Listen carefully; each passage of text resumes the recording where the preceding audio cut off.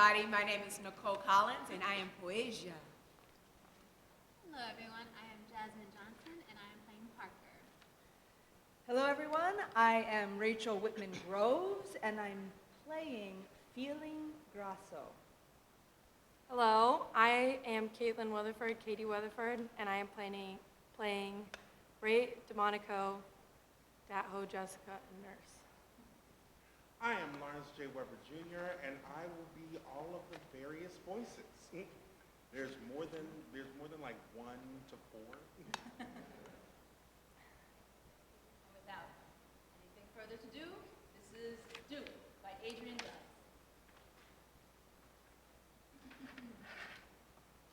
Act 1, Scene 1. Sounds of an orchestra warming up. They prepare to play something dark and ominous.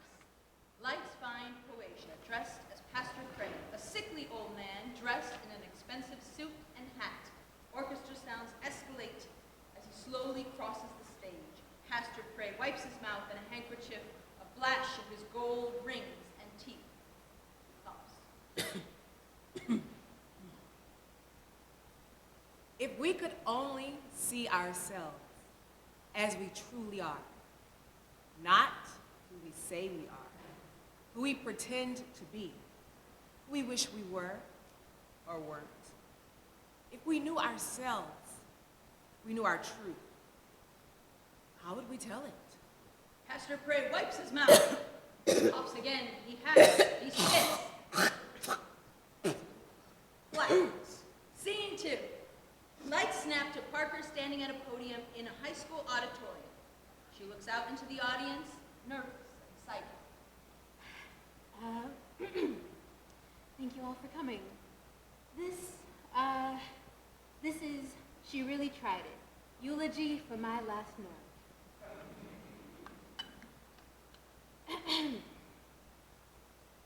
And are both your parents black? Anisha? She has to know. Carolyn Kunetz. Sharp double K's, cursive.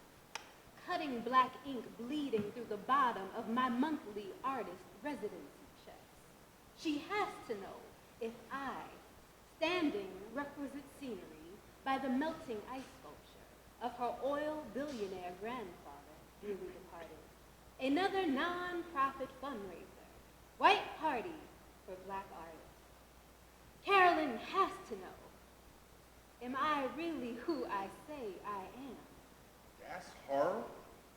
Yep, she wrote them. Emoji Tangelique. Emoji. Swear on God, that's her.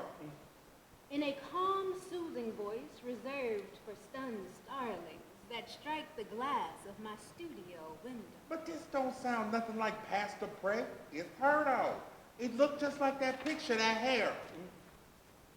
Before plummeting 7 flights to meet their death against pavement, smack, smack. Okay, here we go. Told you, it's building. Series ain't father foreplay. You wrong for that. It's Pastor Prey. If I wanted something slow and weak, I finished The Last Sister Soldier. Don't even get me started on that house. Durational percussion, bone against bone. My residency apartment built on the ruins of Black Wall Street. That's Emoji Tangelique, allegedly. Okay, no, yeah, I was like, what? Black Wall Street. You've heard of it now. Watchmen on HBO. Production never set foot in Tulsa. But I believe Regina King can walk on water. From a single egg swallowed raw. She's weird, right? Weird? What even is this? Oh no, I say sweetly, for this is the voice we use to soothe hysterical white women. How she ain't mentioned Pastor Prey once? He's the entire series. Him and Flamingo Patron. Now, it is the pastor for me. Pastor Prey. Books got me looking sideways like elders in church, like, my God. Y'all think I'm playing, but I am not playing. Zero play. White women, always at the verge of emotional crisis and or violence. No. You talking about Emoji Tangelique? Yep, Emoji Tangelique. Ooh, y'all got her second book, Pastor Pray, Too Many Puss? Oh no, I say, I silently see. Yeah, she got another one coming out soon, don't she? Pastor Pray, Menage a Free? Menage a Free, that's right. Edie Flowers, them two sisters. Carolyn, Carolyn, Carolyn. That's right, Flaminga's twin. I am black, mixed with black. Smack, smack, smack, smack, smack. Dick even work? Isn't he like 75 years old? And my name is Parker Davis. Anisha's the ceramicist. Dick work fine. It only broke because the pastor got greedy. Okay, excuse me? Yeah, hi. Hey, up here on stage. I'm trying to read poetry. You kids mind shutting the fuck up? Who is kids? Poetry, shit don't even rhyme. Oh, ye mind. She really said, shut the fuck up. Who is kids? We only came to this because we thought you'd read Pastor Pray. Yeah, Pastor Pray, that's right, Pastor Pray. See, I'm 15. What the fuck is a pastor pray? Jesus, come again. Newport oil smelling nigga don't know how to handle a bitch. He can get it. Worms having granddaddy can't eat my ass. I am 15. Morgan Freeman, fine ass motherfucker. Who? Pastor Pray. This yours, isn't it? Parker receives a Kindle or e-reader, her face uplit by the bright screen. Getro Publishing presents Pastor Pray, Won This Bitch. That's you, on the cover. Parker swipes left, 10 seconds of silent horror. Yeah, that's you. It's her. Blackout. Scene 3, feeling Grasso on her office phone. Yeah. How'd you find this chick anyway? This girl on the cover? Really? Stock photo, I thought. Studio sessions for sure. You lured in some hood rat off the streets. You and Dave still in that neighborhood, aren't you? Yeah, pioneer plants you are. Springing from the cracks. The crack vials. Anyway, back to the book. There are a lot of pics of this model, this darker one, because Keisha's going full series, and she's got at least 5 more books in her. Yeah, Black Lust Matters. Black Lust Matters. Yeah, that's the title. Your girl here, now we'd put her on the cover, she'd be the lead. Dysphoria cause. Dionphoria. Now, Dionphoria. Dionfora. Streetwise activist with insatiable hunger for Antifa cock. No, for the cock of Antifa. I don't know, Tyron, either really large or really small. Anyway, there's this cop in the book, undercover cop named Tony Psycho, spelled S-I-K-O. And Tony's white, but he tans a lot. He's always got a mask. Dionphoria just thinks he's light-skinned. It's a pandemic, winter. Trust me, Keisha makes the whole thing work. Anyway, the two of them fuck everywhere. I mean everywhere. Back of the police van, on the Starbucks bathroom, Antifa headquarters. I don't know, Tyrant, some guy's mom's basement. Not important. But usually it's just the two of them. Dionphoria and Tony Psycho, but sometimes, and here's where it gets 5-book arc. Sometimes Tony Psycho calls for backup and then it's the entire squad. It's all of Portland PD joining in. Which at first, Dionphoria's all for it. She lives for that Pacific Northwest polyamory. Till one day, Dionphoria is on all fours in the forest, full force, fucking all of Portland PD. Every orifice, multitasking like a goddamn champ. Till she notices, corner of her eye, she notices one of the police officers has a swastika tattooed on his ankle. She twists around like, hey, is that a Sanskrit? Parker stands in Fielding's office door. No, oh, Tyron, let me call you back. This girl's here to do my eyebrows. Wanda send you? No. No? No. No, it's somebody else. I'll call you. Bye. Feeling hangs up. So, how can I help you? Hello? Something you want? Is there something you want? I don't think so. You're not. This is. This is Getro Publishing. This is Feeling Grosso, CEO. You can take a card if you like. She offers a gold business card. Parker doesn't take. Or not like, you are? You don't know. I thought you were here for my eyebrows. Yours are perfect, actually. Actually, where did you get yours done? You don't recognize me. Recognize. You. Come on, I feel like an asshole. I know you? Parker drops a paperback copy of Pastor Prey, One Dispatch, on Feeling's desk with a loud thud. Pastor Prey in paperback! You must be a fan of the series. I'm its author. Oh, you... You're Emoji Tangeli? No, I don't think so. Emoji, she's like a very private, very, don't see her out and about, you know, heavily immunocompromised. Parker flips the book over, holding it up by her face. This isn't me. I kind of see a sort of resemblance. Sorta, kinda. It's me, my selfie. Huh? Well, I don't know, maybe somebody sold it. Maybe somebody stole it. Maybe it's unauthorized use of my image. Okay, get a lawyer. Okay, I will. You won't really, will you? I could.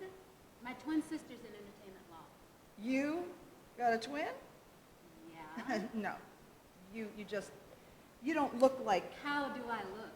you Tell don't me look, exactly how I look. you don't look, like someone with a copy. That's not how twins work. I know. I have a twin sister. You got a twin? Yeah. All right, look, I'm not here for whatever this Yeah. is. What is this? I'm here because you stole my identity. Stole?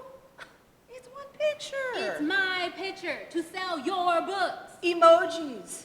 Books. that you publish. So you're responsible. Fix it. Yeah, right. We'll do a new cover. Next book. All books, every book, you have to change it now. No more Pastor Prey. No pastor. No. That's never gonna. There are bestsellers. That's your best. Number 34 on Amazon, Black and African American Urban Literature. Yeah, and number one, racist bullshit. Oh, fuck. So, you read them all? I skimmed You skimmed. the first book. So you know how it ends. You know Pastor Prey eventually overcomes his sexual addiction and returns to God. That's book one. How are there more books? Recovery is a slippery slope. Slippery is a word. It is a word. Yes. You know, I couldn't find anything about her online. Emoji Tangelique. Well, she's heavily immunocompromised. No website, no pictures. Writers! Don't like their faces out there. My face. Maybe emoji's trying to appeal to a younger demo. Maybe she's a bit older than her bio. How old? I don't know. Upper, mid to low 30s, 50s? I don't know. Oh, she has got perfect skin. Wouldn't you know from, paperwork?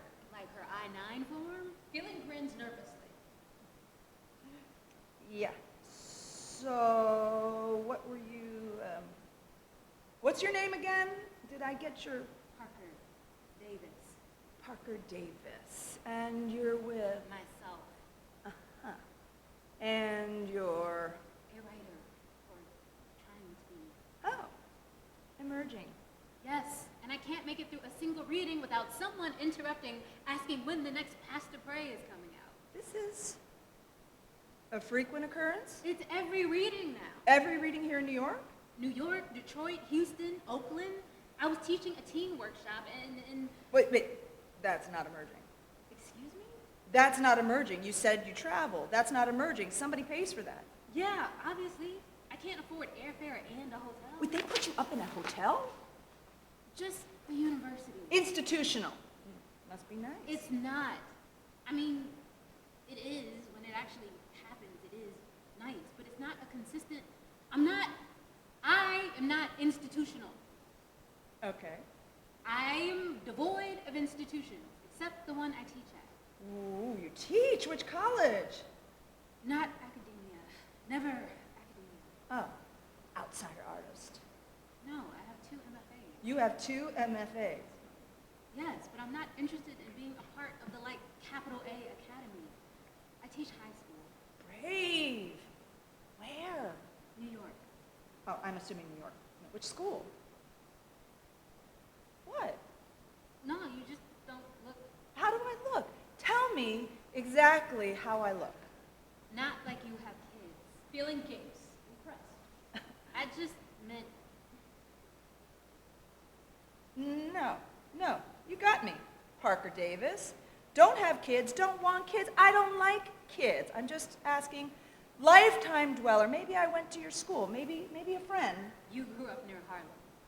What, like Washington Heights? Like Upper West Side. You think Upper West Side is near Harlem? It is on the map.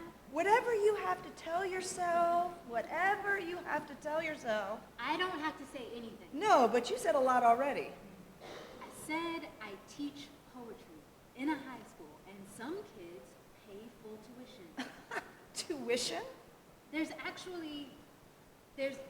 lot of diversity at my school, and not just racial. Oh, so religious. No, everyone's Catholic. Everyone's Catholic. Look, I'm not some rich, famous writer with all the awards and prestige. I'm just a writer, emerging, trying to have some kind of career in this fucking racist, capitalist landscape. Amen, sister. I am not your sister, and you don't get to say amen. Okay. Okay. I am this close to selling my manuscript. Last thing I need is people thinking I wrote Pastor Pray. You have a manuscript? I just said You have a book deal? I'm not... But you have an agent. I... Wow! You really are emerging. I've done residencies. I just haven't... I'm not published yet. How about I help you, Parker? You help me. You need a publisher, and I need emerging black voices. Sorry, no fucking way. Ever. Never. It wouldn't have to be Getro Publishing. I mean, it could be its own thing. Its own Parker Davis thing. Just think about it. Put it in the air before we jump into some lengthy, expensive legal maneuver. She holds out her gold business card again. Wouldn't you rather your first book published? Blackout. Scene 4. Great Domenico is seated at a table, scrolling through her phone. She looks up unknowing. She returns to her phone. A waiter approaches. Yeah, waiter. Another? Double in a tall glass. When my sister gets here, send her over a Manhattan. Rye whiskey in a chilled glass. Everything can go on this card, but hang back with the menus. I'm not sure if we're eating today. I can never tell. Never what? How are you feeling? I'm great. No, I am. No, you are. Let me get a bottle of bubble water. You aren't drinking? It's 11 in the morning. It's 11:30. You're late. Couldn't catch a cat. Plus, I'm sober. 6 Yo- months. You're sober? 6 months. You saw my post. I don't do socials. What do you mean? Your carrot stick guy, he hearts all my posts. That's not me. That's the publisher. What? Nothing. I shared a lot of personal medical information. I thought I found a lump. On a lump? Where? When? I didn't thought- say anything. I thought I had a few weeks ago. My breast. Which breast? A good one. What did your doctor say? He said everything looks great, go easy on the strength training. You got a guy now? Oh, I prefer it. I'm rolling my eyes right now. Not everyone has a fancy Dr. Domenico at home to check when your armpits are sore. Chris doesn't do breast exams. And what's he good for? Head, black heads, white heads, moles. What? What? Be totally fucking honest with me. Are you ordering food? Because I didn't know if we were doing that today. Doing eating. I never can tell with you. Started drinking anyway. How many is this? One. I just got here. So, you were also late. Compared to you, I'm 5 minutes early. We said 11 a.m. I couldn't catch a cab. An unseen waiter approaches with menus. Feeling and Great receive them. Great quickly thumbs through the menu. Great menu. I'll have your chicken Caesar, no cheese, dressing on the side. She'll have the same. She won't. She'll order on my tab then. No, she fucking won't. I can't buy you one fucking I goddamn. have the chicken Caesar dressing on the side, all cheese, and another bottle of bubbles. Is this another money thing? What? You asking to meet? You paid off that tax thing, right? Because it's actually very serious. You could go. Did I say I needed money? It's what you don't say, which is everything. You're not pregnant, are you? How could I be pregnant? I don't know. It happens. It's expensive. This isn't about money. It's not money. You're not pregnant. You Need a lawyer. Lawyer? I didn't do anything. Good mindset. I just need to talk through some things, legal scenarios, just in case. In case what? What's happened? What? Nothing! Identity theft, allegedly. They took your cards? No, it's a writer, a Parker Davis. Oh, love him. It's a her. Oh, right. She got that fellowship. The Cunts. It's Kunetz. Is it? Kunetz. Yeah, she won their big fellowship last year. You're talking? Yeah. Why doesn't she meet with a real publisher? I am a real publisher. Yeah, but she's a real writer. I wonder if she's got reps. I bet Claire would love an introduction. How come you don't introduce me to your agent? You're not writing. Even if you did, Claire only represents like the top echelon BIPOC writers. And also you. I write for a diverse audience. Carrot sticks orange. Well, I publish diversity. I give a platform to emerging black voices. Write formulaic garbage. Number 34 on Amazon Kindle, Black and African American urban literature. Kindle's not books. I am rolling my eyes right now. Kindles are books. And Black Lust Matters? What are you doing publishing Black Lust Matters? This coming from the childless woman Okay. who writes children's picture books about a carrot stick who tastes like a zucchini. It's an allegory for cognitive dissonance. Do you even read my books? You read mine? I can't be seen in public reading Pastor Pray Too Many Puss. It's an allegory for pussy surplus. Are you like this now?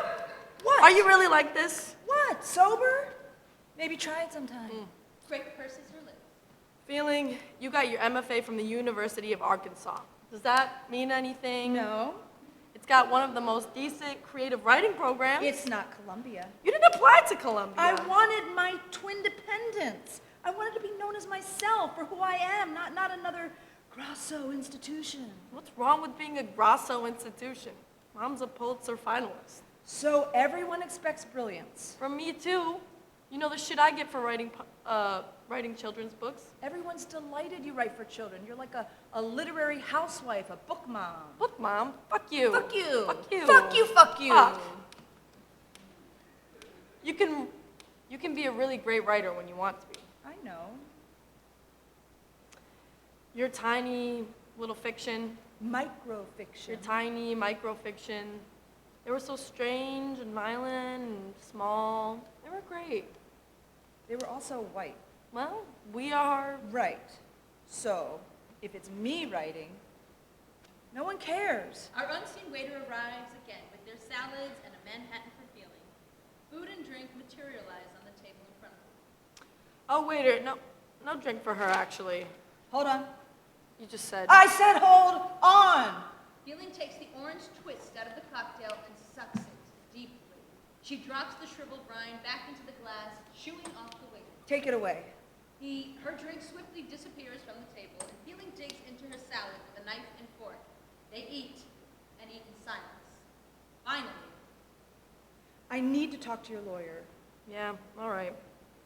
they continue eating in silence. Blackout. Scene 5. The restaurant transforms into a dingy 24-hour chicken place with flickering fluorescent lighting. Feeling narrates from a back booth in the world, but not of the world. Parker, as Flamingo Patron, sits alone in a booth. A trash bag with her personal belongings sits next to her. She stares at the overflowing plate of food in front of her. She picks up a fork and a knife. Chapter fee. It's a strange feeling, being as free as I be. I come to this reliable chicken, corner of rockin' hard place, street from the penitentiary. Now I order chicken fried steak, okra greens, French fries. This more food than I had in a long time. Probably make myself sick before I do anything. I'm gonna sit here, eat. Flamingo begins to cut into her chicken steak, marveling at how easily her knife moves through the flesh. She takes a bite, closing her eyes to savor the taste. Great as that hoe Jessica appears, clearly pregnant and dressed in a fast food uniform with some kind of humiliating chicken-themed hat. She struggles to mop the dirty floor. Flamingo's eyes snap open. She loudly drops her fork, retaining her steak knife in hand. That hoe Jessica turns and recognizes her. Flamingo Patron. That hoe Jessica. Flamingo Patron. That hoe. Flamingo, fuck is you doing here? Chicken's reliable, unlike some people. That hoe Jessica grips her mop handle tightly. Hey now, don't want no trouble with you, Flamingo. Well, you're gonna get it. I caught 5 motherfucking months because you ratted me out. I would have had that money off past the break. I would have had it, but you just had to call the DA's office.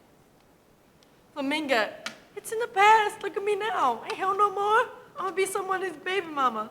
Sorry for them, stripper hoe ass mama. Flamingo! No, I did 5, you doing 5 too. As Flamingo attacks that hoe Jessica with the steak knife, stabbing her 5 times. Flamingo! What you do? What you do, Flamingo? You kill me. That's right. Bleed, you and your child. It's his baby.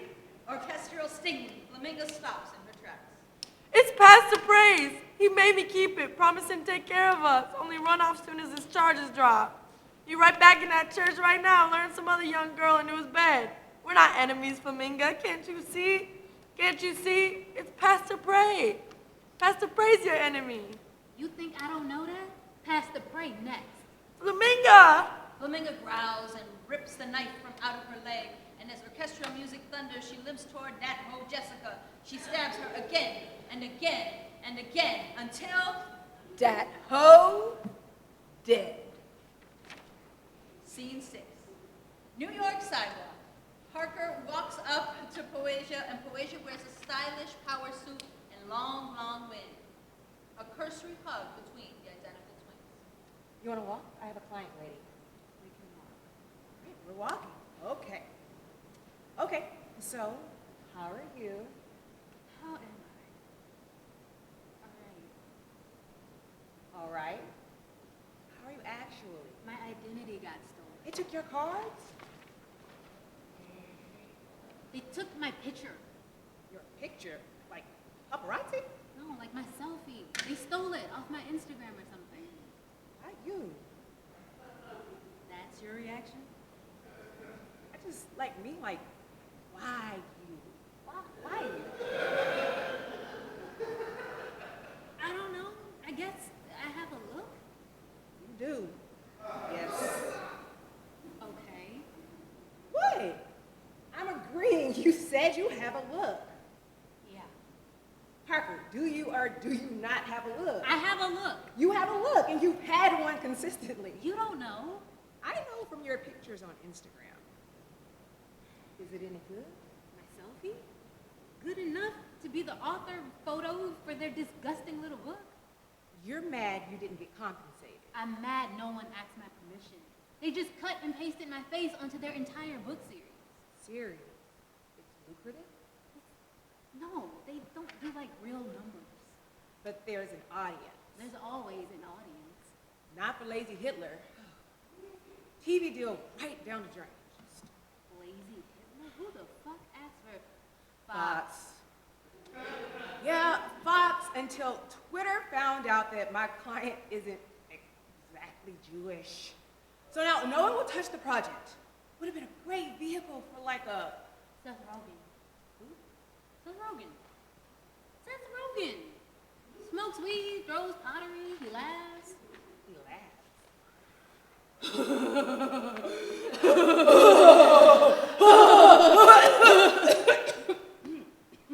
His version of the last suddenly shifts into a real call. You alright? You good? Yeah. No, I was thinking of the guy from Faster Pineapple. Pineapple Express. That's Seth Rogen. That's Seth Rogen. How are you in entertainment law? Good vehicle. Be glad you're not in entertainment law. Every day. Every day. All right, so what? Book publisher uses your face. There's an A audience. black audience. A black audience? That could be good. Couldn't. You don't want a black audience. I want a black audience, just not this particular urban inner city adult education audience. Oh. Okay, what? I don't want that audience. It's my work, my reputation. Okay, so this picture, you have a copyright Or or... do I have a copyright of my selfie? A lot of influencers do it. I'm a writer. I know. You're the writer. You're the writer. So, ideal outcome, what do we want? Money? I want them to stop printing my face on their books. Okay, I mean, some money would be nice. some money. Like legal fees? This isn't pro bono. I mean, this is. Us walking 3 blocks is pro bono. Parker, my time's expensive. Just curious. What would this cost me? Chelsea Park to here. I don't know. $200? Dollars? Friends and acquaintances discount. What about family? What about family? You said friends and acquaintances. There's not a family discount. Okay, if there was, you'd get it. What? What? I just wonder. Would Preston and Paulson get the same treatment? Parker, Would our brothers get a walk and talk if one of them called asking for help? you called in the middle of a very busy day. What about Naomi and Noel? Would you make time for them because they're all whetstones? You're a whetstone, just raised in a different family. So I'm always out. You're never out, you self-select. Wow. I invite you to family stuff all the time. You always have some excuse. I'm an adult. I have an adult We're all life. adults. We all have adult lives. What? Why is it all on me to forge these relationships? It's not all on you. Mom is trying. Certainly took her time. Yeah, well, there's a lot of pain there and guilt. She thought she was doing the right thing. Says the daughter she kept. Parker, I am trying to offer perspective. You feel on the out. I'm saying you've always been in. Everyone's always talking about you, thinking about you, wondering where you are, where you've been. Everyone looking to me like I got the answers, like I'm the one person supposed to know everything about you. At least you knew. Nobody said I had a twin. A family of twins. Yeah, there's 3 sets of twins. That's so Psychotic. abundant. Or yeah, sometimes.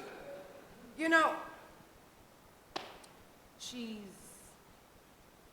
not doing good. Mom, I know. I see the group text. you see the group text. You just don't respond. I don't know. I don't even know what I'd write to her. What could I say to... Shit. Sorry. This is my client. I gotta go. Yeah, All right? fine. Look, call my assistant. We'll schedule a real appointment. If I can't help, I'll find someone who can. Just don't engage with this publisher person. With feeling? Don't engage! And if she engaged first, I gave her She is a publisher. Blocker, blocker, blocker. No contact, no communication till you're loyaled up. All right? Right. All right. And just text mom. Anything, like literally anything. It'd mean a lot. They hug. Poesia hurries off stage. Parker opens up her phone. She scrolls and scrolls. She tries to compose a text to her birth mother. Literally anything. Salutations. It is I, your other daughter, Parker. Sorry, I've been... No apologizing. Sending healing vibes. Above, we can see Poesia from her office window greeting someone. Parker looks up. She sees Great Domenico shaking hands with Poesia. That? Oh! Blackout. Scene 7. Feeling stands behind her desk on her office phone. That's weird. I don't see how it could. No, my accountant called this morning, checks are in the mail. No, you know the post office now, disaster. Well, I'd like to, but unfortunately, we do everything on paper, very old-fashioned here. She wheels out on a hoverboard with flashing lights. She hovers around her desk to a pile of boxes. She digs through one, searching for something. Come on, we've been doing business for how long? 5 years. And it's gonna be 5 more if you can wait one more day. I mean, at most 2. If it's 3, call back. Her cell phone rings. Oh, hey, Lou, I got another. This could be the bank. Yeah. Feeling hovers back to her desk to take this next call. She sits back in her office chair, kicking her expensive booties up onto the desktop. Well. If it isn't the office of Dr. Chris DeMonico on my cell phone. What is my brother-in-law doing calling from his place of business? Thought you had enough poking and prodding me?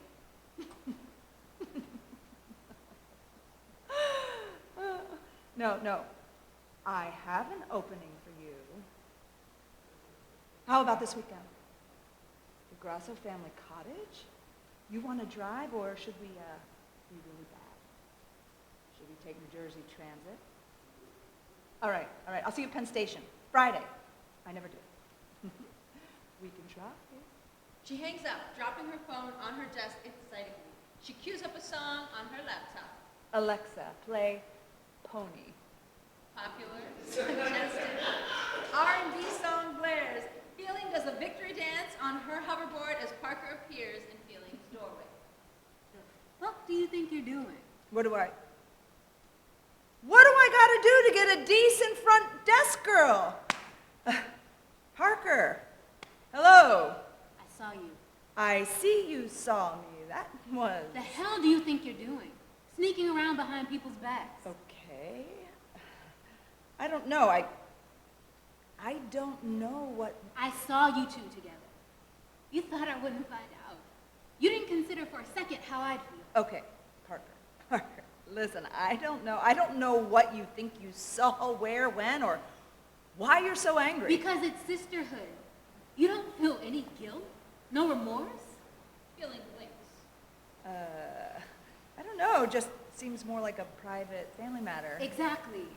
So I'm surprised, Parker, your reaction here doesn't really involve... Oh, I'm involved. You're involved. You and... Yes. What do you think? What else could have brought me back here? You're involved? Does my sister know? Didn't she introduce you? Technically, but she doesn't know. We didn't start until very recently. Recently. I wonder why. I don't actually know why. You didn't want to hurt me. Retaliate. Okay, again, Parker, really? Didn't know you two were also... You couldn't tell. How could I tell? Right. We all look the same, except when we're literally twins.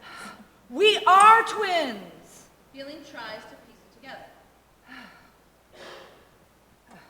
What? Maybe that's the kink. Seeing double makes you wonder. It does make you wonder. What else?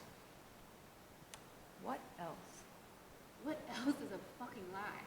Because clearly, I'm someone everybody lies to. I thought I was finally figuring out my life. Like I knew who I was. I knew who I wasn't. Then all this shit fucking blindsides me. Now I don't know. I don't know anything about myself or my sister, my birth mother. No one's telling the truth. Everyone's a lie. I mean, I'm not a lie. I am exactly who You are the biggest fucking lie there is. Feeling, Grasso, Getro, publishing? I can just... Back to the... How do you even know? Facebook. You met on Facebook? When? About a year ago. I got this onslaught of messages inviting me to all these weird parties. You went to weird parties? Yeah. They all want me to pretend I'm somebody I'm not. So, like, role play? Yeah. Like, will I perform their idea of their long-lost daughter and sister? Like, what is this relationship? Who am I in the middle of all of this? Wait, so it's both. It's you, my sister, and... No, it's me and my sister. You and your sister, the lawyer, and... Yeah. My sister, the lawyer who makes $200 fucking every second. Perfect and accomplished in every fucking way. And aren't I supposed to be like her? Or a version of her? Identical, but we have nothing in common. We couldn't be more different. Yes. And what gets me is Yes. I would have never known. I could have skated through life feeling only minimally inadequate. It would have been fine. It would have been completely acceptable not knowing every fucking thing. I'm thinking I'm the only one. I'm special. I'm the chosen one. My parents would say it all the time. We didn't birth you, we chose you. We got you. Got you, Parker. Oh, she was fucking got it. And yeah, Yeah. I get it. Things were rough back then. Like, you do what you gotta do. You make sacrifices for the greater good. Intellectually, I get that. Maybe she thought she'd give me a better life, but that doesn't mean 25 years later, you get to reclaim me like nothing happened? I'm just supposed to forgive and forget because she's on her fucking deathbed? She can't even say she's sorry to me. So I'm supposed to what? I gotta take a train 2 hours both ways to relieve my birth mother of her guilt so she can pass peacefully? She had 4 other children after my sister and me. Kept every single one except me? Like, what do I do with that? I can't. It's enormous and I can't. I can't and it's fucking exhausting. My brain does all this. Yeah. Sounds like a writer. Writer brain. Is that who I am? Writer? It's who you said you were? I'm inclined to believe you. I used to write for my twin, kind of hijacked everything without even trying to. She's too good, she's great. I mean, always, at everything, You're feeling. feeling. Always feeling. My parents and their brutal yet accurate sense of humor. You ever write about them? My parents? No, they're far too alive for that. And they've resolved to live forever to spite me, so. I mean, I was trying to write, to publish this one book. You know, The Girl with the Hair, a few years back. The girl with the hair. Like, girl at the window witnesses a murder with hair? No, like the girl who glued her hair. Oh. Gorilla Glue Girl. Gorilla Glue Girl. Yeah. I want this, like, portrait of a character, so stuck on herself she doesn't realize she's the cause of her own suffering.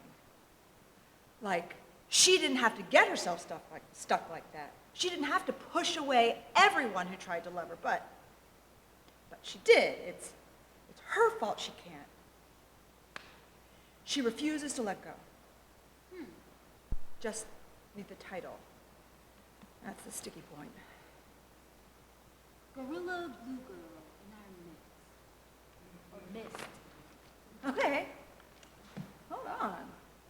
Ian Gorilla Glue Girls get them blues. Wait, hold on, hold on. I'ma be ain't leave no fossils. Ain't got no bones, teeth, belt buckle, wedding rings. No way telling how long I'ma be been on this here earth. You just came up with that? Human AI. Tim Robbins. That's the actor. Tony? Tony Robbins is the creepy motivational. Tom! Tom Tom Robbins, Robbins! yeah. Yeah! Are you sure you don't want a book deal? I'm sure. Do you want a drink? Parker's face kaleidoscopes from astonishment to amusement, then to suspicion, then maybe to curiosity. Then she suddenly closes her eyes as if asleep. Blackout. Scene 8. The steady beep of a heart monitor. Parker as Flamingo Patron lays asleep in a hospital bed with a noticeably pregnant belly. Feeling appears in a nearby hospital bed. Chapter 5. I suddenly jolts awake. Parker jolts awake. Don't know how many days I've been out. IV standing next to me, cord sneaking out round my arm. I try to lift my head, look down at my leg, but my belly big now. Round, too round. Oh, hell no. I ain't pregnant today. I rip out my IV. I try and hoist myself out of bed, just as nurse enters. Right as nurse cheerfully enters with a messy clipboard. Miss Patron, thank God you're awake finally, and just in time for your test results. I think we know I'm already. You're positive. Congratulations. Hold on, wrong file. She clumsily shuffles paperwork, flipping pages right side up, then rotating them from landscape to portrait. Here we are, Flamingo Patron. Flamingo Patron. Unfortunately, Flamingo Patron, you are HIV negative. Is that the right? If you don't quit playing with me, I'm so sorry. I'm usually very good at my job. I'm kind of the favorite nurse. Everyone loves me, but I'm humble.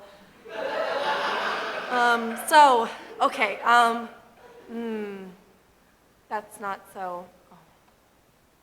So Flamingo Patron. yes, nurse? It's HIV. Yeah. And you're sure? You're positive? She quickly double checks the page then. Yes, I am positive. Not like, well, I am sure. I'm certain that you are HIV positive. Sorry. HIV positive. I'm what? Sounds of dramatic orchestral music. That's too much. That's too much. I don't know. I don't even know who the father. And then it hit me. If I am pregnant, if I am pregatint by Pastor Bray, he promised me $150K. Now I let him fuck me in that hoe. Then frames me, then HIV. He don't say nothing. This can't be me. Miss Patron, calm yourself. Calm down. Calm down or we will sedate you again. This ain't me. This ain't me. Nurse exits as Flamingo flails violently in her hospital bed, ripping out her IV. I scream and scream and scream, top of my lungs till... Blackout. Sounds of orchestral music swell. Scene 9. Grace sits on an examination table in a patient gown, scrolling through photos on her phone. Feeling paces anxiously. God, I hate this part. Doctor will be in soon, just a minute. It's not a minute, it's a fucking 45. Danielle, why not schedule the appointment when the doctor actually is available? Nobody does that. Yes, but literally, no other scheduling function in our lives operates like this. You make a dinner reservation, 7 p.m., caviar casbah. By 7:15, you got a plate of crab pasta. Nobody eats pasta. I know, but efficiency, customer service, It's gonna be fine, feeling. you don't know. No one knows. Will you sit? Too much. Feeling sick. Sorry. I'm surprised you texted. I didn't want to bother Mom. You tell her tell anyone? Chris knows. He thinks he found it. Chris? Yeah, it's the strangest thing. He hasn't slept with me in months. For months, Chris just goes soft and cold on contact, like a sad little slut. I used to try to gather him up, like stuff him up in there, but every time it was awful. I stopped trying. Chris didn't care. In fact, I think he liked me more, and he likes me better when we're just roommates. But the other day, he's home early for some reason. He's all over me, saying he misses me, he misses us, that we used to be. He drops my clothes right down, starts eating me out on the foyer. I know it sounds sexy. It doesn't. But it just struck me sad, desperate, but I allowed it. I allowed it to happen because, I don't know, I guess I thought I'd feel different somehow. Different? Feeling I'm not your happiest person. You have 4 Newberries. I'm still very much an alcoholic. I'm all alone. I'm like literally. And I'm dead inside, emotionally. So I guess I'm saying I don't want to be, maybe I want to feel, something. So I'm standing over him, position of power. And it felt like I could just snap his little head off my thighs. Uh-huh. So that was all right, for a moment. Better than the, Yeah. He thinks he's good. He's like, he'll dangle grapes in front of his face like, She air tongues invisible grapes. I'm like, are you trying to be attractive? What's the desired effect? Because you look like you're tonguing balls. You want to be attractive? Take my Amazon returns to the Whole Foods. That's attractive. Yeah. Anyway, I faked an O to be done with it, and Chris spins me around, starts feeling me from the front all frantic, then he stops all serious like, great, you got a mask. And at first, I think he's joking. I mean, the entire thing, fucking absurd. So like, how do you take a man that short, that bald seriously? But he's sobbing at my feet, real tears in his eyes, begging me, honey, please, please go get checked out. You didn't talk to Chris about your... No. Why would I? Chris? No. Must have seen Dateline. Greg returns to the phone. But it's good. Good you made the appointment. Just to be sure. Either way, Either way, I don't care. you don't care. You didn't. Your exam? No, it made me. Made me want so much more. More life, more feeling. What the hell am I doing? I'm wasting all this time doing what? What am I doing? You're publishing books. They're all my books. Yeah? No, great. I wrote them all. All of Ghetto Publishing. That's me. That's you. Emoji Tangelique? Emoji Tangelique You wrote Pastor Pray. and Black Lust Matters. This hoe got bedbugs? And this hoe's bedbugs got bedbugs. Feeling. Great! That's identity theft and literary blackface definition. Or persona. Okay, Rachel DeLazo. Feeling, your life is over. No, not necessarily. Your life, your career is over. God, that made me feel so much better. Wait, is that why you stopped drinking? The books? No, the almost cancer. That's why you stopped? I guess, yeah. I already felt so bad all on my own. Did I really need another bender to make myself feel worse? Maybe I'll try. You want? But only if I'm a goner. If this thing's benign, nothing's stopping me. You'll just keep drinking. Oh, I'll be a monster. I'll never not be drunk. I'll always be suffering. Share a smile. They sit, they wait. I'm sorry about the lawyer thing. Lawyer thing? My lawyer, Boacia Whetstone, she said she can't represent you. Conflict of interest. Conflict of interest. Well, it's her sister. What's her sister? My lawyer. That's her sister.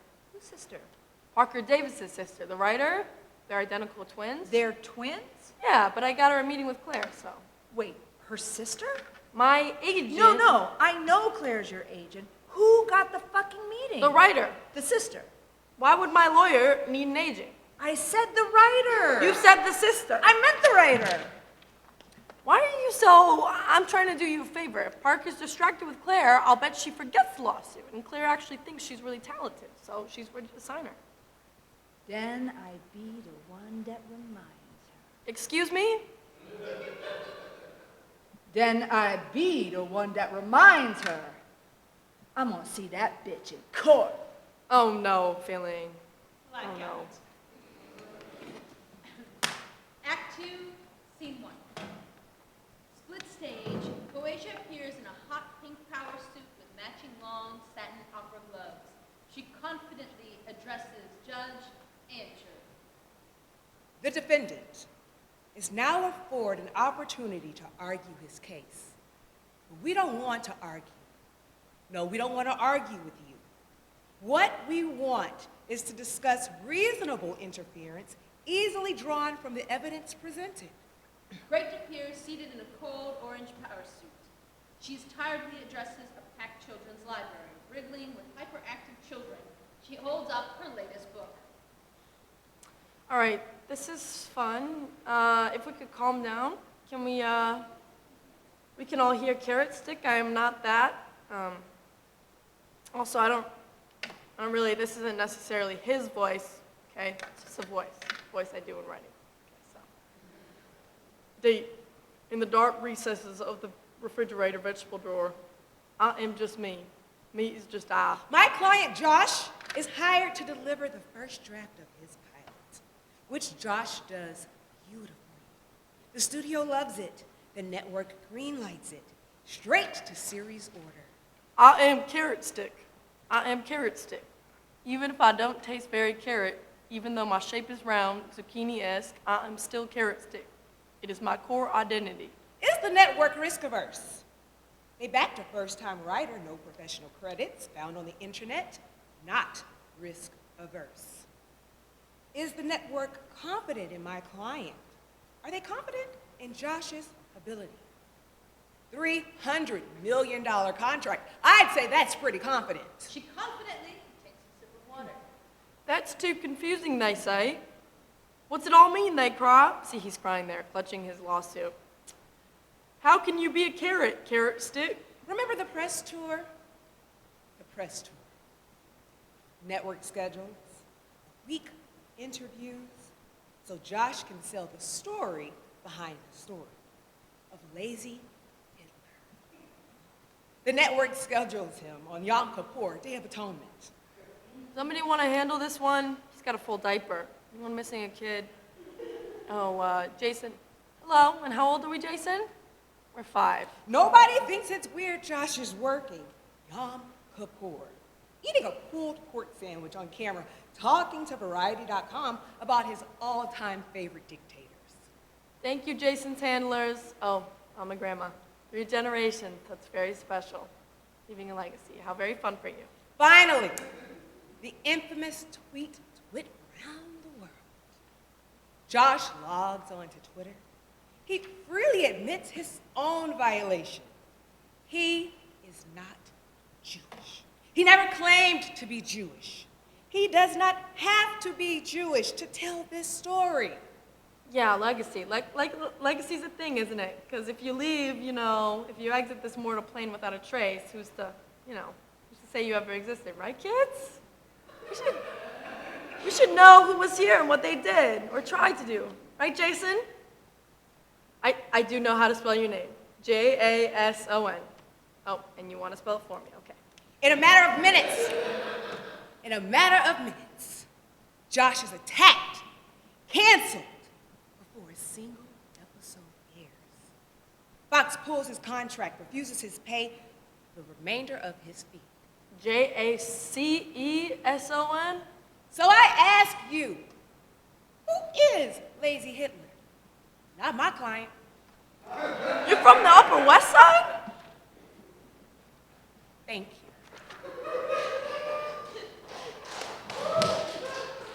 Scene 2, light shift. Croatia sits in an upscale restaurant with Great, who is still dressed in her power suit. Saw you on the live stream. Impressive. Oh, yeah. I gotta shiz it for TV. The suit's perfect. Really good color on you. Your complexion. Yeah, sorry, I didn't have time to change. Hope you don't mind. Oh, I feel so important. My famous TV lawyer. Make time for me last minute. Well, you said it was urgent. A waiter approaches. Yes, waiter, I'll have a glass of chard. What's your oakiest? I want full wood, like a buttery forest in a glass. I'll have that then, thanks. Just water. Just water. Just water. Are we eating? Not today. Okay, a plate of fries for me then. Thank you. She removes her opera gloves, laying them on either side of her empty plate. A plate of fries? I want to celebrate. If you think I'm helping you. If you think I'm sharing. Poesia pulls out a document from her hot pink attaché. So here's the start of your paperwork. Thank you. Asset inventory, we have to finish together. Family and financial priorities, but you and Chris probably want a conversation about the living will. Chris? Why would I need Chris? I don't know. I thought you might want to talk. I need my husband's permission deciding what happens to my shit when I die? Well, there was no prenup, so... So it's all my shit. Yeah, look, there's no rush, plenty of time. There isn't, actually. A glass of wine, a glass of water, and a plate of fries appears on the restaurant table. Thank you. Great. Grace sips her water, eyeing the fries as Poesia eats. We just being cautious, or... We have breast cancer. Don't. Keep eating. I didn't. Don't pity me. Eat. You know, my mom had breast cancer. She fought and won. I mean, she's in hospice now, but that's different. It's a totally different cancer. We just did her will. She wants to have all her wigs. She wants me to have all her wigs when she dies. Like, I can't throw them out or rehome them. She literally wants me to wear her hair. Frank considers Poesia's long blonde hair. No, this is all me. You're a natural blonde? That's right. You think about what you want, how you like to be remembered. No. I'd like a bowl of cigarettes. Like the Olsen twins. You know how Mary-Kate and, I don't know names. well, MK married the French. The older Sarkozy guy. They had a bowl of cigarettes at their wedding. Wow. That's what I want. Bowls of cigarettes and someone dressed up like Carrot Stick, just hovering, micromanaging everyone's grief, you know, really writing this down. Poesia stops taking notes. Sorry, is this not what you want? What I want is for my funeral to be fucking awful. I want it excruciating. Because that's life. That's death. Nowadays, you lose someone, it's a Facebook post. 100 hearts, sad face emoji. Sorry, that's not grieving. So, Facebook profile deleted. Burn it to the ground. Do you want a French fry? No, thank you. You sure? I think they're actually good for you. Great smirks at this. Poesia's phone rings. Oh, sorry, this is Josh, Lazy Hitler. I'll be right back. Great is left alone at the table with a plate of fries. She glares at them. Fuck you. Great shifts awkwardly in her seat. Shut up. The fries have now really offended Great. She fights back tears. Leave me alone. Great slowly drags a single French fry across the table up to her mouth. She takes a bite, big, emotional. I don't want to. She eats and cries. Sounds of a somber orchestral TLC song swell as lights fade. Scene 3.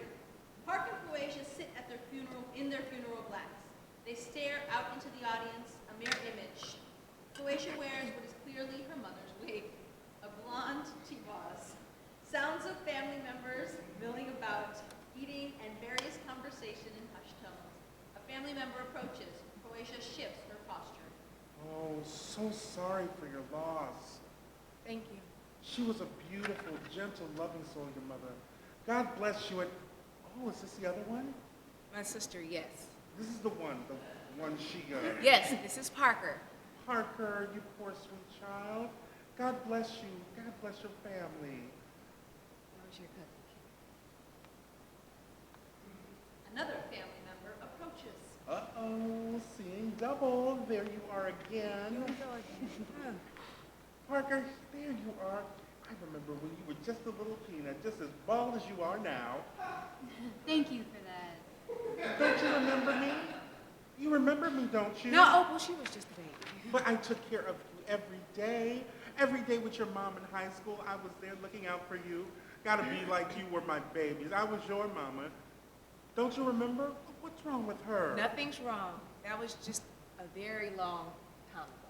You think she'd remember me? Look, I even have your picture still here in my wallet. That's all of us together. Why doesn't she remember? I don't remember! The room suddenly goes silent. Sound of family two walking away. You shouldn't be speaking to the elders like that. She's like 45. Still. Aunties, they're a whole different authority. They don't forget anything. Well, I don't remember her, okay? I don't remember any of these people. These people, your people, Doesn't mean I know them. Okay. They'll just keep staring. just go on up. Introduce yourself. They'll think I'm you. Who? Who thinks I do that to my hair? What's wrong with my hair? Nothing. Just not how I present myself. Okay, T-Boz. Who? I'm joking. Girl, if I know anybody, it is T-Boz. She brought that man's house to the ground when she was here. What? Nothing. They kept looking at my hair. Maybe they're appreciating. Another family member enters, passing to Parker. Pull up to my bumper, baby. Okay, Grace Jones. Uncle Mike, that's your niece. Oh, she is, She looks just like me. my bad. Sorry, Parker. Cut's looking fresh. It's Parker. You're welcome. That was your Uncle Mike. Yeah. I read your book, What book? the series, Pastor Pray. Why? I wanted to see how bad they were. Yeah, it's bad. I mean, I'm not the writer. No, Asia. I kind of like them. You liked Pastor Bray. At first, books are like, oh no, please tell me we're not going here. And then you're like, oh, damn, there's something to this, I think. And then it's over and you're kind of like, we don't get one more? Do you have a point? But point is, I get why the books are so popular. Emoji Tangelique, You mean feeling grasso? Feeling Grasso, she know how to write. Not You don't know. I read your post. You're a writer, a great writer. And if I were you, if I had this hot property attributed to my face, It's literally your face. you know what I mean? I just think once Hollywood gets a whiff, this could really be something you attach yourself to. I mean, I'm not your lawyer. You're not. You went on your own way, as you seem to do unlearning. But if I was representing you, I'd say it's the fans, it's the people. They're what gives the series its power. And the fans, the public, they don't know who the real Emoji Tangelique is. They still think she's you, so why not? Final elderly family member approaches. Oh, there she is. There she is. Asia quickly stands. She bursts into tears, hugging someone we can't see. Hi, Cookie. Oh, she loved you. God, she really loved you. Your brothers and sisters. Thank you. We loved her. We loved her too. Oh, I'm sorry. Is this your... Yes, this is my, yeah. Nice to meet you, son. Oh, no, that's I'm Parker. Parker. She's, No need to explain. Doesn't matter who you love, just as long as they love you, do right by you. You gonna do right by our poison. Yes. And you love her. Yeah. Orchestral string, blackout. Scene 4, cemetery. 2 easels are set up with funeral flowers. One is a portrait of that hoe Jessica. The other is a smaller canvas with a big question mark, painted in pink calligraphy. A somber orchestral version of an R&B song lulls. Poesia hobbles on stage as a very feeble, very sickly Pastor Gray.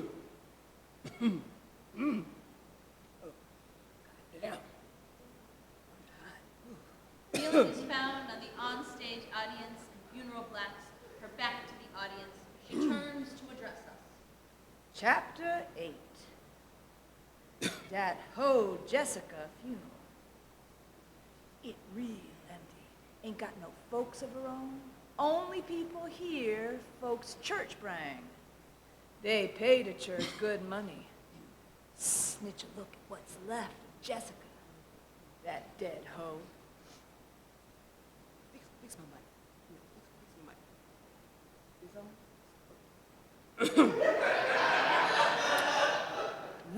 We are here to honor the life of that Jessica Lashana Blase, child of God. Also her baby Anisha, as we've been calling her. Never know what name her mother even intended. She was gonna name that child Barakaisha. Barakaisha, you believe that? Saved them both a lifetime, I heard. All we know, church, is they got called up too soon. Too soon. And it acts so violent, so senseless, we cannot fathom. Yes, cannot fathom. But her killers church, hogged enough for the spotlight. Can't run forever. Eventually, they're gonna find her. I know they're gonna find her. Sitting right in front. Right front row. Don't even see me. So, church, we gonna commiserate the life of young Jessica. She was, of course, a great service to the community. I seen the photos. Every guy in the hood has at least one on his phone. Everyone come in contact with Jessica had nothing but glowing reviews of their experiences. Yes, sir. Yes, sir. Some are born great. Some achieve greatness on the mountain. Yes, Lord. And then some have just greatness just thrust up on them. All up on him. Even graveside, that man's thinking of puss.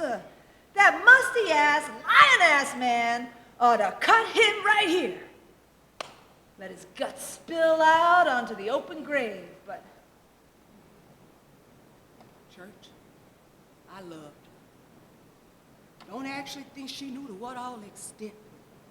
I loved her. I actually used to know her mama back in the day.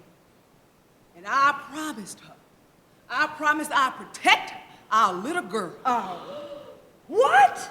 My little girl. That's right, church. Jessica was my daughter.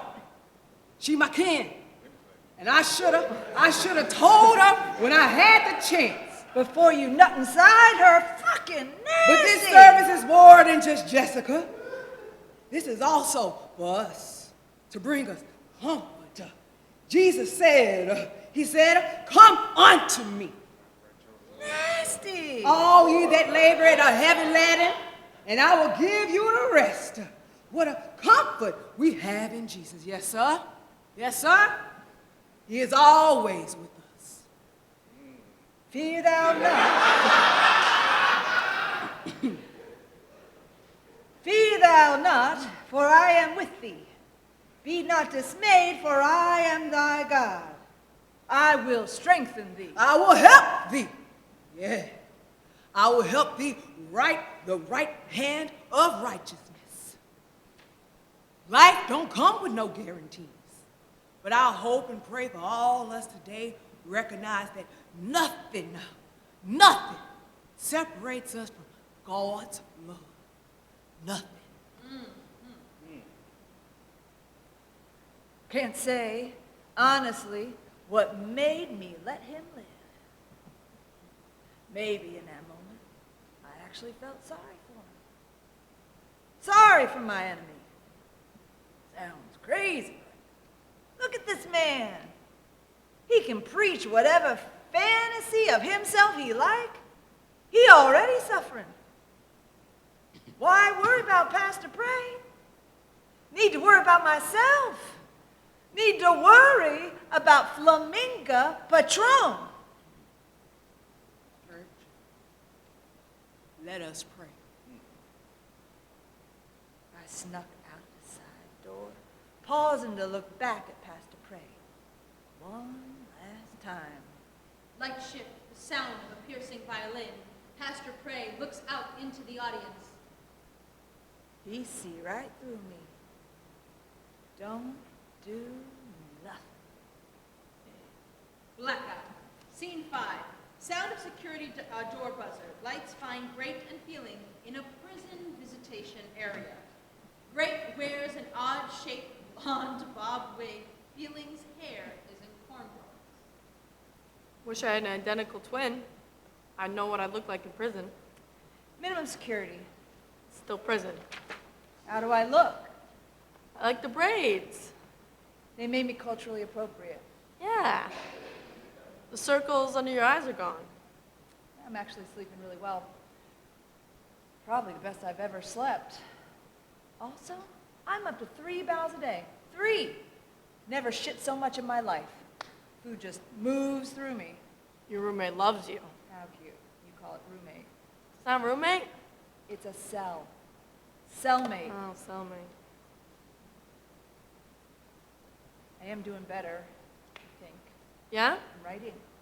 And not this white bitch put craisins into potato salad. Not that. Now, I started this writers group. We write poems and workshop them. There's some great writers here, really raw, rehabilitative. I told them they have to shop their manuscripts soon as they're out. There's absolutely an audience. Just don't steal someone's identity. It was more, don't write a bunch of checks to the IRS you know they can't cash. We could have helped, Dad and I. No, I needed to do this. So you're flourishing in prison? Like, I'm not doing that bad. Like, maybe prison needed to happen. Orange is the new black.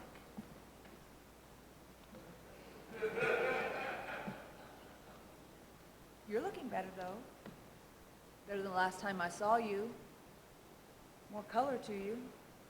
I feel like Donkey Dick. This is a wig. And what a wig it is. Who do I look like? Tell me. Janine Garofalo? Old cut? I kept looking in the mirror like, I know I look like someone. That's it. That's it. Chris is moving out, end of this month. Really? He did the in-health part all right. It's just the in-sickness, he's squeamish. Ironic, coming from a doctor. Skin doctor. Thank you. You got an apartment in Brooklyn, closer to work. All the furniture is rattan. He knows I loathe rattan. She fights back tears. You really loved him. I did, once. You know, for a while there, I thought Chris was cheating on me. Yeah? Yeah, all those long weekends away felt like a lot of medical conferences for a dermatologist. I mean, zit's a zit. You gotta fly to Florida to present a paper. You know what I think? I'm lopsided, I know. Had to leave my boob at security. Maybe Chris was afraid you didn't meet him. Great looks up at Feeling in disbelief. I don't need him. Look all I've endured. He's not showing up. Maybe you pushed him away. Jesus, Feeling, what are you saying? I'm just saying. You're taking his side? I'm just saying, it's heartbreaking to be a part of someone and feel like they don't want you in their life. Their life would be so much better if you'd only disappear. But you can't help. You're connected. That you need them, so you do. So what you do to fill that emptiness. You do things you know are wrong. You wanted to feel closer, but instead you're further and further away. Yeah, that sounds very unhealthy. And I think they should work on that. All right? They should work on telling the truth. I'm never dishonest, especially if I love you. I never lied to you. You never lied to me. Only when you couldn't handle the truth. I can handle it. You tell me a truth. I'll tell you one. All right, fine. I told my lawyer not to talk to you. I knew you were in the wrong, and I'm glad I didn't stick my neck out because that would have reflected badly on me, and ultimately I was right. So, if I hadn't gone after Parker, I told you, as soon as she signed with Claire, she was ready to drop the lawsuit. She was done. She only kept going because you were so aggressive. You're aggressive. well, I had a lot to lose. Well, you lost it anyway, and you're fine. Yeah, Now you, now me. is there anything you lied to me about? Feeling rubs her belly. Yeah. You don't look good, actually. Okay. You look really sick, actually. Well, I am dying, actually. I had to write a will. Great. I'm leaving everything to my dog, everything to Lil Great, Jr., and the Emerging Writers Foundation. You know, Parker's up for this award. She wrote this Tom Robbins thing. Tom Robbins? Even Glue Girl. Even Gorilla Glue girls get them blues? Yeah, it's like if Tom Robbins repurposed Even Cowgirls, but it's Gorilla Glue Girl, and she has to confront her dying birth mother in this weird microfiction format. You believe she wrote an entire book in this time? Yeah. I can barely sit at my desk more than 5 minutes. I get so tired. Speaking of, kids need to do their closure, so Kurt's too excited for that big compost in the sky. Great stance. Great. Yeah? Parker fucked your husband. Yeah? Parker Davis and Chris. They were having an affair.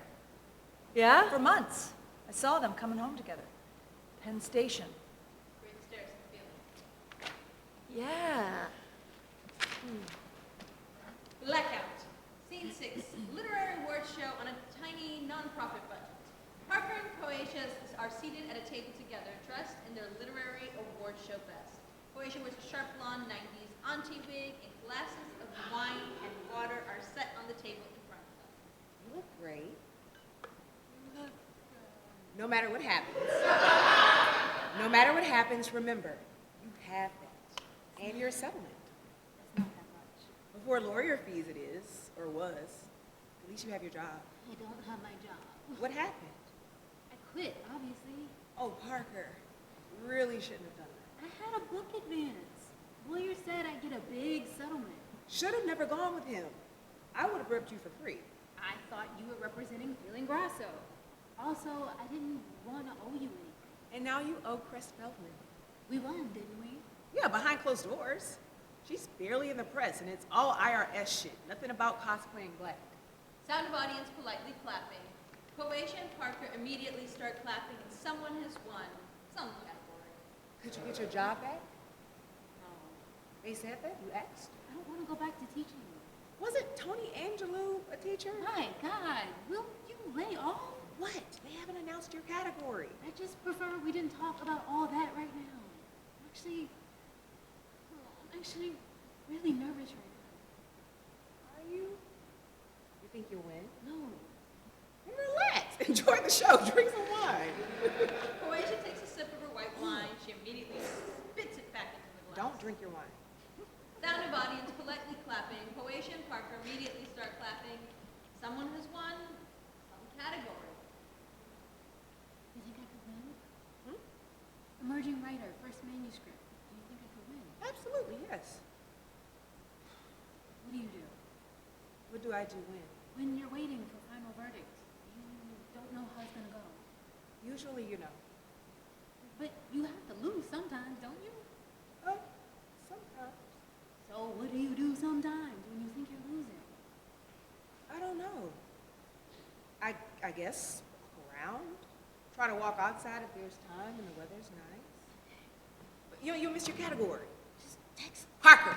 Sit. I don't know. Shepard fucking Solenberg, Taunton Cost, they're giants on every list. They probably start their day at 5 a.m., write like 10 stories by noon. Look at them. Look at them. They all look so well rested. Like they have comprehensive health insurance, tenure, a therapist who understands them. I can't compete with that. What's Chanel call me? All right, take a breath. Quasia takes a sip of water, then spits it back in the glass. Don't drink your water. Where are you going? Getting water from the Coke machine. No, you're sitting. You're breathing. It's all going to be okay. You don't know. I can't afford rent. Can't get unemployment. If I don't get this, I'm... Sound of audience politely clapping. Quasia and Parker immediately start clapping. Someone has won in the category right before Parker's. Parker stiffens up her seat. Up next, the UE for Emerging Writer First Manuscript. Oh, shit. This is you, potentially. They sit at the edge of their seats. And the nominees are Taunton Cost, I Am Not My Father or My Father's Father's Father. Projection. Book cover and author photo smirking. White hipster smoking a corncob pipe and sound of boisterous, thunderous applause. Here we go. Parker Davis for Even Gorilla Glue Girls Get Them Blues. That's my sister! My sister.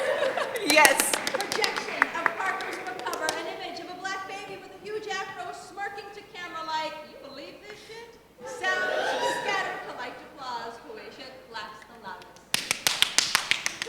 Mira Nira for Cow Bee Flower Tree. Projection of a self-published cover, white line drawing of a nipple against a black background. Sound of thunderous applause. Parker and Quasia clap politely. And finally, Shepard Sullenberg, Will There Be Minorities in Heaven? Projection, another author, photo book cover, a sullen white woman with glasses and a ponytail. Sound of thunderous applause. Parker and Quasia look at each other. And They roll their eyes. the UE goes to Not me. Mira Nira, Cow Bee Flower Tree. Projection of Marinera, audience goes wild and Parker slumps forward, head in her hands. Quasia reaches a hand out to comfort her. Hey, Parker. Parker. You really look beautiful. That dress. I'm gonna lose my apartment. It's okay. We'll figure it out, I promise. Hey, Parker. I am so proud of you, all of us. We're so proud. And I know if she's... Who went to see her in the hospital? I know. It's okay. I didn't know how to deal with all of this. Me either. Look at me. Look at this hair. I'm still wearing her. She removes her wig and wig cap. She has a cut exactly like Parker's underneath. Is that you? They touch heads. Then Parker reaches for Quasia's wig. She puts it on backwards. Oh no, who is she? I don't know, but definitely, I'm searching for some Real love. Someone to set my heart free. Real love. I'm searching for real love. Wow, you can sing. You can't.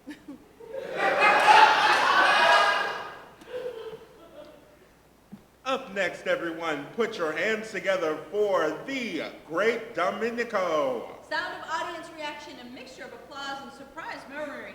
Parker cranes her neck around, trying to get a look at her. Great Demonico is here? What is Great Demonico doing here? I didn't see her. You've seen her before? She's never out. Where is she? Here to present a special award initiated by the Grasso Literary Trust. Great appears at the podium. She's still very sick, but looks great in her loose gown and velvet turban. She squints in the stage lights, trying to locate someone in the audience. Yes, thanks for the warm introduction. That's her sister? That's my client. That's... As you all know, it's been hard for me and for my family. I got divorced, I was diagnosed with breast cancer, and recently, we lost my sister. We lost Feeling Grasso. She died? We lost her to the prison industrial complex. Yeah, we let's can go.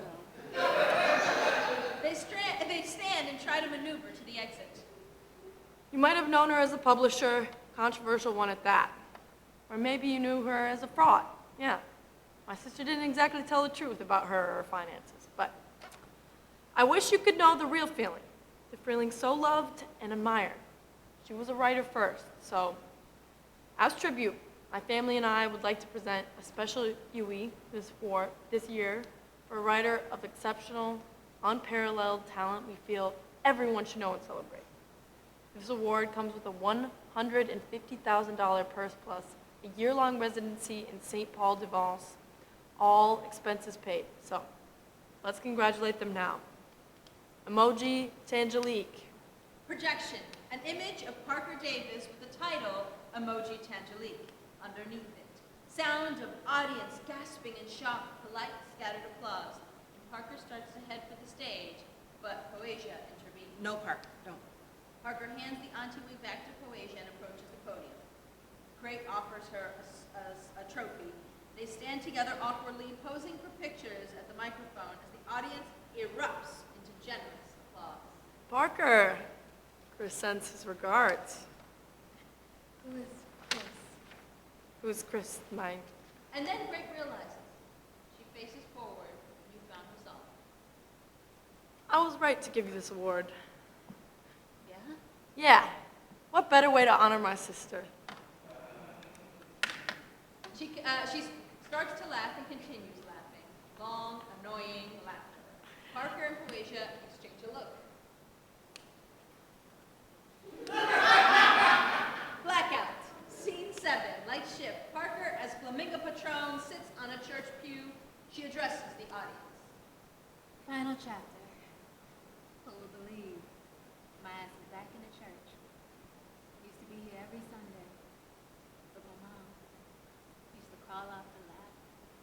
Like to sit up here on my own. By myself. Dreaming about the day I'd be grown. Wouldn't need nobody. I'd do it all alone. I'm grown now. Too grown. About to birth my own child into this mess. This crazy world of struggle and strife. So I just sit there. Sit. Church holding me like I never left. Like it don't matter what the future holds. Doesn't matter what's in the past. All the people you hurt. All the people who hurt you. The church is just there to hold you. Offer comfort. Only you let it. So I let myself surrender. Total calm. Total quiet. It's me, God. Maybe the only one who ever knew me. Ever tried to understand me. My daughter, she's gonna know God's grace, His mercy and humility. She may never know me, the real me, my real name, what my life really was. But I pray to tell her how much she was loved. She always was loved by her mother. Poesia, as Pastor Craig appears. Flamingo raises her head. I knew you'd come back eventually. Couldn't keep yourself away. Not here for you. Wanted to speak to him before I turned myself in. You think he's listening to you? After all you did, Flamingo? There's a lot I didn't do. Yeah, I saw you. That whole Jessica's funeral. You still call her that. Your own daughter. Your sister. That's your twin sister you killed. We're nothing alike. You fucking identical.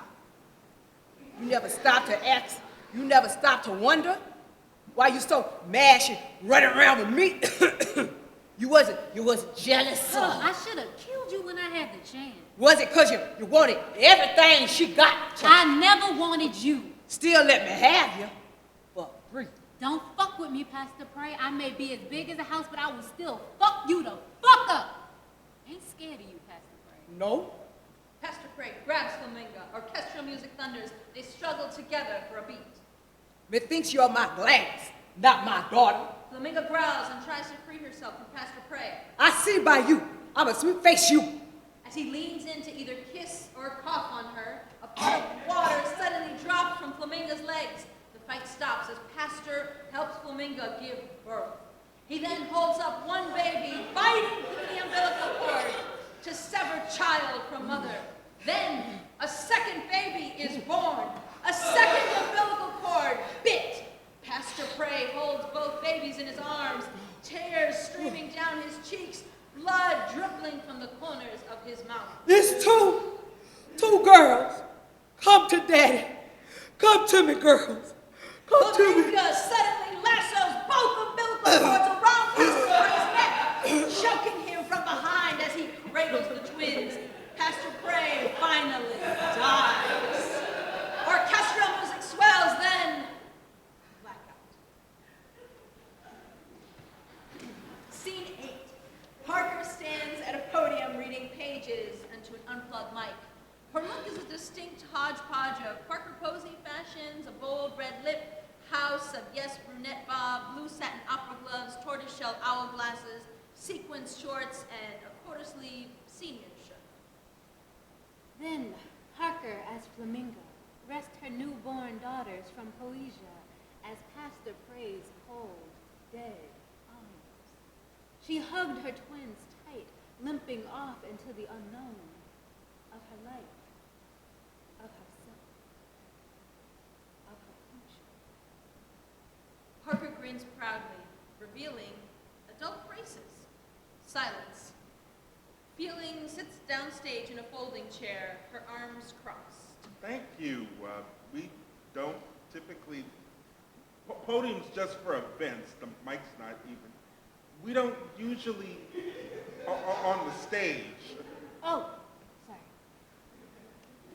So, Parker sits in the open chair near Feeling, flashing a brief smile at her. Feeling doesn't return. so Parker Poesia, congratulations. Thank you. Do we have notes for Parker? Feedback?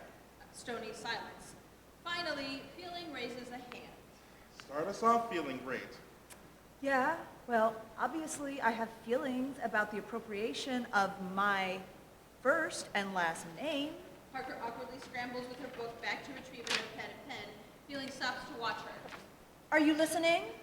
Yes, sorry. Wanted to take down everything. I'm listening. So I had a really hard time being so in this piece, but maybe my experience was different. No, I also. Oh, Jessica, that hoe? Plus Anisha? I was a ceramicist in the poem. Also unborn child? Yeah, like why? Why was the entire graduate cohort in your story? Yeah. Right. Yeah. Yeah, but I feel like feeling was super in focus. Antagonistic. Yeah, I mean, I don't know if you want to fuck me or kill me, Parker. Which is it? Okay. Yeah. Right. Okay. Would anyone else like I mean, to, if I could just, my primary issue, like, of clarity, Yeah, sure. it's just like, who are you? Who am I? What do you... Feeling holds up a huge stack of pages that is Parker's manuscript. Like, is this you? Do you think this manuscript is you? I mean, I wrote it. Yeah, but like Anisha writes these beautiful microfictions about like expansive Black experience. Thank you. Thank you. This just feels like, Are you making fun of the audience? Do you care about a Black audience? Mike, what are you trying to say? And why are you saying it and why say it that way? yeah, like, what do you want the audience to know about you? Because I get like anxiety around otherness. I just don't get you. Parker, You're not coming through. Parker, maybe you could try responding. In your own words, where are you? Parker looks up from her notes. I'm right here. Here. You don't see me? Maybe it's just one of those, like, You're an artist, so you don't have to answer. No. No. You have to answer. Right now. Parker nervously adjusts her wig. Well, Lights shift. Sounds of an orchestral Cardi B song.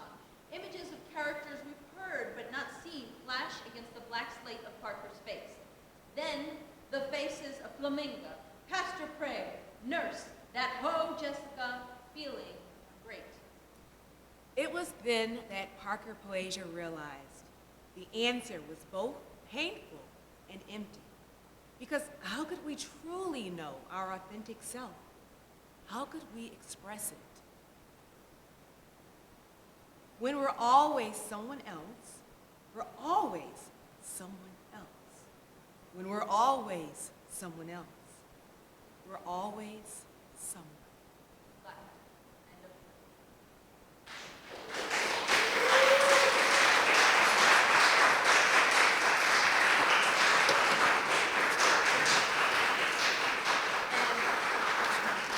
Thank you all so much. I do believe we have our writer here today. So we got, yes.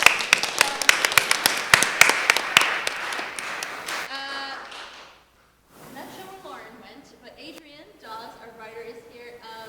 So that if we want to do a Q&A, if anyone has comments, questions, or something positive to say, some feedback. I know there's potential for they have some note cards too, where you can put your questions and things from. Is Lauren out there? Maybe conduct it, unless we're conducting this. Yeah. You guys are awesome. Thank you so much. And then that way we can. I guess I'll just say thank you so much, Adrienne. I had the opportunity to work with Adrienne in Los Angeles during the pandemic or the pandemic, in the midst of the pandemic, and we had a wonderful reading festival of one of your other works, and this is awesome to see, the different works that you have, the different library work that you've written so far.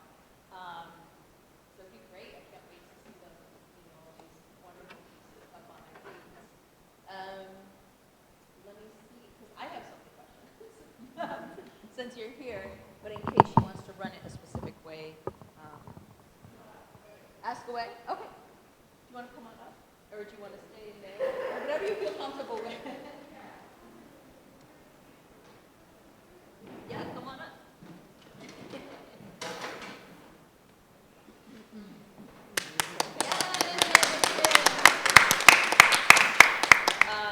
I'll hand one of these microphones. You got that one there? Testing, testing. There we go. Okay. Hello. Wow, okay.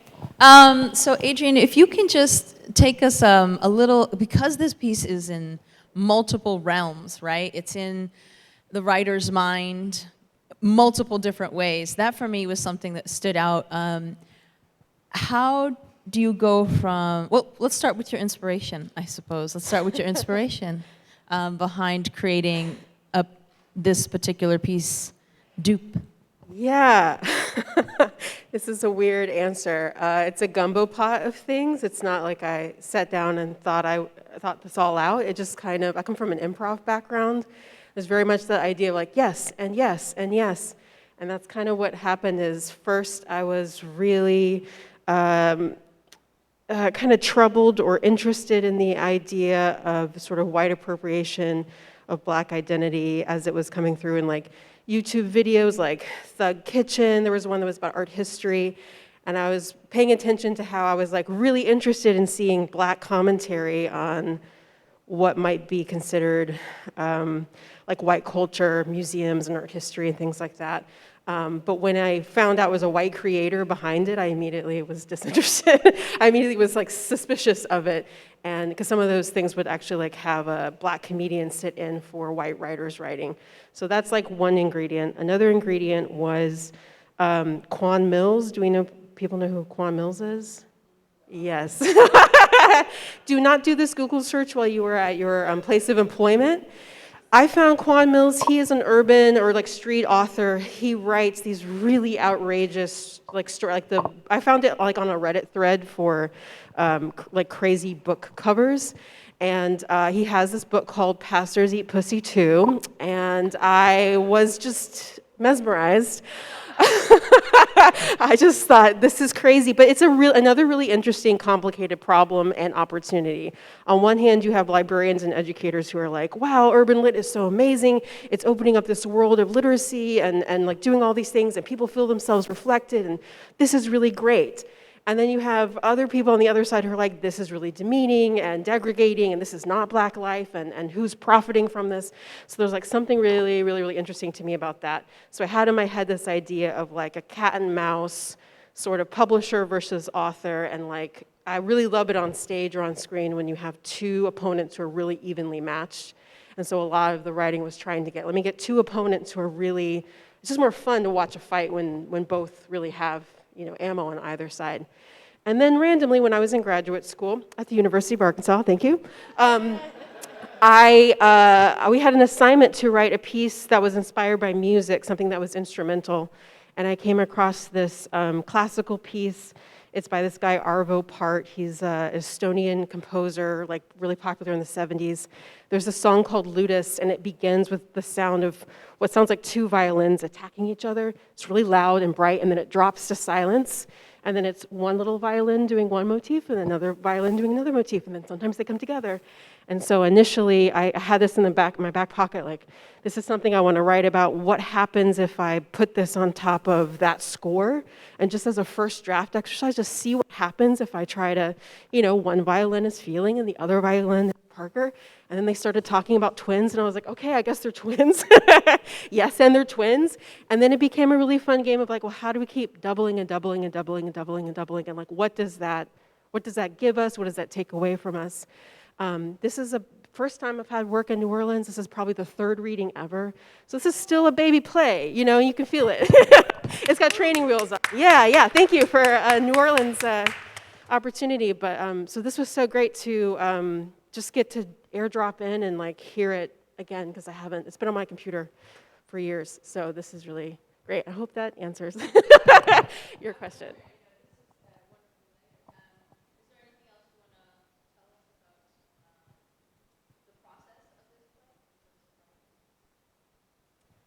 No, I think that's that's pretty much it. Yeah. Are you open to questions? Yeah, sure. Okay. Did anyone have any questions or anything that struck them?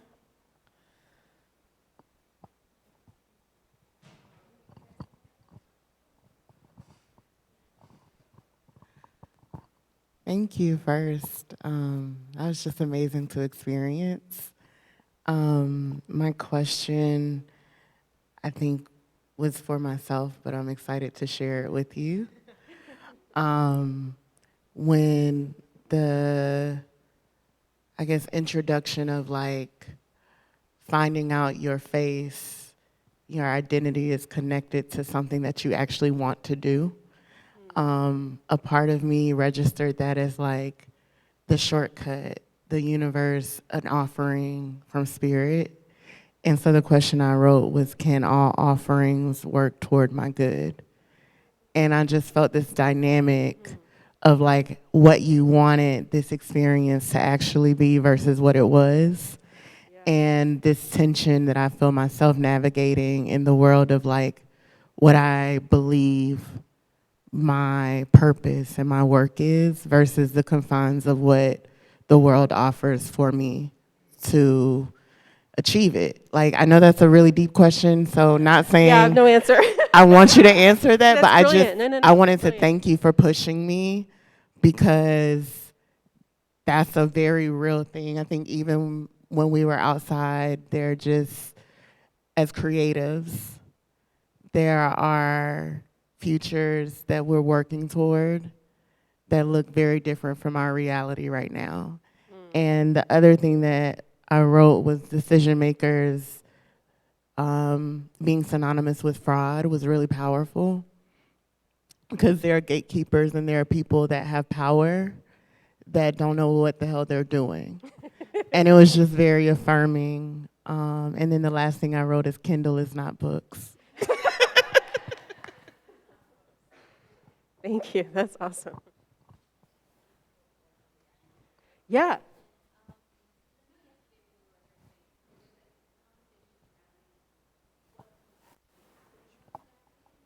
Yeah. Yeah.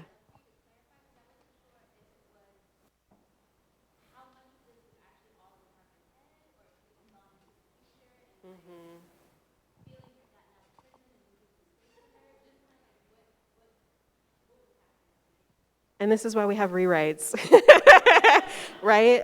So, because originally, like the draft that you have, there's actually 4 worlds, right? The first world in the very beginning, when we see Pastor pray, but we only hear Poesia's voice. Poesia is actually the author of Dupe.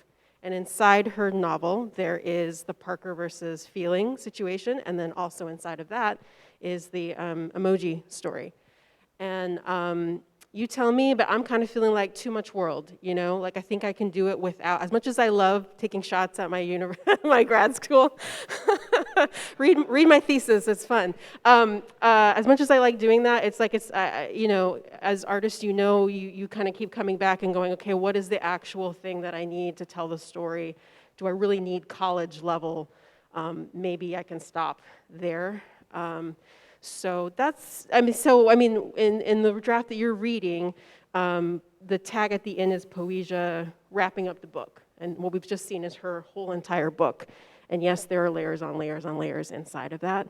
So yeah, there's a world where they are opposing grad students in a workshop together, and she's used everyone in her cohort's name to create The World, which is a book about this other identity and the birth mother stuff and the sister stuff.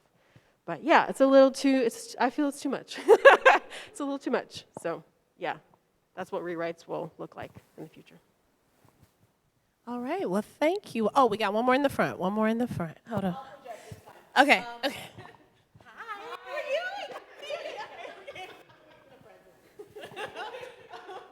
So I'm curious, in terms of Parker, in her essentially owning the identity of emoji Tangelique, and then, you know, creating a story in that universe, did you intend that to be akin to a Black person reclaiming stolen identity, in the sense of having a white writer create this universe that she has no experience in, but that while it might not be Parker's story, it is somebody's story. There may be a Pastor Prey out there. You know, which just is horrifying, but it's not something you see. But is that, because I kind of wondered about that. Was that a sense of having a Black person reclaim something that was stolen? Yeah, this is a great, it's also something to think about with rewrites is dead on that Parker assumes that last Flaminga episode. She's taken over the book. And you can hear the language is a little bit different, and you can also, she's actually like, you know, her speech is different than when the white author is taking over the book. And yeah, it's a really problematic ownership, right? She's being nudged into this corner where in order to have the success she needs, she has to become this person, but it is also interesting that she's kind of doing it a little bit on her own terms. She's not exactly playing into the full stereotype of it, although it is crazy and magical with umbilical cords, and I don't know how you do that on stage, but but yeah, I mean, I think I'm interested in, like, in order to have that access, in order to tell your story, there is something that you give up. There's something that's for sale that is disgusting about the world, right? Yeah, you feel it. But is this the best possible outcome for her in terms of her wanting to be a novelist and to be able to afford rent and stuff like that? But yeah, it comes at a price. I'm scratching here. I think what I'm trying to talk about is as artists that, you know, that costs, that the thing that we give away in order to get closer to that authentic self and storytelling. I don't have a perfect answer for that, but I think that's kind of what again, we're in early draft mode, so we're trying to still figure that out. But yeah, I'm hopeful that the Flamingo stories can tell their own shape of a story, And I'm also hopeful that by the end, when the book is taken over by Parker, that it's a real clear shift that somebody else has taken it over. It's a different perspective than, feelings, which is so clownish. I mean, it's so ridiculous that, like, hopefully you're, like, disgusted, but also, like, this could never be real. I do, again, not on your work Wi-Fi, but look at Kwa Mills's book, because Flaminga's book is like me trying to write Kwa Mills. It's pretty close, I have to say. Unfortunately, it's pretty close. I hope that answers. Thank you. Yes, we're going to transition. Thank you all. Thank you, Claudia. Thank you, cast members. Thank you, everyone. Thank you, Adrian. We're going to take a short 10-minute break, and then we'll be back in the theater for Muskogos by Miranda Gonzalez.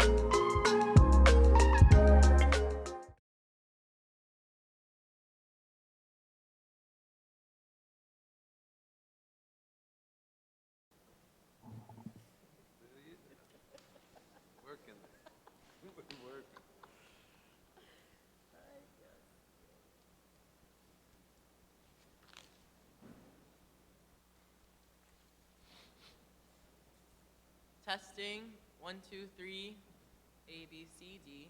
Hello. Welcome to the André Cailloux Center for Performing Arts and Social Justice. This is a test. 1, 2, 3, 4, 5. Breathe, Beyonce. Smiling so bright.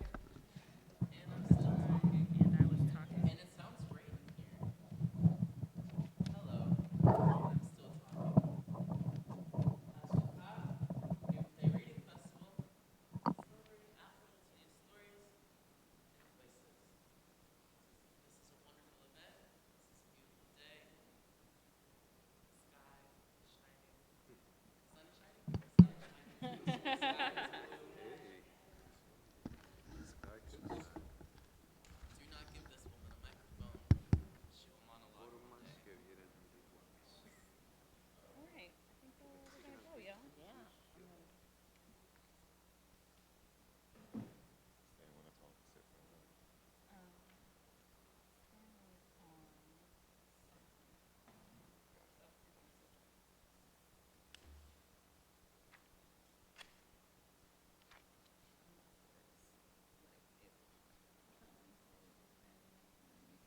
Feel into it, you know.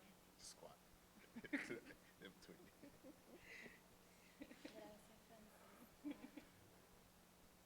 Ojalá que te hago. I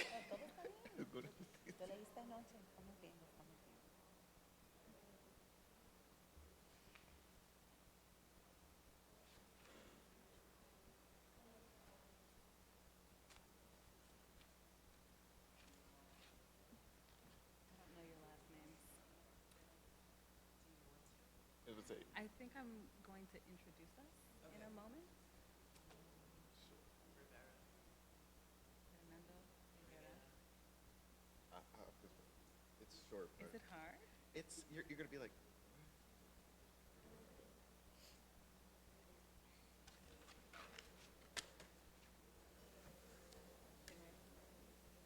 Ready?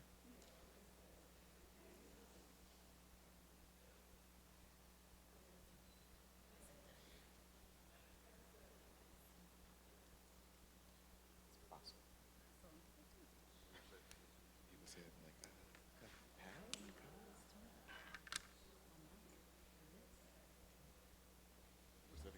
We are starting, yeah.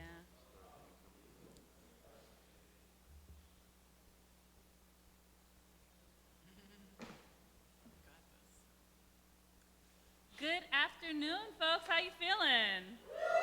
Hey, I like that. I am Christiana Ray Colon, and I am directing this reading, and I'm also reading in this reading. So I'll be reading the role of Getchu and Trudy. This is a play called Mascogos by the inimitable, illustrious Miranda Gonzalez. Give Miranda a round of applause. Big facts, we had no idea we were doing this together a few days ago, but we know each other from way, way back, making theater in Chicago over a decade ago. So this is a really beautiful and serendipitous reunion, and I am so proud to be able to share this beautiful play with us. So joining us today for this reading, we also have Ivan Vega. Once again, Miranda Gonzalez, the playwright and also acting in the reading, wearing many hats today. Francisco Paso, reading Jamari, AKA Mari. And Fernando Rivera, reading stage directions. So without further ado, please enjoy Mascogos. Characters. Jamari, 16-year-old Black, Latino, and/or African-American Spanish speaker. Getchu/Trudy, 13-year-old Black Latina and/or African-American Spanish speaker. Mama Luz/Shine, a generation older than Getchu and Jamari, Black Latina Spanish speaker. Padre Jose/Mr. J, a generation older than Getchu and Jamari, Mexican Spanish speaker. Setting, 1864 Mexico and present-day west side of Chicago. The set should be able to transform from past to present in seconds, from desert Mexico to deserted lots, cement buildings, iron-gated windows on the west side of Chicago. Lights slowly come up. The song, This may be my last time, a slave song and a capelluye. The sounds of what seem like shuffling feet are heard. The shuffling comes to be sounds of zapateado to an African rhythm and percussion of breath. Through this sound, we begin to see a dance of struggle, of passage, a journey, if you will. It is Black people's journey of the Underground Railroad to Mexico. Scene 1. There is a girl deep in the zapateado, stomping hard with passion, practicing. Most likely she's been practicing since early morning. She finally takes a break. Quechua hears a noise. She feels a presence. Kumbaya, a bucker gonna get them. Quechua runs around the farm, searching for the source of the sound in every nook. She moves toward a basin that is filled with water. A tina, a basin used for showering. She stops searching, turns around, giving her back to the basin. Suddenly, Jamari jumps out of the basin, splashing water, scaring her. Aha! Jamari, me asustaste. You're too busy banging them feet. You know, Padre was saying Mama Luz don't be liking when you're making them dances like our grandmommy. I was practicing getting ready. For what? Don't tell me you're still with them twats. Ain't nothing gonna stop me. The faster I move my feet, the faster I can run. Having fast feet don't matter. You're gonna end up with a homegoing. If that what your mind think, then your body gonna make it so. Who taught you that? My body, my insides. Then why you get scared now? I was not scared. I was surprised. You're acting brave. I is brave, and my body knows I'm supposed to go to that frontera. Get you. You ain't going to go to that border. Fighting with Mom La Frontera is not allowed. Let go of that. And you're not supposed to go to Monterey to teach, but you stay trying. What if I say, let go of that, Jamari, stay tending to them fields, no leaving muskies? Enough of that. Get you. They're not going to get me killed. Fixing to be a teacher just might. They're going to think you're with Benito. Don't forget that's all that's starting to stir in Mexico. Them roads not safe for you either, Negro. Let go of that frontera. Let go of going to the border. I'm going to be a soldadero. Like Tío David, vas a ver. He a man who had to sign a contract. I know how to read and write, Jamari. I can sign a contract too. Child, our abuelo and the others already did, so we don't have to. Ay, basta. So that's it. My only choices are mudda or ranchera. Yes. Soldadera is not in your future, bebe. Don't call me that. I'm fixing to be 13. You're my cousin. I already got me flow. Prima, whoa. I'm grown, and if I don't want to be a soldier, I will. Don't need no hombre to tell me what to do. You're crazy. They're gonna steal you at the frontera. Thief you real good. Nah, they ain't no white man gonna take me. Oh? How you know? Them drinking hombres talking about everybody be free up in them states. You think they're gonna get the try? They masters. Backers. They want money. They want their fields worked. This when they being a girl ain't a twirl. All the mujeres in my family fight for freedom. That's what 30 years ago, in Pascua, Florida, long before we come to Musquis, Mexico. Ain't that long ago? Some been free Musquis, longer than they've been a slave. I know how us Mascogos get here. I thank God for Abuelo Caballo every day. I don't care for that he talk Jamari. Ay, mira, the girl mixing words. I don't like that men say she talk. Like they don't be with the chisme. They loves the gossip, gabbling like women when they drink. Ooh, huh? Be listening to the hombres then. I was gonna fight. Vas a ver. Just you wait, Jamari. Get you. If you even think about going to the border, I'm gonna tell Mama Lou so fast. And I'll tell her about your teacher dreams. Vas a ver, cabrón, vas a ver. Watch that mouth, get you. Long, very tense pause. Then they both soften. So, what they won't be saying when they drink? Oh, why you didn't ask them yourself, man? I could be listening to which and why drunk talk. I'll be busy working in them fields. That talk don't be contradictory. I see you getting that education. Mama Luce be hitting if I don't use words I read. She the kind of Virginia slave that talk like the masters do. Them backers ain't no gut. She had to fight for that education. Learn how to read in secret so she could be preaching on the suckers. That's what you should do. Preach on the suckers. Don't be no soldier get you. You was born free, you're lucky. Hannah don't get no to fight.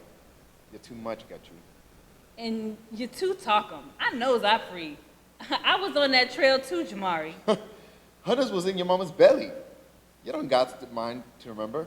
I remember. Oh, shut. Nobody remember in the belly. My body do. I dream it. I remember my mammy singing me songs. Hannah only dreams it. His eyes told you that.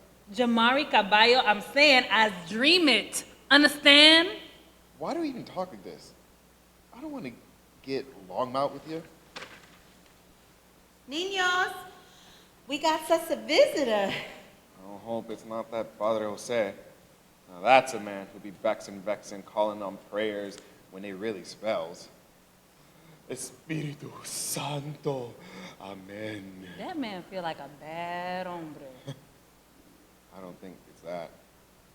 He just loves God. We love God too, in the way our grannies taught us. Why he come around so much? That's what he do. Cracking them teeth to all of Mexico, talk about God like he's scared they's gonna forget. And he like Mama Luz. He can't. Es pecado. Ain't no way. But he do. Padre Jose enters and starts a conversation you can't hear with Mama Luz. He always cracking the teeth. Doing that he talk. Feliz día de Pascua. Feliz día de Pascua, Padre José. ¿Cómo están, niños hermosos? Bien. Que Dios los bendiga Gracias. y que te acompañe. Gracias. Y recuerda que el diablo viene en diferentes formas. Sí. Formas que vienen en rituales, Perdón. que persiguen al Jesús Cristo. All salvation leads to heaven and Papa Dios. Mama Luz interrupts before Getchu tries to get a word. Ay, gracias, Padre. Thank you for your dedication to la palabra de Dios. Your Bible classes are single-handedly saving this town from damnation. It's the way I thank God for leading me to Mexico. The sound of black gospel music underscores Mama Luz. Teaching the Muskogee people that the Lord is within us is my destiny. Leading us to the path of righteousness, holding our hearts as we find our way back to heaven. Padre Jose is so prideful it almost looks like he's enamored. Mama Luz, whenever you speak against La Reforma, it's like I hear a sound I've never heard. I hear it too. No, I feel lucky to have a friend that understands the importance of God in educating our children. Oh, you're too kind. But seek first the kingdom of God and his righteousness, and all these things shall be added to you. Matthew 6:33. Los ángeles cantan contigo. Gracias. Padre Jose and Mama Luz continue chatting. It's awfully friendly for a man and woman of God. And so do his privates. Hush. No. Listen. You hear that? Hear what? The sounds. The gospel sound is only heard by Jamari in this moment. Is you spellbound? Get you. You didn't hear that? Ain't nothing to hear. I tells you. I hear it. I hear it. Jamari starts to breathe rapidly, like he ran a mile. The sensation takes over his entire chest. Jama, you best breathe. You don't want Padre Jose thinking you're getting another spell. Breathe or he be thinking you vexed. Breathe or he gonna dip you in the river and wake you up like he did before. Jamari bends over, Getchu steps in front of his bent-over body looking at Mama Luz, and Padre Jose with a smile. Nothing to see here. Jamari slows his breathing, swallows and sighs with relief. The only spellbound here is Padre Jose. That's what I said. Ese hombre es malo. I just knew I wasn't crazy. I am yourself, got you? You're getting too sure of yourself. Nunca me quieres creer. That ain't true. I always believe you. Now hush before Mama Luz comes in here hitting us both. She do got a hard hand. Jamari and Getchu stand side by side like good Christians. These children will be the best Catholics Mexico has ever seen, thanks to you, Mama Luz. Gracias, Padre. It's been 74 days since you last came to collect the tithe. I was starting to worry Benito got you. Was I in your prayers? Always. Then you are the reason Musquis, Coahuila, and I are unharmed and at the right seat of heaven. Mama Luz blushes. Ay, Padre. No merezco ese cumplido. It comes with a blessed place, Mama Luz. She bows her head humbly, accepting the compliment. Thank Thank God you're a father. Thank God she a widow. What that got to do with it? The gal gotta wait 4 years to be with a man. The gal ain't got no weight. Oh, she is. You heard, Padre. Ella es una mujer de Dios. She ain't gonna be with no man, just the Lord. He the only man. How are los chiquitos? Has Jamari embraced that the only book a farmer needs is his Bible? Has Ertrudis accepted her role to grow this town and continue educating its people through the eyes of the church? Bueno, padre, the Musquis gente are mighty different.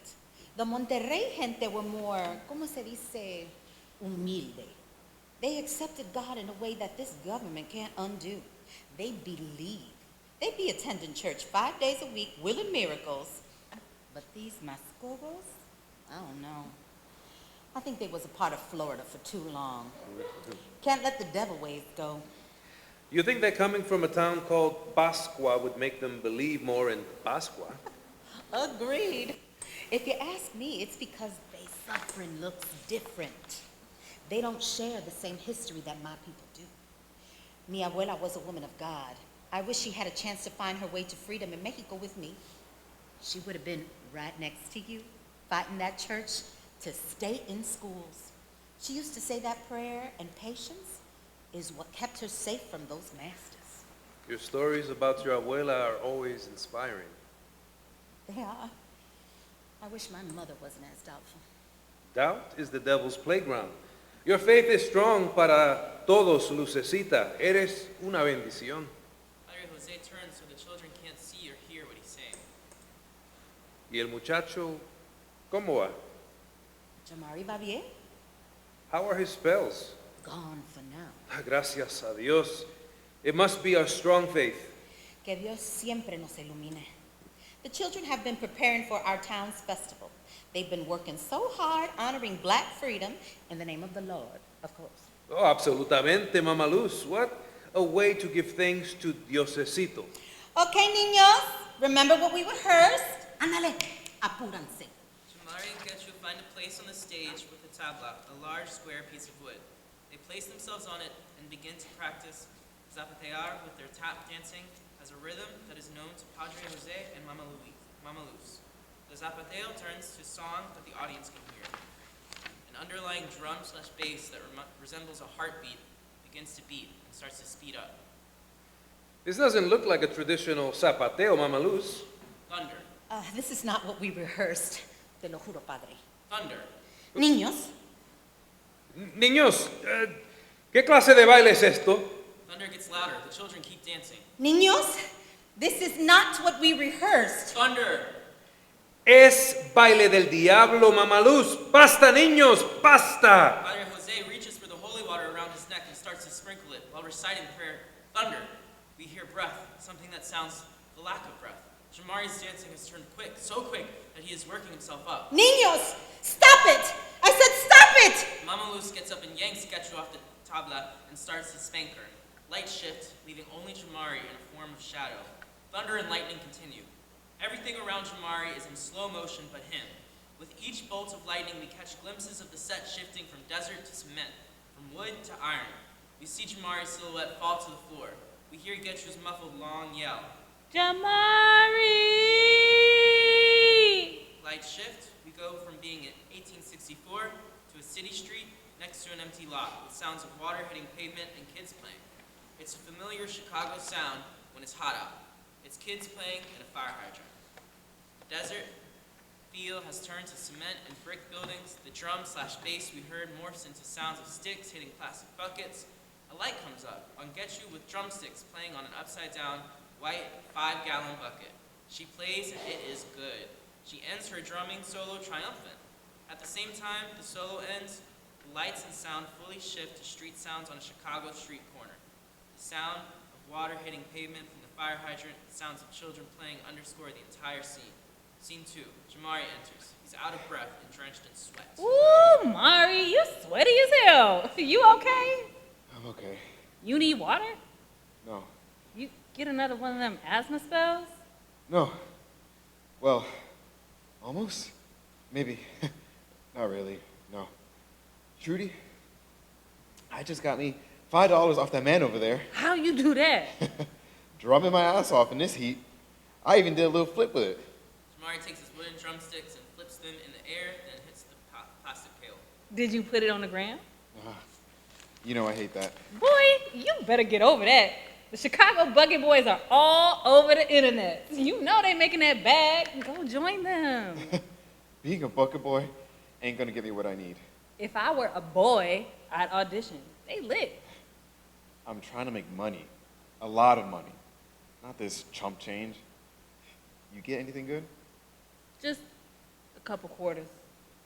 Dear Lord, on the hottest Easter in the history of Chicago, I beg you to please provide some coin, as a girl is just trying to eat sugar. In Christ's name, amen. Acting like you go to church. Pause. I do go. When? I never see you. 8:30 in the morning. Yeah, right. That's because you sleep. On God? Why do you think you haven't gotten one of those spells? Because all the praying Auntie Shine and I do for you. Am I right? Wait. You still getting them spells? No. On God, or you don't ever make any money. I knew you were lying. Does Auntie Shine know? How am I supposed to tell Auntie Shine? I ain't trying to make her worry. I get over it. Fine. Last time that happened, I thought you was about to die. I just couldn't catch my breath is all. You got asthma? No. You act like you do. No, I don't. Your body say you do. So you're a doctor now? I said what I said. Trudy, Mari, you're tripping. you frontin'. Ain't no way. Whatever. We gonna keep drumming for tonight or what? I don't know. If Auntie Shine find out we out here in these streets, No cap. you stay chasing that bag. How else am I supposed to get out on my own? You always trying to get out. Where you trying to go, Mari? Away from here? You think I want to watch my back all day, every day? There ain't no neighborhood in the Chi where you stop doing that. Who said I'm trying to stay in the shop? Mr. J enters. ¿Qué onda, little huichos? You know what's up, Mr. J. True. Man, you look overheated, Mari. I'll hit up a fire hydrant in a minute. Damn. One hot day in April and these mofos already opening the fire hydrants. It's gonna get down to 47 degrees next week.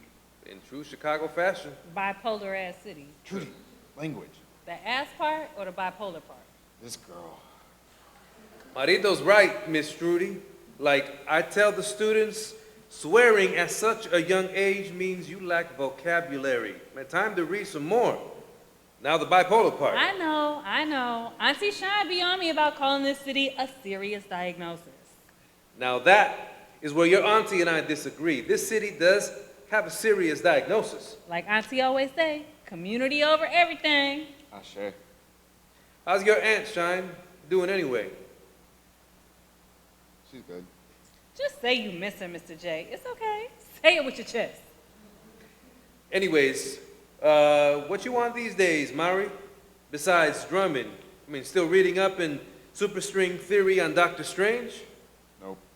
I moved on to mysterious water vortices. With his ADHD self. He talk about water whirlpools so much that it pops up on my For You page. That's why you're graduating valedictorian, my little Steve Urkel. He hate that name. But you open those music scholarships I sent you? Mari, you gotta audition to get them. You know this. Is this why you stopped going to practice? Mr. J, you know my life. Right now, I gotta find a way to help Auntie Shine. Drumming in church doesn't put money in my pocket. Neither does playing for the people driving by. It's something. Drumming in church keeps you safe. God is good. All the time. You trying to say God playing me in blessings? Blessings are earned.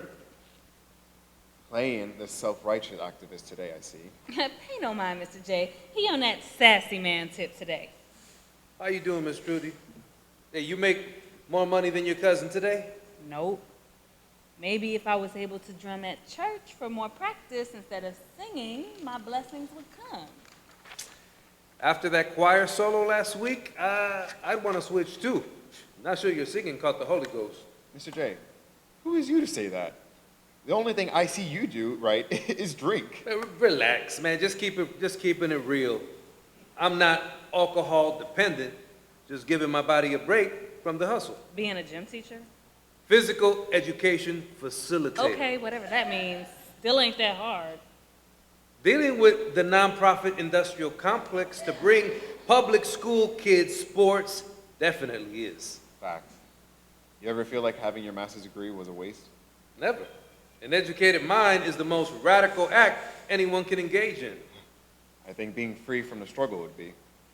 It's Sunday, Mari. Like, I'm trying to forget the struggle, at least till my alarm goes off tomorrow. Her, Mr. J. No cap. I'd drink too if I was you. Don't encourage this form of dissociation, Trudy. He should be meditating and saving my body from poison. I know, Mari. I know. How's your breathing these days? Fine.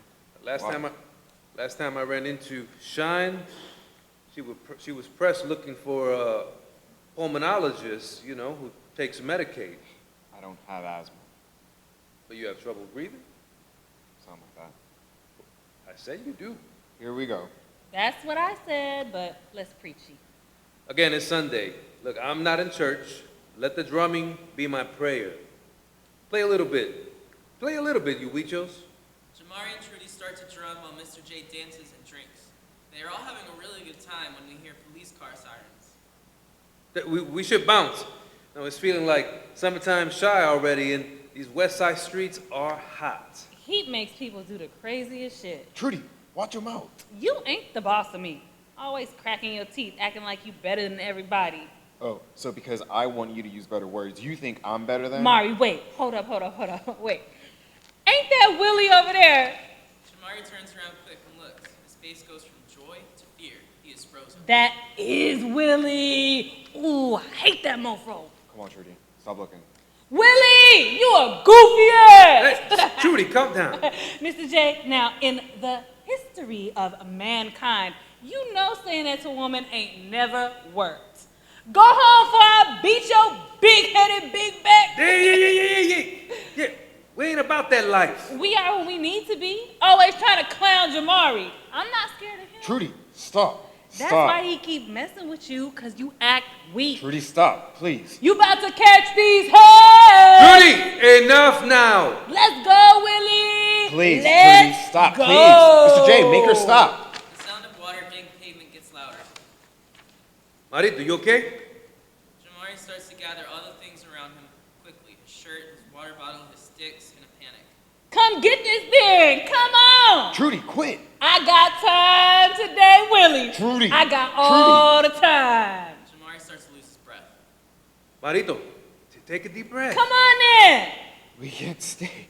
We gotta go. We can't stay. We gotta go. I'm going to tell your granddaddy. He's gonna come for me. Trudy, don't. Mijo, you don't look too good. I gotta get out of here. I gotta get out. Jamari. I gotta get. Your inhaler. Where's your inhaler? Oh my God, Mari, you are not all right. I think you're about to. The water sound gets louder. Light shifts. Jamari faints in a pool of light onto a blue water-like floor. We hear a combination of breath, drums, muffled yelling, all underwater. In the distance, we hear Mama Luz yelling, Jamari! Light shift. Scene 3. Jamari! Where is that boy? Lord, give me the strength. Jamari, boy! There is lots to do. This boy about to lead me to sin. Jamari! She finally finds him and gets on the ground and shakes him awake. Oh, Jamari Akeem, you better get up. It's not time to sleep. Jamari, get on up. Get up. Jamari takes a deep inhale like a baby taking his first breath. He's completely startled. He's drenched in sweat. Mama Luz, you scared me. Why you wake me like that? Eres fuerte. Boy, I have called you for a while now. What are you doing still asleep? I don't know. Ooh, you are drenched. Are you all right? Estoy bien. You look like you've been fighting a war, baby. Come on now, get up. You need some water. Estoy bien. Let me fetch you some water. Jamari starts to touch his body, checking to see if it's still there, checking to see if it's real. He reaches for a towel and starts to wipe off the sweat. Wake up now. The corn needs tending to, and we have to gather the cabritos. We must be getting ready. The men is on their way back from fighting La Frontera. All and come back? She hands him a cup of water. Some got lost. To the Indians? No, to the masters. And get you, Papa? I heard he went back up north, helping spread the good word that we is free in Mexico, hoping these masters is too busy with their own war to notice that they slaves up and left south. The masters ain't gonna stop thinking we ain't them own. They want to take us. Thief was real good. Ain't no way going to stop them. They gonna stop looking for us no matter who say we free. Prayer, Jamari. Keep the faith and pray that we all get freed and stay free. And them masters up there stop chasing south after us. Prayer should do take long. Nah, look at what he worked for you. That desert almost took you. I prayed and God told me what your heart needed. Love, rest, and water. That's right. Mama Luz, Yes, baby? can I ask you something? Anything. I've been thinking, now that the hombres is back from La Frontera, I could finally go to Monterrey and help Padre Jose with the slaves, and that's still coming? Oh, you trying to leave? I'm not trying to leave. Then what else would it be, Jamari? I just want to help. Maybe see the rest of Mexico, hide, learn things. You learn things here, Jamari. Traveling ain't all it seems. How you know that? You saying I'm lying? No, ma'am. You, a woman of God. I'm saying I want to learn, see things with my own eyes. Your blessing is learning this land. What we standing on, it belongs to you. Jamari, 70,000 acres.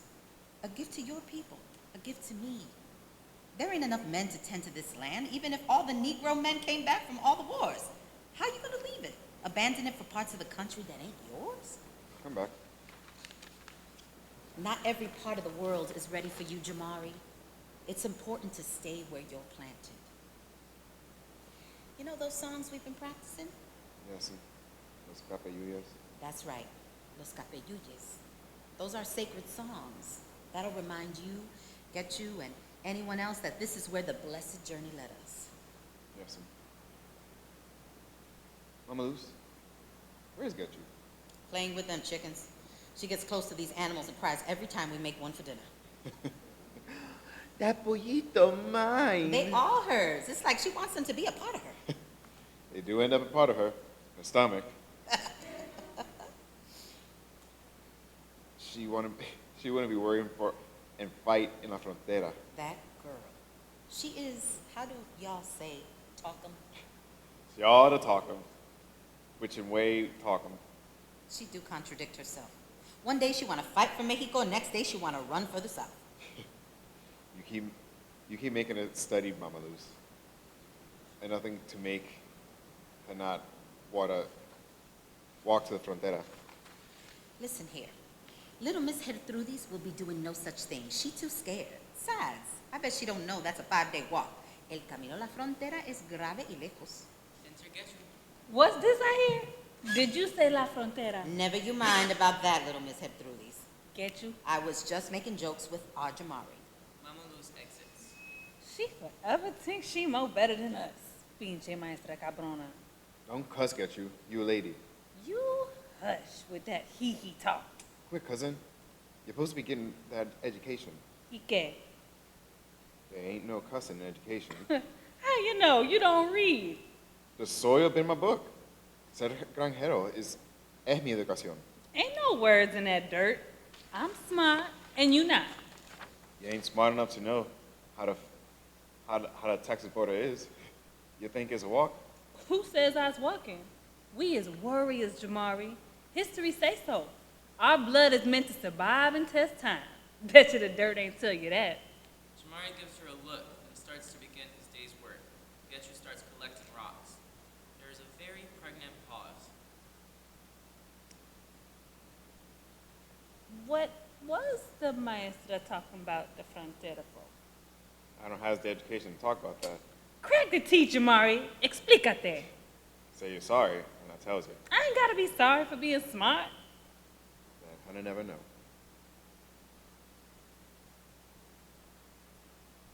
Sorry.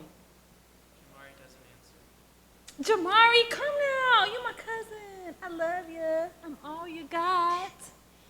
She just talking about the month that coming back and how far that border is. How far is it? She say about a 5-day walk. What if I was on a horse? I don't know. Didn't get that far.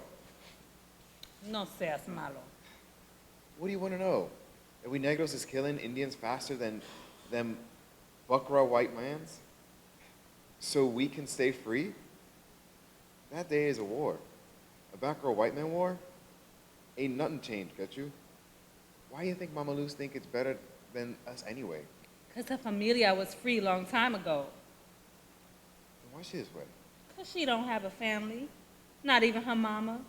She say things was still bad. That's why she a woman of God. She say the Lord make her come this way. You say the Lord talked to her. She don't trust no white man. Trust Padre Jose. He ain't that kind of white man. He like us, Mexicano.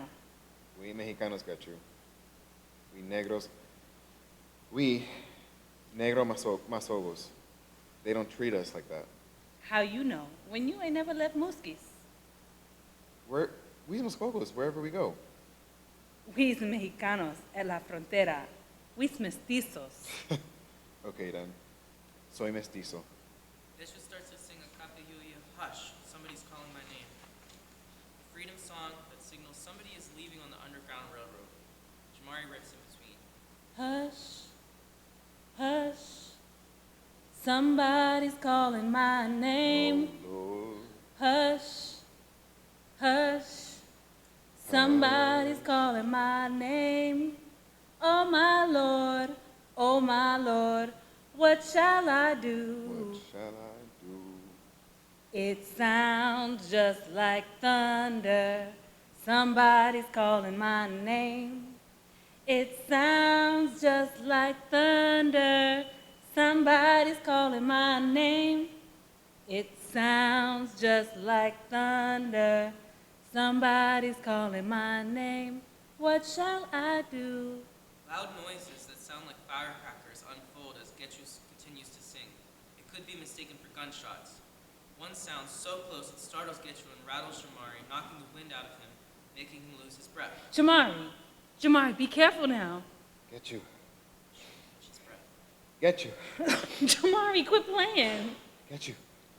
Something ain't right. Get you. Something ain't right. What you mean, Jamari? Something. It ain't right. Get you. This ain't right. Remember, we warriors, Jamari. We warriors. You got to fight. Fight. Something ain't right. Something ain't right. Jamari's world slows as light shifts. He is left on stage. The melody of Hush, Somebody's Calling My Name, plays with a familiar mixed movement. His movement is captivating in a silhouette, like he is struggling but not, like he's a melody but not. The firecrackers are still going off. It looks like he could be underwater but not. We hear a muffled female voice speaking. It's hard to make out at first, but then it becomes clear that this person is whispering slowly. Jamari. Light shift.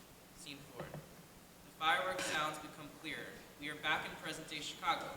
It's a 4th of July block party. There is music playing. It underscores the entire scene. Shine is dancing to a remix, Dior by Pop Smoke with a drink in her hand. There are fireworks in the distant background.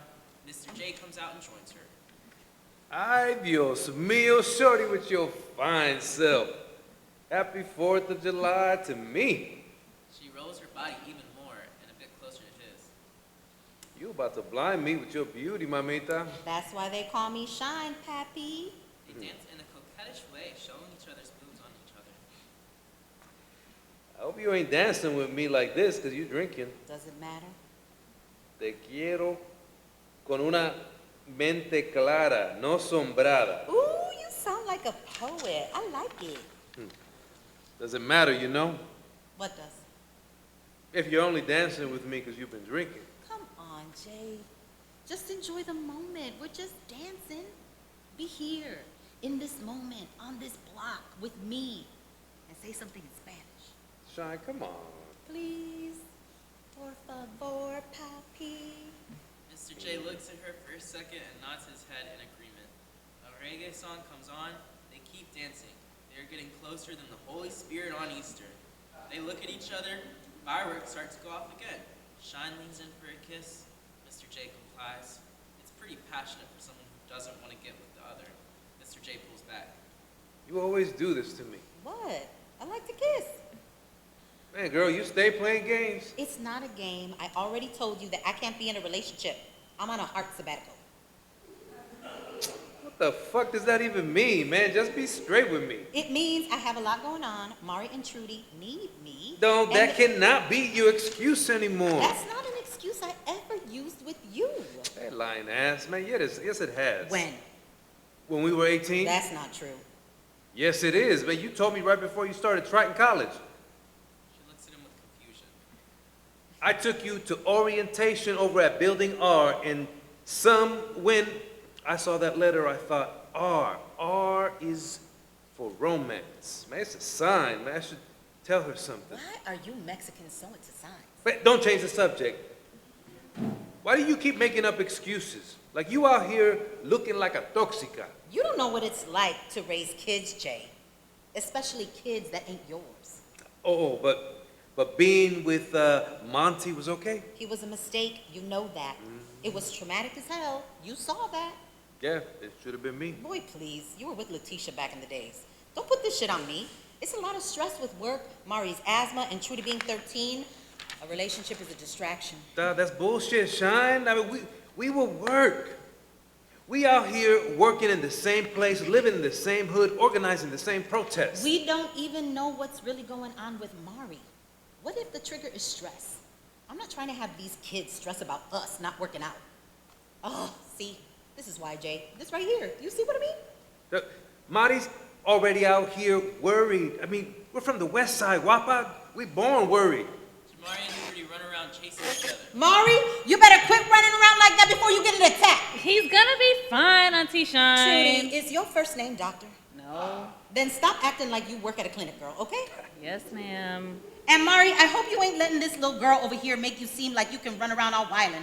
She fine, Shine. Why is everybody in here acting like a doctor or a relationship counselor? Last I checked, you two still at school and you still a gym teacher. Physical education facilitator. Whatever that means. Who's giving you relationship counseling? Ooh, you better not tell me Monte back. I can't stand that mofro. Girl, quiet. Oh, I see. Mr. J on that when we gonna get together tip again. Don't be intimidated by her independence, Mr. J. I thought you said you was a feminist. Just because you got a shirt that says so don't mean that it's so, Trudy. There's a fine line between independence and solitude, niños. Trudy, let's go get you something to eat. I heard Miss Carter made some of her potato salad for the block party. They exit. Shamari and Mr. J are left on stage. I saw you two kissing. Oh, you saw that? I mean, the two of you out here in the middle of the street at a block party? The whole hood saw it. I guess you're right. Bruh, she ain't never gonna get with you. Why is that? Because you white-ass Mexican. For real? Nah, I'm just playing. You really want the truth? Only way I like it. It's because we're her whole life. And she don't know how to make room for something healthy. All she knows is bad men. So when there's something good, she thinks something's got to be wrong. Smartest kid on the west side of the Shire. Nah, I just read a lot and notice things. You an old soul. An old soul. I'll take that. Fireworks start to go off. Jamari flinches. You good? Yeah, I'm good. They just scare me a little. Always have. They're noisy as hell. You get scared when it rains? You mean when there's thunder? Yeah. Nah, that calms me. Really? Thunderstorms were the only thing that really scared me when I was a kid. Not me. Only time my mind rests. Something about the sound of the rain hitting the cement drowns out all the noise. Makes me feel safe, or more like free. Fireworks sounds go off again, this time closer together. We hear a car driving fast. The music stops. The car sound gets louder and louder. We hear a pop, pop. The crowd panic. Oh shit, Mari, I think they popping off, man. Get inside. Get inside. Jamari still doesn't move. He's in a trance. Mari, get inside. Let's go now. Mr. J goes to grab his arm and pull him, but he is stuck. The popping sound gets louder and louder. Jamari faints. Light shifts. Mr. J stands over him, screaming. His voice becomes distorted with muffled echoes. Sounds of what seem like waves, ocean, current, shuffling. It feels familiar yet undescribable. Jamari's body lay alone on stage, shifting with some form of movement. It feels like an in-between world. Light shift. Scene 5. Padre Jose, Mama Luz, and Trudy enter. Jamari is seated on the dirt floor. Padre Jose is throwing holy water, and he and Mama Luz are in a deep rhythmical prayer. En el nombre del Padre y el Hijo y del Espíritu Santo, suelta a nuestro hijo Jamari del diablo. En el nombre del Padre, Jesús, perdona a nuestro hijo de todos sus pecados. Que se rinda a tu espíritu. No sabe que los rituales que los enseñaron son de los diablos. Perdónalo, Dios, en el nombre del Padre y del Hijo de Jesús Cristo. En el Padre, del Hijo y del Espíritu Santo. Amén. Persínate. Kitchen makes the sign of the cross, while Padre Jose continues to pray over Jamari. Jamari squeezes his eyes tight and opens them slightly to peek and see what's going on around him. Do you think this will work? Do you believe in God? If it stops the trembles, then yes. These ain't trembles, get you. This right here has got to be the devil. Ever since the revolution, the devil's begun working. How you know? Before, people let the church lead the way, and now, little by little, they taken us away from God. How you know that? Not now, get you, Padre Jose, and finish praying. He done test you then? Quiet. But I thought amens means he done. But I thought. That's what I say. Besides, I don't know why you don't just say the Great Spirit like the Indians do. It's the same thing. Pardon me, Miss Caballo? I say God is the Great How Spirit. dare you say that? But it's what my papi told me. Mama Luz slaps Getchu across the face, hard. I have told you to never bring that Indian devil worship here. You will not house the devil in Muskis. He's already taken control of most of the country. Now your cousin, don't you dare let him enter you. Getchu stares up at Mama Luz as Getchu's hand lays over her own cheek. Mama Luz stares back for a moment, and then her eyes soften. Getchu, this is a very serious thing happening here. Do you understand? Those kinds of beliefs are dangerous, you hear? It's that very idea that would get you whipped, even hung where I come from. I wish my granny would have given my mama a good slap, just like the one I gave you. Then maybe I would have never seen my mama hung from that tree. You never know who's listening, ready to turn on you. This slap is a blessing. Mama Luz and Getchu stare at each other for a moment. Mama Luz, ¿todo bien? Sí, Padre. Teaching lessons with the hand of God. La mano de Dios es poderosa. The hand of God is mighty indeed. Jamari is now standing strong. ¿Cómo te sientes, hijo? Feeling better, Padre Jose. Wonderful. Padre Jose, Sí, mijo. what did Mama Luz mean when she said that the devil has taken over the country? She's just speaking of that devil Benito Juarez and his army. That's why I have to work fast, mijo. They're trying to take God out of this country. I could help. Travel with you. Making peoples know God and all they say. Te entiendo, mijo. Pero la ley is la ley, and there is a new emperor of the land. And you Negros have to fight and work la tierra to stay free. But Padre, as could... No. Don't you want to stay free, Jamari? Well, nothing more. No, then put your faith in the law. It's God's way. And may it stay that way. Getchu walks over carrying the flower that grows on Mexican olive plant, Anacahuita. Anacahuita. It's my favorite flower. Reminds me Of the town you grew up in. Yes. I would love to hear all about your town one day, Mama Luz. Your eyes shine when you speak of it. Mama Luz smiles. Jamari walks over to Getchu.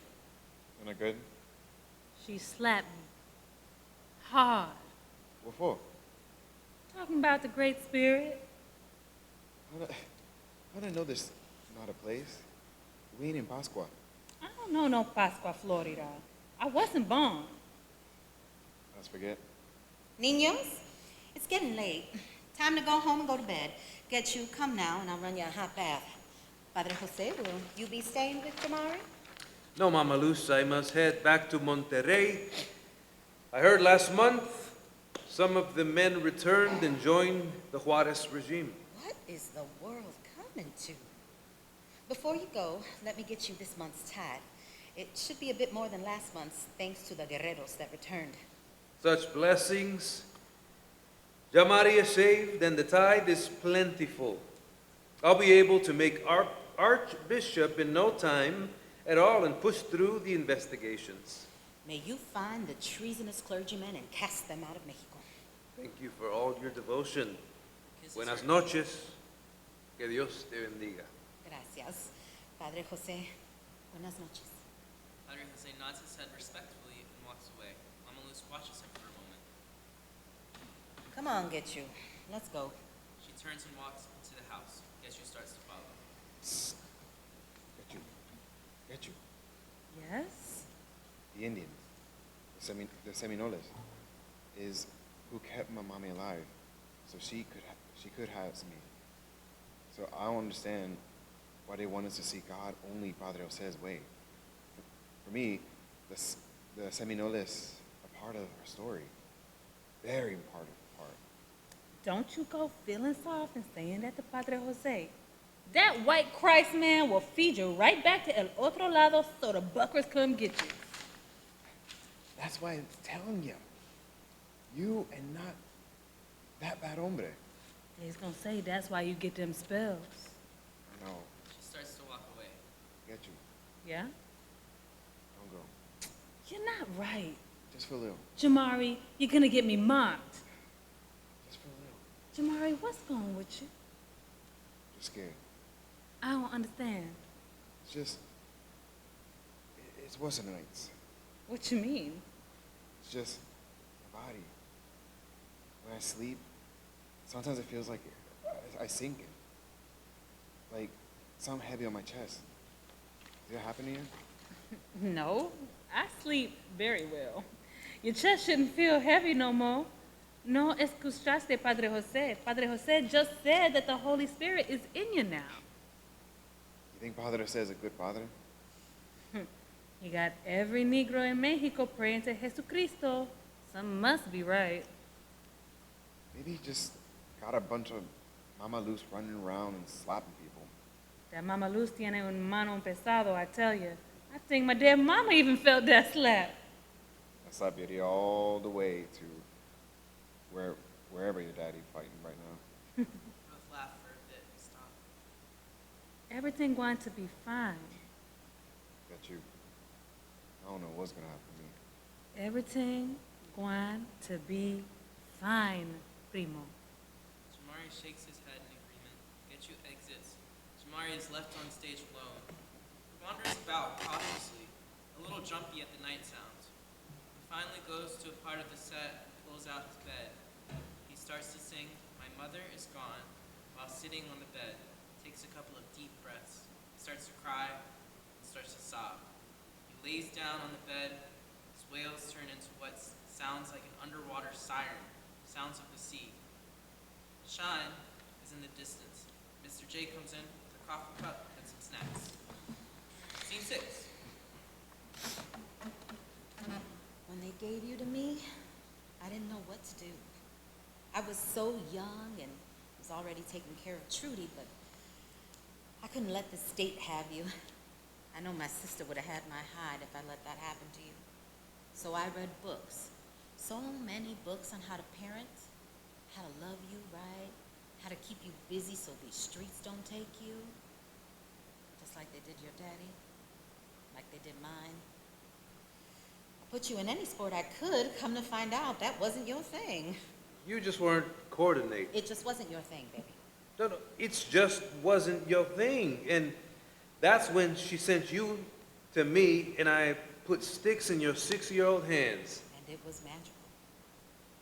Like you had been drumming since the womb. And Just like that, whatever instrument we put in your hands, you picked up quick. And that's why you're going to get a scholarship. And you're going to be all right, baby. You're gonna be just fine, Marito. Light shift. Sounds of Stroger Hospital, once known as Cook County Hospital, can be heard. It's hustling and bustling. Shine, we've been in these hallways forever. You just want me to find a nurse or something? What I want is to be seen. Better care, a better system. This cannot stay this way. Great point. I call the mayor. I know a guy. Please. That mayor don't care about no folks from the west side. They ain't even from Chicago with they non-city asses. They non-city asses need to do something about this hospital because this shit is crazy. Okay, call your guy. Okay, I'll do it. You just be prepared to knock on doors come campaign time. Somebody always wants something. Ugh, I'm tired. The rest is also a form of revolution. No, Jay. I'm tired. I feel like all I do is hold my breath. Oh, sometimes I just want to move. I feel you. You do? Yeah. With the way you love this city, I'm surprised that you would be down to leave. At some point, we got to pass all the organizing on to the next generation.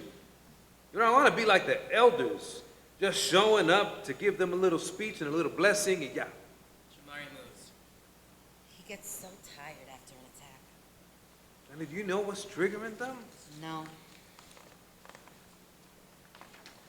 I mean, has he gotten an allergy test? No. He's scheduled for one in December. It's June. It's Medicaid. Damn. I'm going to call around and see if there's any programs that support asthma patients. I can help. You don't have to, Jay. Yes, I do. I got it, really. Never fails. What? You pushing me away. This isn't your problem.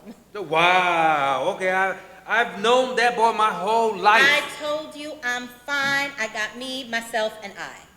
That's the most Gemini thing you've said in a while. Now you're an astrologer. Well, you always, man, you're such a Leo. Man, put away your Scorpio rising. You got to let go your Virgo moon now. I gotta defend myself from your ass. You be Leoing so hard sometimes. Is that why you broke up with me? Jay, it was 8th grade. Let it go. All this fighting gonna lead to another kiss. Just you watch. From your lips to God ears. Hey, baby. How you feeling? Like I'm out of my body. And you gave me a crazy ass scare, man. Is everyone okay? From what? The drive-by. Oh, everyone's fine. That wasn't a drive-by. It was Squeaky and little Danny swinging their skates. Man, getting ready for some car race. Muffler blew. Their mufflers were popping off so bad, people started running. So stupid. How long have we been waiting? About 2 hours. That leaves 2 more till the room opens up and 3 more till the doctor sees you. Fuck this. Language. Screw this. Language. Forget this. That's it. Jamari shrugs her shoulders. You want to keep waiting? What for? Well, maybe we should ask for all the tests we need right now. Ain't no doctor about to come lay out the red carpet in here. Mr. J, come on now. You know better than anybody else. Wrong way to lean into curiosity, Jay. No, my bad. Just trying to gauge your needs.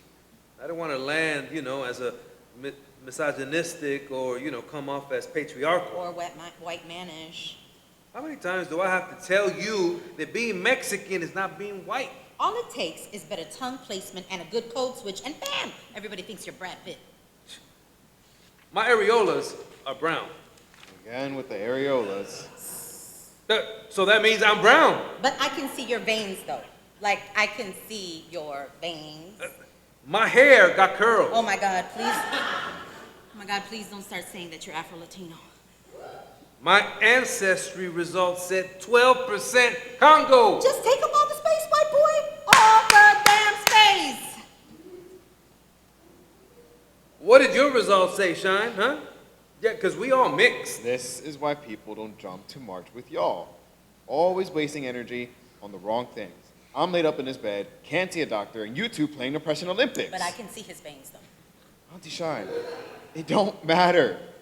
We in a hospital, stuck in this hallway, stuck in this system, not IG live at some rally, in here.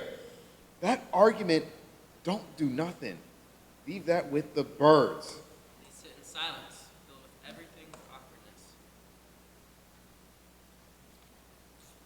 Just so you know, the oldest human remains were found in Africa. Everyone is from Congo. There's a little bit of colonizer too. That part. Trauma bonded by the DNA. Or it could be that we have the universe inside our bodies, all from stardust.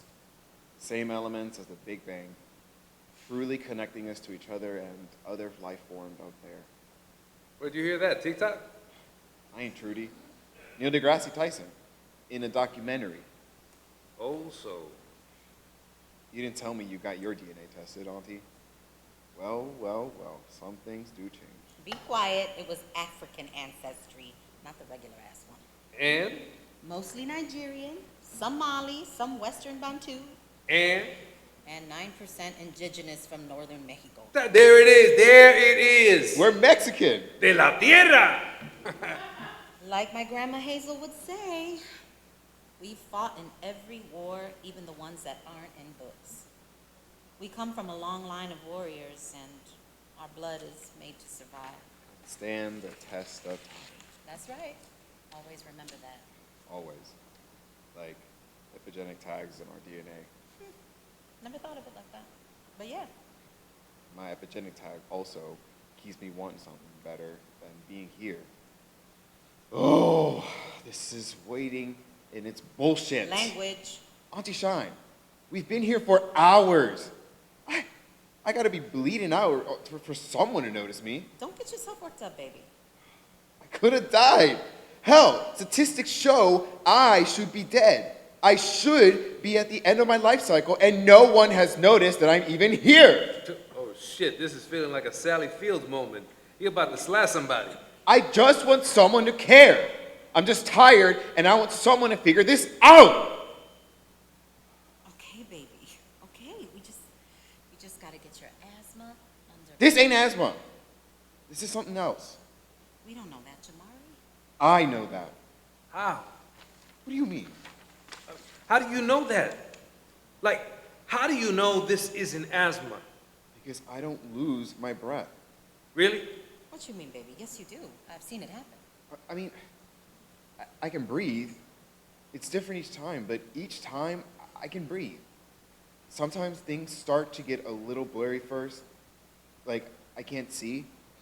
Sometimes my legs and arms feel like they're buzzing really hard. Sometimes I feel like sinking. Like my whole body is at the bottom of the ocean and I can feel the pressure of the water and I pass out. Shine stands up and caresses Jamari.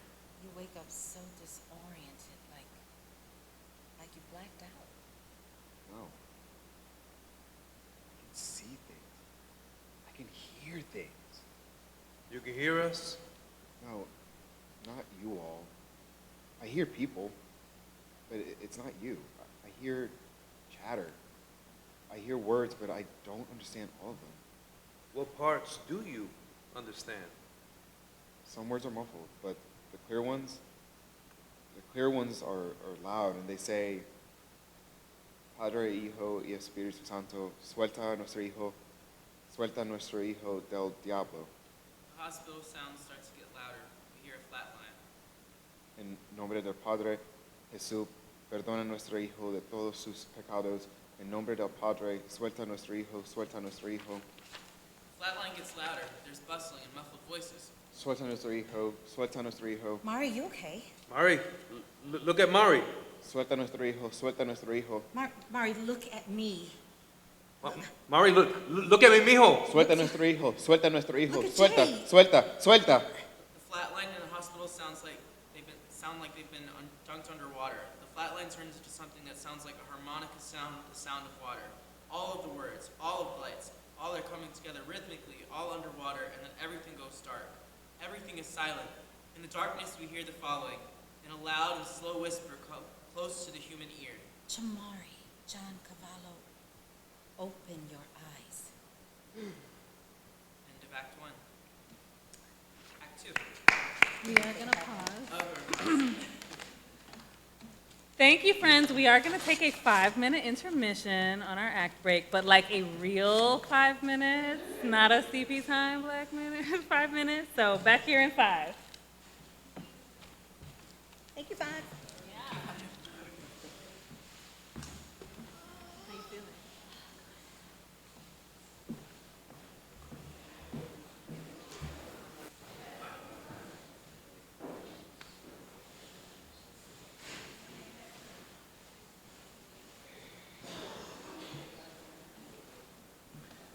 Okay, words.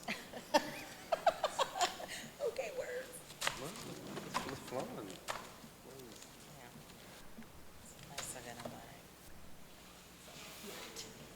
You sound like an experienced padre. Who? Like an experienced Oh, padre. He's played padres many times. Many times. On TV as well. It's good reading with Chico. I know. Nice.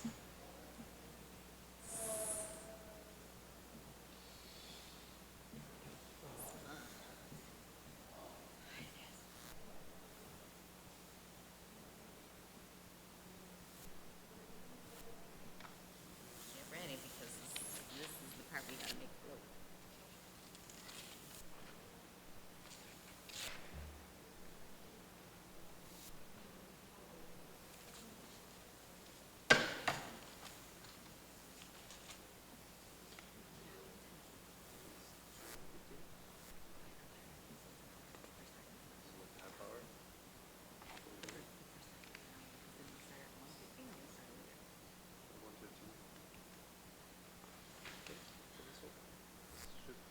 Yeah, this was the bulk of it. Like, Yeah, I know. That's why it feels like, I think, 30 minutes.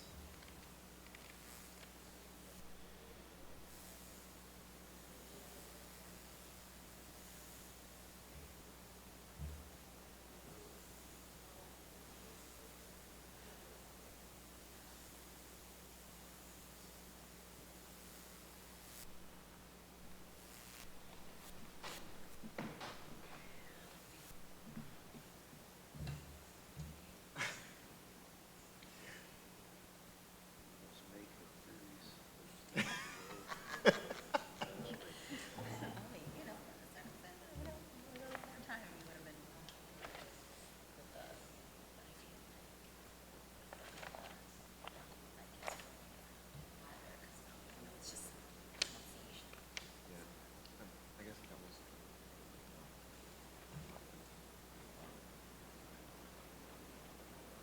So that's another thing. It's like it's awareness of like, how far you are just about.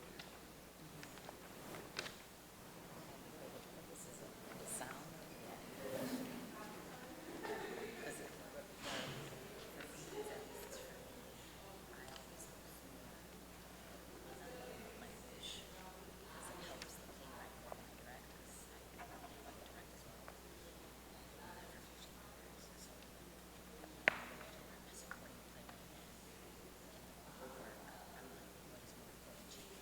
The language or the costume? Usually, like, I want somebody who can wrap their mind around the language. But use the language because you need to hear the, just the pacing too. Like, how does it move? If it doesn't move, what needs to get cut?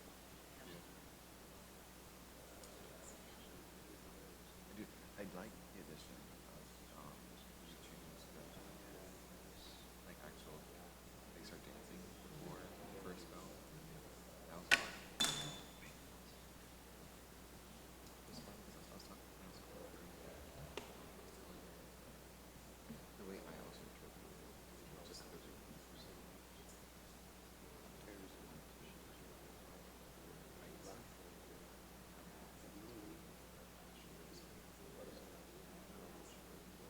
That's how I saw it. Those of us who are the First Nation community, we really want our words that are consistent. Lose the lines. Let's pray our lives together. At the least, there's some trade expectation. That's like a weird little undertone that I got from this. I really love this place.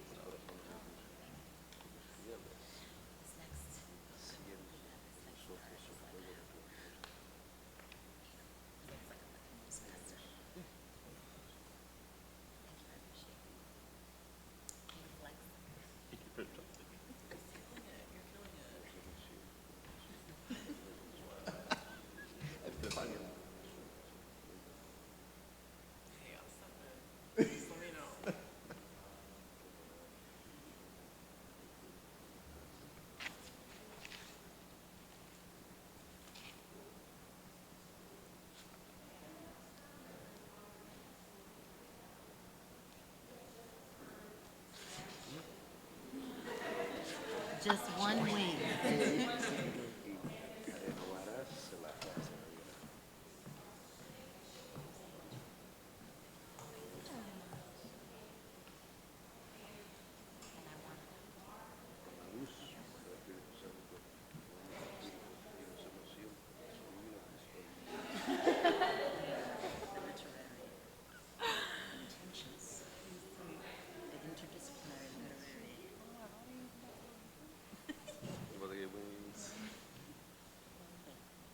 The song was good. Oh, yeah, you know. I'm like, go, Francisco. Francisco was like, okay, oh, Lord.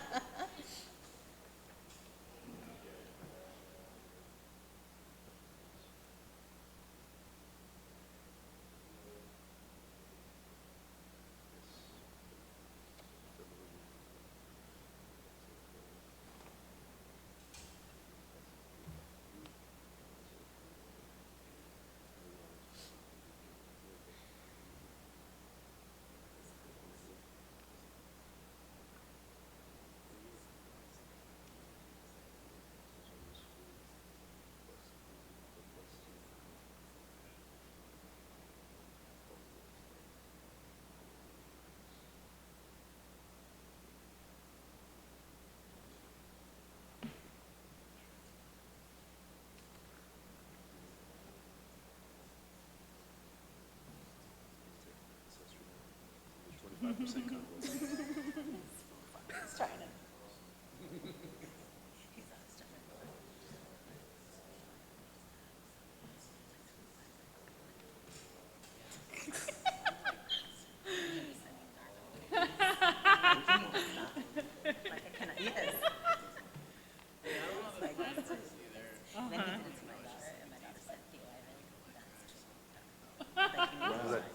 Yeah, this is.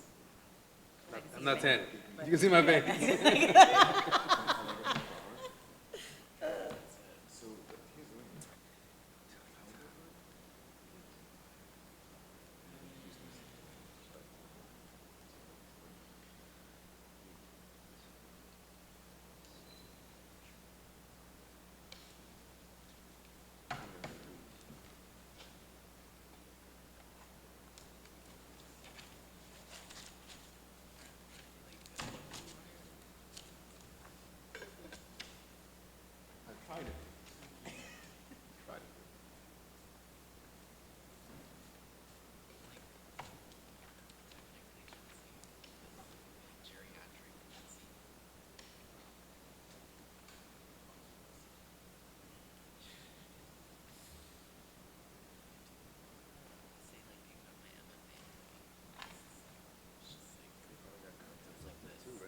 They do. It's open? Oh, Yeah. It's okay, once we're done with this, we're I good. know. We can She was release. like, come eat, come drink. I'm like, it's intermission. I still gotta read this. I want chicken in my teeth. I am hungry though. Ay, Dios mío, same. All I had was a guava paste this morning, but I couldn't, my stomach was nuts. I couldn't eat.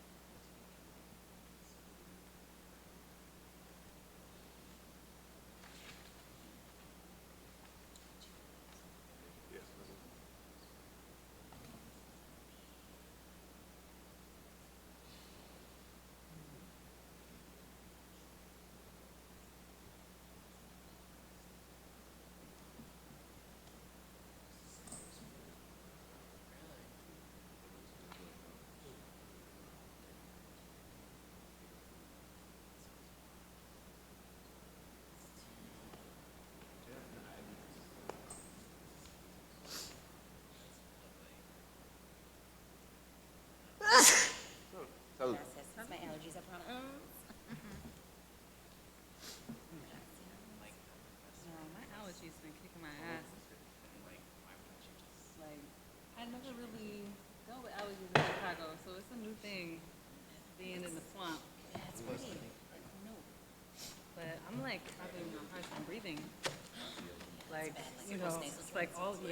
all the things. And he's like, I can't breathe. I'm like, it's me. I can't breathe. Is it asthma? Do I need an inhaler? Do I need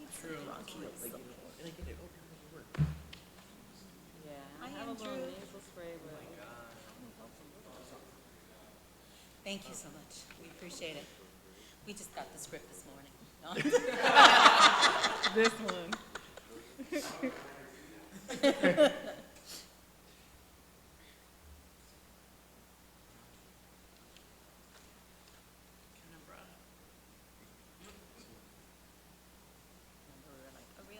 A real five. She's like, come eat.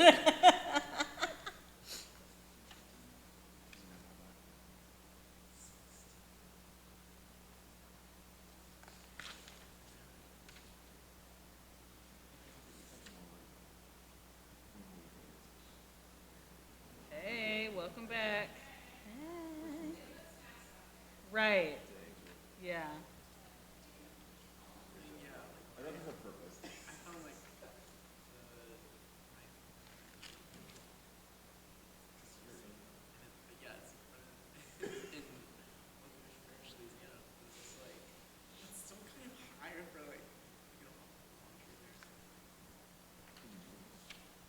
We're gonna start when Alex get back.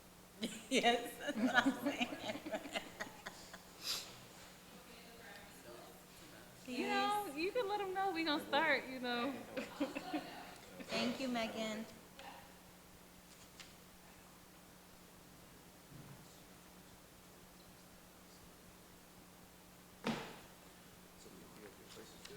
Yeah, the idea of this is good. I got appetizers that are kind of like samosas, but I think we call them sambusas. And they're also delicious. And then I got the red snapper, which was good, but I think I would want to try something else. The red snapper was good. Like, there were other things on the menu that I was like, The Elysian couldn't fit us. They were like, sorry, we're booked. There was a wedding happening. So we ended up finding Maros. Was it a Maros? oh, yes. I loved it so much. I was like, Yeah. Maros Yeah. is bomb, though. Yeah, the food at Mara's is really good. The I vibe don't is take good. people there anymore because they're so busy sometimes. Did you have a long wait or were you able to get a We table didn't, easily? but man, they was non-stop. People were Yeah, just coming. it's super busy. It was a spot to eat. And he also owns a Korean restaurant called Suncheon that is like phenomenal in the French Quarter. And the staff is super nice and definitely trusted our servers' suggestions.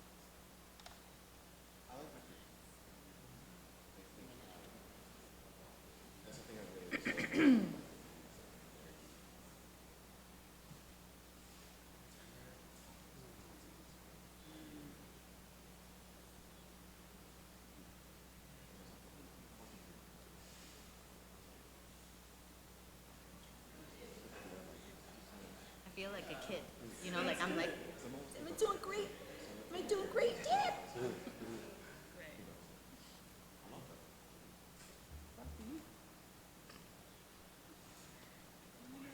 Just a 15-minute interview. We're honoring the play. You know, like, You know, really, actually, I need sustenance to hear the second act. All I know is y'all better have saved some sambusas for me. I know, I'm so hungry.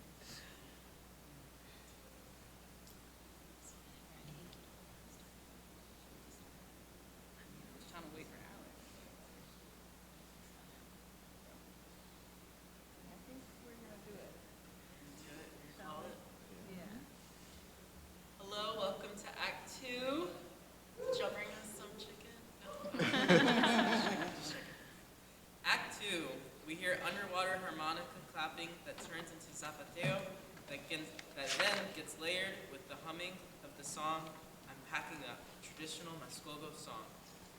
Padre Jose and Mama Luz enter. Scene 7. You must make her Trudis understand that her role is to get married and grow this town. She must give back to the church. She must understand the importance of inheriting this land and all that comes with it. Do you understand, Mama Luz? Of course I do. It's important to me to have a town full of people who are loyal to the church. I understand her ambition to want to fight la frontera, but we need that passion here. Juarez cannot win. The town must remain devoted. Beware of false prophets which come to you in sheep's clothing, but inwardly they are ravening wolves. Matthew 7, verse 15. Yes. Dedication is the only way to salvation.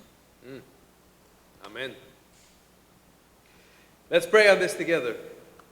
With my direct connection to the kingdom and your devotion, an answer is near. I can feel it. Padre Jose holds out his hand with his eyes closed. Mama Luz observes what he's doing. She adjusts her collar, she swallows and takes a deep breath, smirks, and closes her eyes. May the Holy Spirit flow through us and ignite a response. Ven, Espíritu Santo, llena los corazones de tus fieles y enciende en nosotros el fuego de tu amor. Envía tu espíritu y todo será creado y renovarás la faz de la tierra. Con la luz del Espíritu Santo, Concédenos que sintamos rectamente. con el mismo Espíritu, y gocemos siempre de su divino consuelo. Get your watches hidden from them. They actually have been there the whole time. There is an undercurrent of song that is being created, a mixture of Gregorian chant, organ, piano, gospel singing. Ven, Espíritu Santo, llena los corazones de tus fieles. Y enciende en nosotros el fuego de tu amor. They are breathing in sync. Should we be watching this moment? The sound of wind is introduced to the cacophony of rhythms. Envía tu espíritu y todo se ha creado. Y renóvanos, renovares la faz de la tierra. Envía tu espíritu y todo se ha creado. Con la luz del Espíritu Santo. Envía tu espíritu y todo será creado. Con el mismo Espíritu. Envía tu espíritu y todo se ha creado. Y gocemos siempre de su divino consuelo. Stare into each other's eyes. Envía tu espíritu Espíritu, y y todo todo será será creado. We take one last breath together and let go of each other's hands. Penitence. Yes. Penitence. 10 rosaries. Kneeling. And lots of busy work. They both smile at each other. Padre Jose nods in agreement. Gracias a Dios que estás aquí. You are a rare find. Gracias, Padre. I know that you didn't like to talk about your journey here, but I am grateful that it led you here. Gracias, Padre. I thank God every day that my grandmother taught me to read. She was a sharp woman. How has your mission work been going in La Plaza? Muy bien. La Plaza is always filled with the bustling of government officials and people from all over el estado. I have heard rumblings that more of your people have found their way south. Oh, the journey south is a rigorous one. Many don't make it. The only thing that helps you through is faith in a good song. Qué bendición. We need to band together against these revolutionaries. So, have you heard any news News? about becoming archbishop? No. If you do, will you reside somewhere else? No, I'd never leave. Lovely. I thought with what we've done increasing our tithes and my petitioning to keep church and state together, I'd be rewarded. I've been humbled. Sometimes I wonder if I'm alone in this fight. Let your conduct be without covetousness. Be content with such things as you have, for he himself has said, I will never leave you nor forsake you. Hebrews 13:5.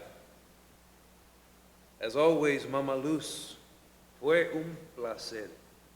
I'll continue to pray that Gertrudis marries and settles in this town. I pray it's a Frenchman. Un placer, Padre. Que le vaya bien. Padre Jose exits, and in traditional fashion, Mama Luz gazes at him as he leaves. Geshu enters and startles Mama Luz. Hola, Mama Luz. Oh, Getchu, you scared me. Where have you been? Reading my Bible, of course. Watch your tone. I was just asking. Perdóname, Mama Luz. Mama Luz, Something came to my mind while I was reading my Bible. Oh, really? I started to wonder about when you was my age. And I wonder, did you forever want to teach? Teaching is the best way of preaching. So why you don't just preach? Then why didn't you just preach? Then why didn't you just preach? Girls don't preach, get you? But if you would have preached, then you would have been the first and led the way. You trying to tell me to be a rebel? My grandpa is a rebel. He a good man. Senor Giancavallo was fixing to keep his people alive, and he's a Christian, so he can preach. Caballo, like V de vaca. Mama Luz shoots her a look. I mean, it's the same thing. Never mind. To be clear, little Miss Gertrudis, those were and still are the rules. Women don't lead this congregation, and I follow the rules. Something I wish you'd do better. I'm trying, Mama Luz. It ain't simple. When your heart want to break free, I know just the thing that can help you with that. She pulls out a rosary. Getchu stares at her, then pulls hers out. been helping, but my heart still want to go where it want to go. How do you know that for sure? How do you know that it's not, how do you call it, witching blood? Mama Luz, my father said that your heart speak the truth, because it be our dead kin speaking. Mama Luz's face changes. I think your father doesn't know that sometimes, se te mete el diablo, that devil voice can take you to damnation. You should pray that rosary 10 times for your heart, 10 times for talking back, and 10 times for your father, so he can find the Lord. They stare at each other, not moving. I still do 20 for my father, because heaven, where he gonna go? And when you're done, you practice that new capelluye I taught you. Yes, Mama Luz starts to hum a capeguye. Amari enters and starts to hum with her. Jamari, how you been feeling, baby? All right. No spells, that's what you're asking. Oh, the good Lord done heard us well. That Padre Jose is peor. A heart connected directly to Jesus himself. Gracias, Jesucito. Niños, don't forget that tonight is the celebration of the Great Lord's Day, and we are fixing for a revival that'll break the wall of heaven. Mama Luz exits singing Down in the River to Pray. You truth mouth, you ain't getting no spells. Sure. That's good, because I'm fixing to go to La Frontera. My daddy been waiting, and you need to be healthy. Don't come around with that again, get you? I's come round how I's want. How are you gonna live like that? How many times I gotta say you're gonna die before you even get to the fight? That's what you think. Come with me then. Crazy. Come on, come. I thought you was good with God now that you don't get them spells. No tienes fe? My faith is in your staying in Muskies, not dying before you turn 14. You're gonna have plenty of time to fight on. Like fighting to keep this land, to keep people remembering. Us people don't need me to remember. Yes, they do. You're the only one that Mama Luz done shown everything to. You're the one that they're gonna give the caballo name more roots. And you ain't? I don't want no children. Get you, stupid. That's what you is. You're stupid. Yo no soy estúpida. Tú eres el estúpido por no tener la fe. You're not right in the head. All you want to do is stop me, and I ain't gonna let you. I thought this was something you growed out of. And that's why you're stupid. Hard-headed, get you? Why are you always fixing and going north, huh? You think you're going to find your father? Yes, I know I can find him, Jamari. I can feel it, and I'm fixing to fight right beside him. Yous can die, get you. Good. Then I get to be in heaven. Then I get to be with my mammy. Jamari and Getchu stare at each other for a brief moment. You're supposed to stay here. Don't you witch and why me, Jamari. I know the secret your heart holds. Don't dare lie on it. What is you saying? You're talking about? Don't you be stupid with me. I know you're fixing to leave. I know you dream of Monterrey. Who told you that? Tú pendejo, tú me lo dijiste. When did I say that? Pinche baboso mentiroso. Calm yourself. Get you? You finna work me out. I don't care. I don't care if you get worked up. I don't care about you staying and having chilling. I die in the fight before I get tired. Please, Prima. Please. I don't want you to die. You're my best cousin. You're everything to me. I stay here, then I have children. That way, we grow together like we do. Baboso, mentiroso, And you come with me. pendejo. Now, get you. Let's go to Monterrey together. You come with me, but you got to promise first. You got to promise no fight in La Frontera. Get you doesn't answer. Get through these. You're all I've got. You're the only blood I got.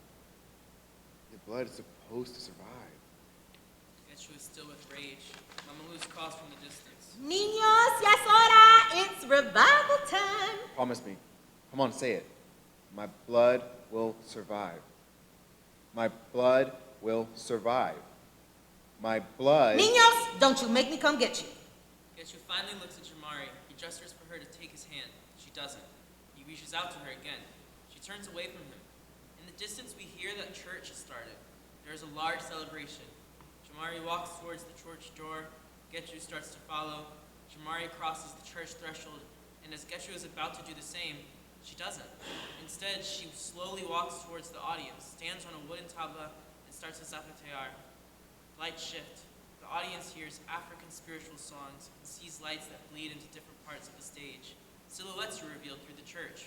Through scrim, we see clapping, praise. It is choreographed and complements Getchu's zapateo. The choreographed silhouettes look like a combination of traditional black Greek fraternity stroll and traditional step-in done by black battalions during the Civil War. At the height of the rhythm, she disappears and we're left with the only praising, dancing silhouettes. Suddenly we hear a long scream that says, Gertrudis! Is that Jamari? Lights shift and turn into water, the water we've seen before, the water that we know comes when Jamari collapses. Jamari slowly comes through the church door, gasping, reaching, drowning. Shine, Jay, and Trudy stylistically appear and stand to watch him. They are speaking, but the sound is muffled. Jamari looks at them confused, trying to speak back, but he can't. He is, but is he drowning? Is he sinking? Shine, Jay, and Trudy never take their eyes off him. One pulls out a bed that was hidden in the set. They surround the bed as he stumbles to the middle of where they are standing and lands in slow motion, screaming something repetitively, and lands on the bed in one swift shift. Shine and Jay walk away, and we are in real time, present day. Trudy stands next to the bed, drumming on the surface. Mari. Jamari Akin Cavallo, wake up. Gertrudis! Excuse me, what? Oh, hell no, not you saying my government name. Your dreams is wrong for that. Mari, what the hell is going on? You drenched in sweat. Have you lost your mind? Jamari is full of embarrassment. He sits up and rapidly starts to touch his body. Yep, it's still real. Oh, I'm home. Thank you, Jesus. You don't remember coming home. Oh my God, you done lost your mind. Your name is Jamari John Cavallo. You have 9% Mexican blood and African percentages I can't even remember. You were born at Stroger Hospital. Quit yelling, I can hear you. I know I was at the damn hospital. So, then you remember seeing the doctor? What doctor? The one that looking in your eyes, looking at your irises? And I was talking? No. I mean, yeah. I mean, kinda. Girl, was I talking or not? You were just saying, and Remember? Nah. On God? Oh God, I swear. Was your brain working at all? Yeah, I mean, I was dreaming, I think. Mari, be clear, damn it. Ain't nobody got time for you to be playing games. What's the last thing you remember? In my dreams or when I was awake? Let's start with when you think you were awake. Okay. I remember telling Mr. J and Auntie about the voices I heard, and then I had an attack, I think. What you mean you think? I mean, it started feeling like an attack was coming, but then in a blink, I was in a church. Was the devil there? Nah, quit playing. How you gonna end up in a church and the devil ain't close? Quit it, Trudy. Then you must be crazy. I think something's wrong with my head. Facts. This is, I don't know, crazy. Facts. What did the doctor say? You really don't remember, Mari. No cap. So then you don't remember telling me I could take your place on the drums? For real? Yup.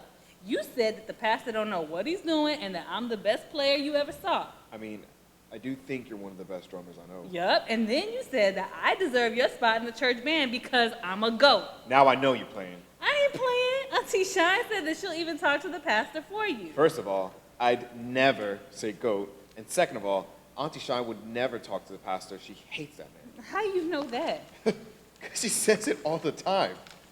The only reason she lets us go there is because that band is the best and I get to play the drums. You get to play, Mari. You. And you get to sing. You know I hate singing. Then why do you keep going?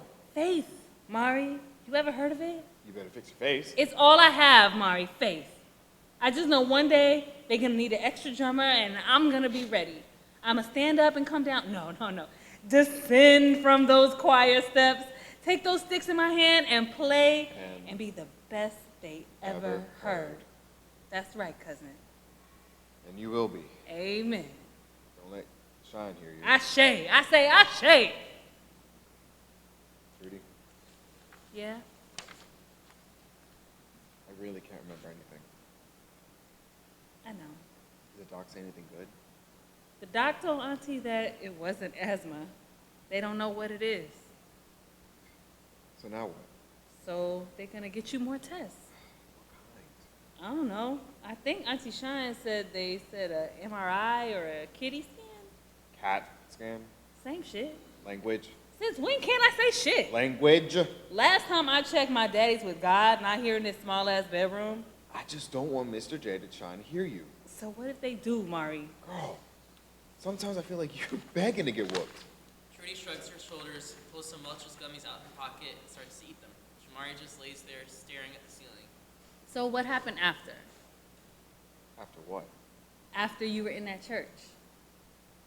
I looked around. I was with a lot of people. I couldn't see their faces. Then the room was starting to tilt. The wood under my feet started creaking, and I couldn't breathe. So I turned around, and I saw a door. With a light?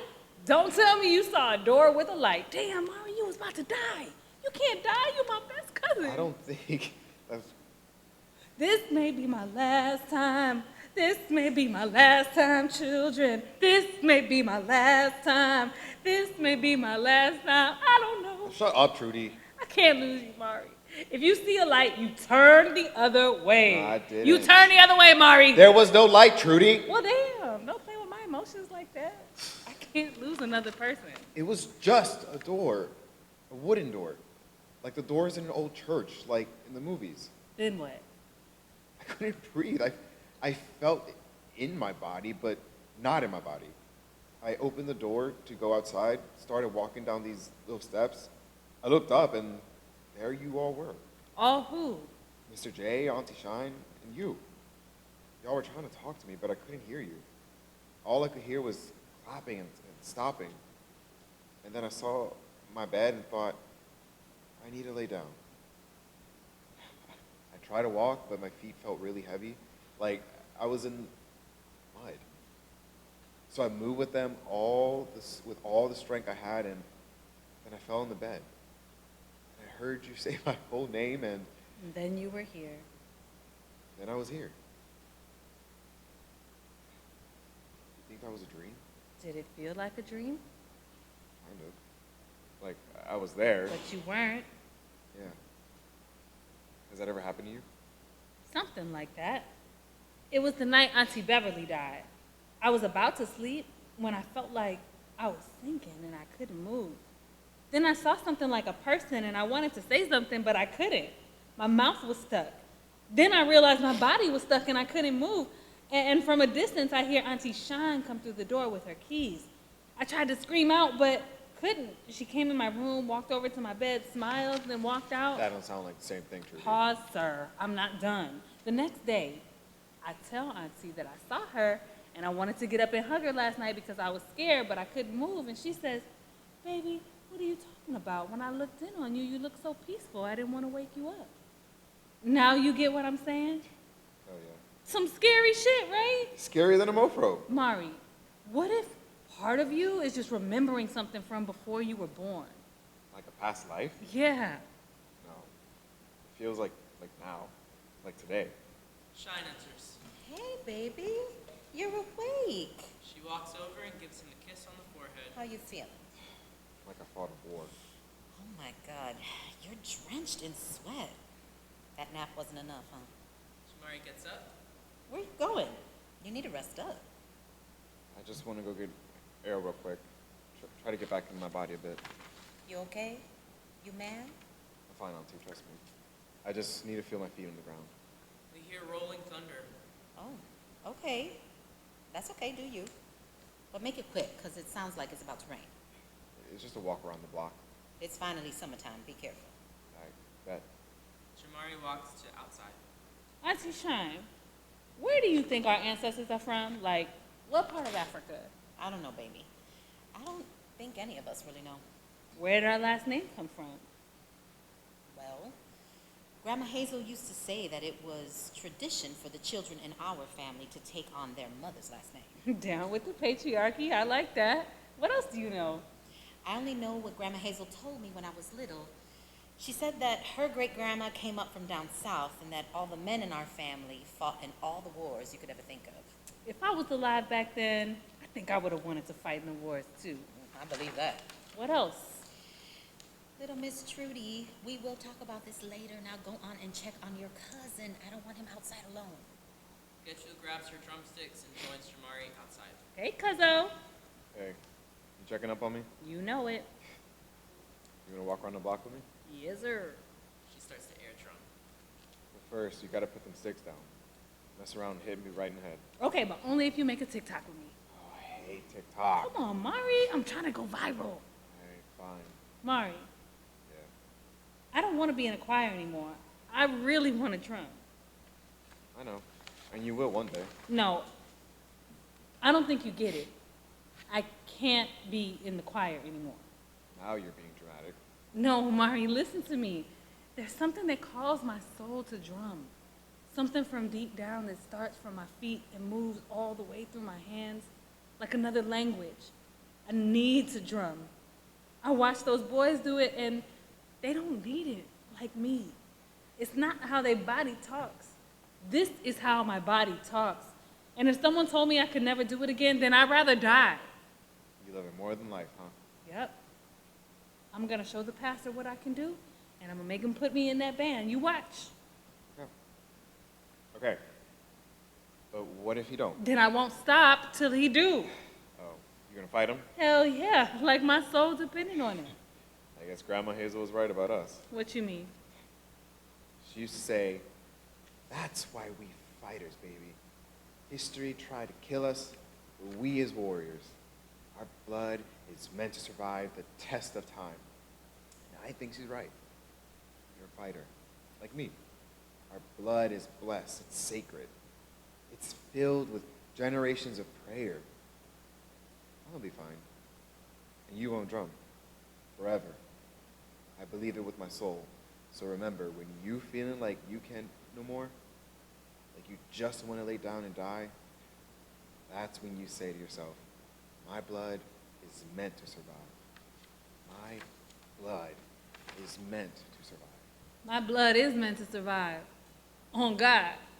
Like that time I failed that social studies test, I thought Auntie was gonna kill my ass, and then she didn't, and I survived. I'm over here talking about health and being alive, and you over here talking about how you could have passed a damn test. I should whoop you for that. It was getting too serious. I had to say something to raise it up, make it light. Shamari and Getchu exit. Lights shift to Shine, who is sitting down sobbing. Mr. J enters, and her crying slows, almost halts his step. He stares at her. He stares at her for a moment, then makes a noise that forces her to look up. Oh. Hey, what's up? Hey, you all right? Yeah, Releasing? you know it. It's been a lot. And this whole thing with Jamari has been a lot. My whole life's been a lot. No. Then why you keep reminding me? Okay. I'll take that comment as, please give me some space, Jay. No, it's fine. I'm fine. I'll be fine.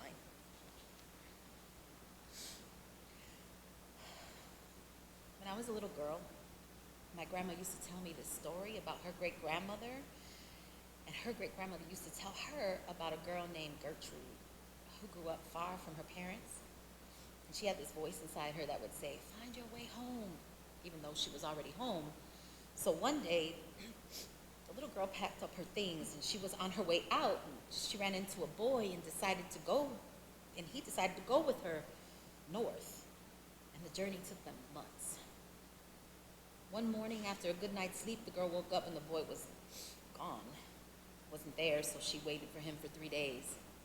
He never returned. He made the rest of that trip north alone. She never found her father, but she found Chicago and made it home. And it's because of that girl that the four of us are here today. My grandmother and my mother and my sister and me. I fucking hated that story. My sister loved it. Loved it so much that she gave her daughter that name. Gertrude? Yeah. What happened to the boy? Nobody knows. Doesn't sound like a bad story. I don't know. It's just, What? never mind. Just say it. I never felt strong. I'm not strong. My sister was the strong one, and here I am. No, you're strong, No, Shine. I'm not. Look at me, broke, lonely, not enough resources at home, not enough resources at work, barely keeping it together, stuck. I'm stuck. I can't move a needle on shit. Jamari's doctors don't know shit. Like, how? Like, what the actual fuck? There we are, right in front of the doctor, and it happens. And all of a sudden they say, all they can say to me is, sorry, we just don't see anything wrong with his vitals, Miss Cavallo. Must be a panic attack. And they just send him home. I gotta fight to make rent. I gotta fight for kids to get therapy. I gotta fight to stay strong. And now I gotta fight doctors too. Now I know why Trudy keeps them sticks around, so she could fight. I'm tired, Jay. I'm just so fucking tired of it all. Aren't you tired? Don't you wish you had one fucking thing that was easy? One thing that we don't have to fight for. Are you really asking me or just venting? No, really. Don't you? Shit, I mean, my body doesn't even know what it feels like to have it easy, to stop the fight. And tired isn't even a word for what I feel. Then fuck it. Let's go. Let's just leave the city. Leave Chicago. Fuck it. Leave Illinois. Find a peaceful place far away. A place where we can finally breathe. A place where we can be in our bodies again. That would be nice. I mean, take a little vacation. You both been holding so much. No. I mean leave. Go. Forever. Let's move out of Chicago, Jay. I just want quiet. I want to be free, physically free. I want to feel space. I want space. I want to stretch my arms out surrounded by trees and feel, no, touch. I want to touch peace. And I'm not talking about world peace. Fuck the world.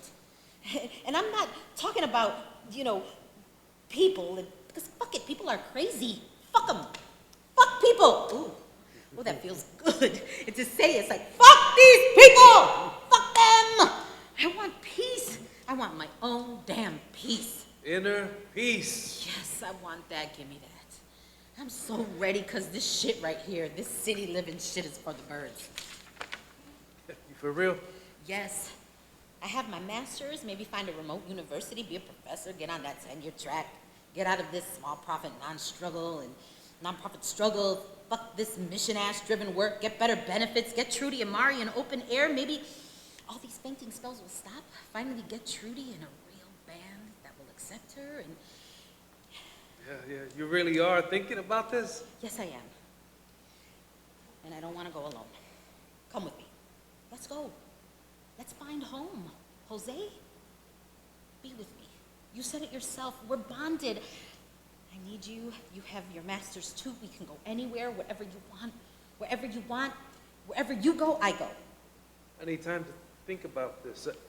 I mean, I'd have to figure out things with my mom. There's 10 of you. One of your sisters can take care of her. I mean, sure, but she has a schedule. I mean, she can't be alone. Her Alzheimer's and my siblings need breaks.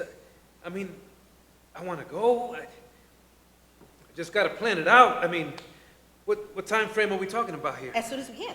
I can't breathe here anymore. Okay? I mean, let's work out a plan. So that's a yes, right? You're saying yes, right? I said I have to figure things out so we can work out a plan. Ugh, that rising Virgo sign always getting in the way. This is not about my sign, man. Don't do that. Come on, Jose. It's one syllable. Yes. That's all you gotta say. Yes! I can't do that. I have to sort things out in my head. Come with me, please. I hate when you do this. I mean, why you do this? I've never asked you to do this before. No. I mean, I hate when you make a decision and then try to make me... Thunder erupts. A flash of light crosses the stage. We see them continuing their conversation, but it's faint. It sounds like it's dipping in and out of water, kind of mumbling. Across the stage, we hear Trudy running towards shelter from the rain. She's drenched. She looks back, yells towards Jamari. We still can't make out what is being said. She runs faster toward their apartment. The stage lays empty with rain that blows sideways. Jamari walks slowly, as if the rain doesn't faze him. It gives him comfort, a little joy. He splashes puddles, dances a bit, yells. We still can't hear him. He is happy. Through flashes between thunder and lightning, we catch glimpses of Jamari in 1864 and present-day Jamari. We go back and forth from the past to the present. Jamari notices something. He stops. He looks around and gets mesmerized by what he sees. It's an image. He walks slowly, and through what looks like a glass or a mirror is a person. Same size, same structure, same movement as him, but that person is not getting wet by the rain. Jamari walks slowly, reaches out, and tries to touch the image. The image turns around to reveal that it is him. It is 1864 Jamari. Present-day Jamari speaks. We cannot hear him. 1864 Jamari speaks. What is that? Is this Ken? Is your eyes mine? They both have synchronized breath. Their mouths move to the same words. Miss Vex? Who is you? Is that you? No. You is me. They reach out to each other with the same hand. Upon their fingers touching, we hear the sound of a slow crack. Their touching fingers start to make a slow circular motion. The cracking starts to get louder. Both Jamaris take their other hand and do the same thing. They touch. Slowly, the cracking gets louder and louder until it sounds like a glass shattering and sounds of water swishing like a tidal wave. The Jamaris get drenched. Suddenly, present-day Jamari disappears, and 1864 Jamari is soaked, lying on the stage. We hear Mama Lou screaming in the distance. Jamari! Jamari Akin! Jamari Akin Cavallo! Open your eyes! That phrase continues as it moves from being distant to being the loudest whisper in the audience's ears. Abre los ojos. Jamari Akin Cavallo. Respira y abre los ojos. Jamari is completely startled. He's breathing fast and heavy, like he was suffocating and was finally able to come up for air. Mama Luz hugs him tight and starts to sing the traditional Mascogo song, This May Be the Last Time. This may be my last time. Jamari, mi angelito lindo, respira, corazón, respira. Angelito de mi guardia, mi dulce compañía, no me desamparas ni de noche ni de día. Todo está bien, mi amor. Jamari's breathing slows as he holds it on tightly to Mama Luz. She reciprocates the hug. Just sing and pray, Jamari. The Lord will hear you, and the devil will let you go. Jamari joins in. This may be my last time. When he's done, he speaks. I want to know the song. Mama Luz starts to dry Jamari off. I know, because the devil almost got a hold of me too, baby. Darkest time in my life. What do it feel like? It wasn't a feeling. It was an actual dance, a battle for my soul. Most people around here, I hear them talking, platicando, como que si me conocen. Pero nadie me conoce. They don't know my story.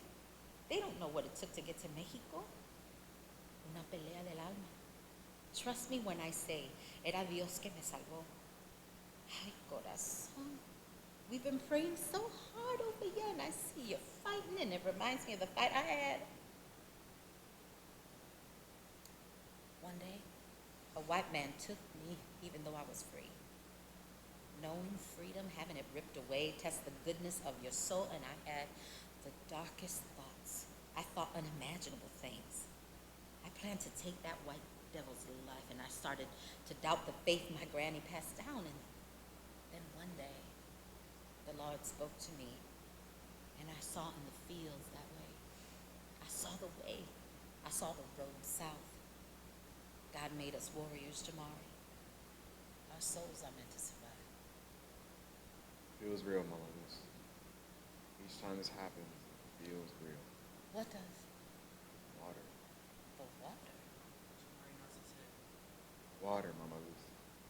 It speaks to me. It's calling my name. Dime. What does the water say? Mi amor, it's okay. I just want to help you, mijo. What does it say? It's calling me to see. To wake up and see. ¿Y qué ves, mijo? What do you see? See, me. It's me, Mama Luz. And I'm somewhere in a place that I don't never seen before. Heaven? No, a place made of cement and iron, cemento y fierro. Like a jail? No, man, a town, a big town, full of tall buildings is a place where us body is free, pero nuestra mente, us minds, is not. Mama Luz, we gotta let Cailloux go. Mama Luz, we gotta let her go to La Frontera. It's time. She gotta fight, Mama Luz. It's her fate. I gotta lead the way. They look at each other for a moment. Mama Luz grabs Shamari tight, hanging on for dear life. Light shift, we see a pool of light, a special shining on Trudy. She has an upside-down white bucket in between her legs. She picks up her sticks and starts to drum. It is beautiful. It is melodic. It is art. She does tricks with her sticks. She is the best drummer we've ever seen. She does her last drumming with her entire being and mixes with the familiar soothing sound of water. And with one loud bang, blackout. End of fight.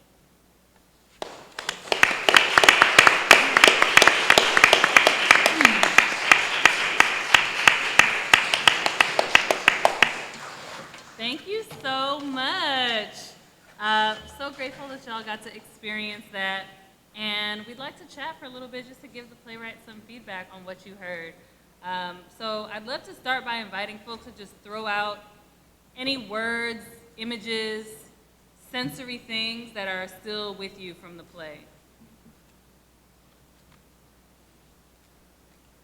Yeah.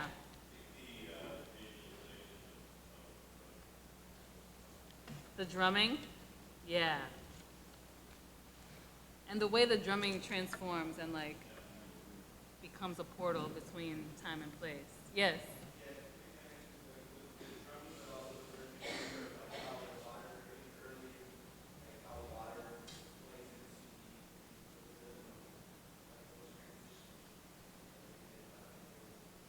Yeah, the resonance between the drumming and the water.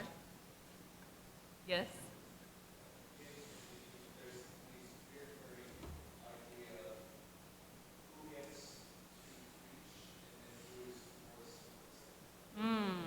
Who gets to preach and who is forced to listen?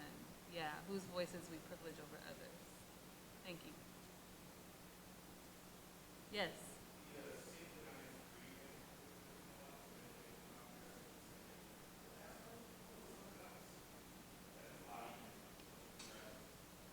Yeah, the synchronized breathing, and it came up a lot in prayer as well, you know, like that ritual breathing.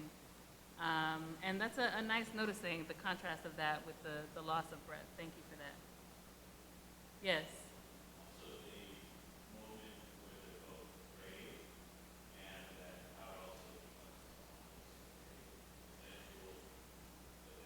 Yes. Yes, the Holy Spirit takes over.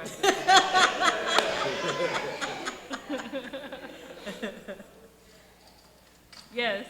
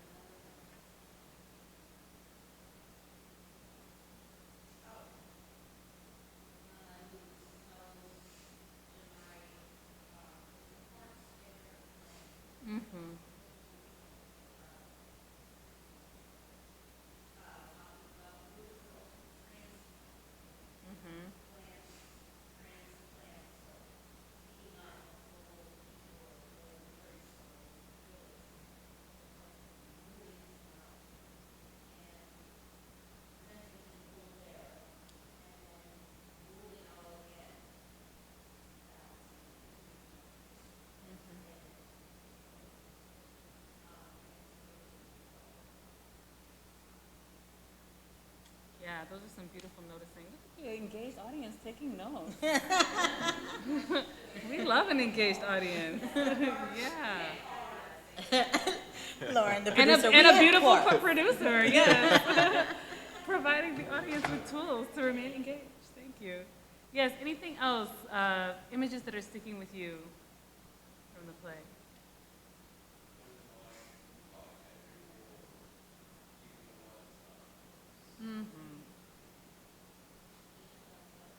Not in books, yeah, the stories that get lost. Erasure.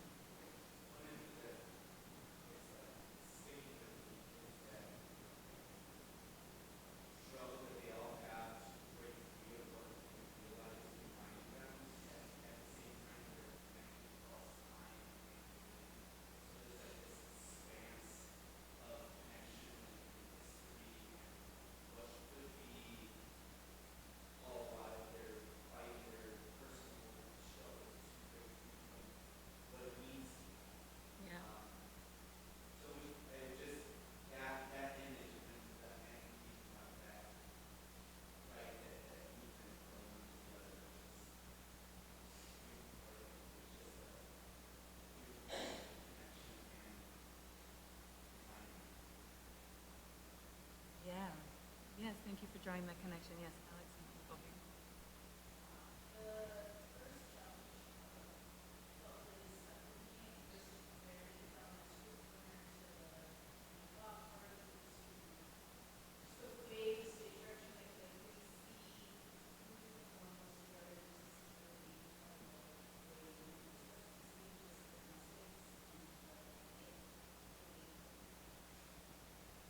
Yeah, a little detail for our Chicago folks who really know.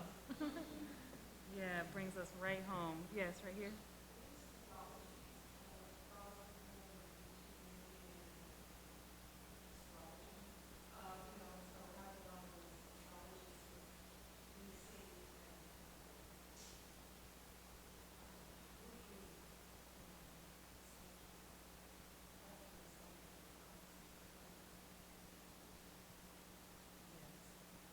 Mixed mythologies woven together so masterfully. I didn't even mean to do that. Yes, you did. You're like, oh yeah, I did that on purpose. What were some things that you were left curious about? What did you want to know more of?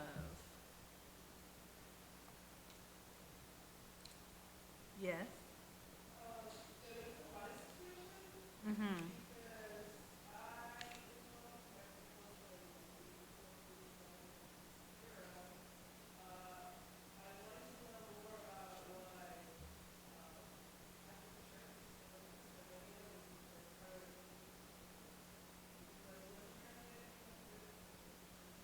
At that time, church and state were together, and so they called in a French emperor, Maximiliano, to take hold of some of the land. And Benito was like fighting south, and so Benito's actually going north. And so with what the clergymen did was there were a lot of clergymen who were on his side and were like, church and state should not be together. Like we should have, this should be separate, right? You think about like the history of the Spanish Inquisition. We're in the middle of, still being colonized. We're in the 1800s, the late 1800s. And there are many stories of clergymen, of pastors that were trying to keep the church and state together, which I think is wild because we're kind of going through that politically right now. So the idea, like there were places where they were like, the Bible should stay in schools, and Benito Juarez was like, no, we have other ways of worshiping. We should keep that separate.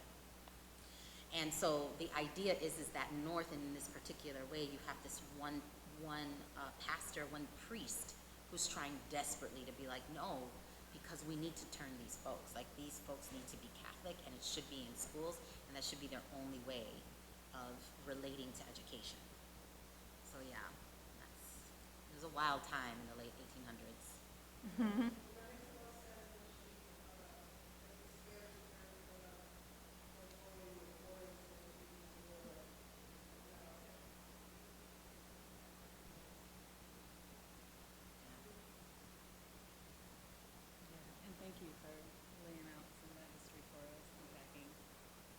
Anything else? Things that you wanted to know more about? Curiosities you're left with, or things that could be more clear?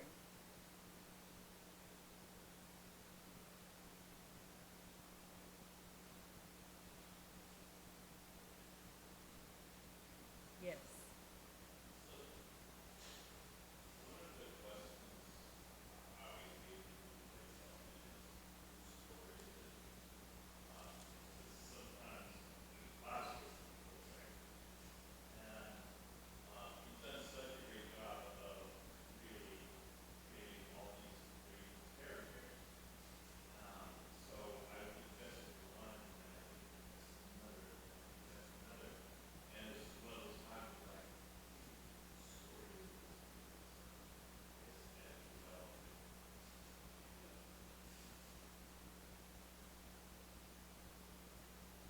It's my story.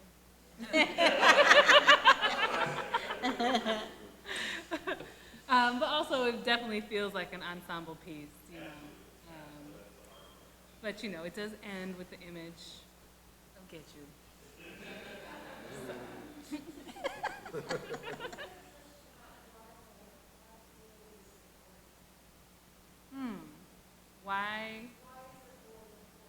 Why is the boy the portal?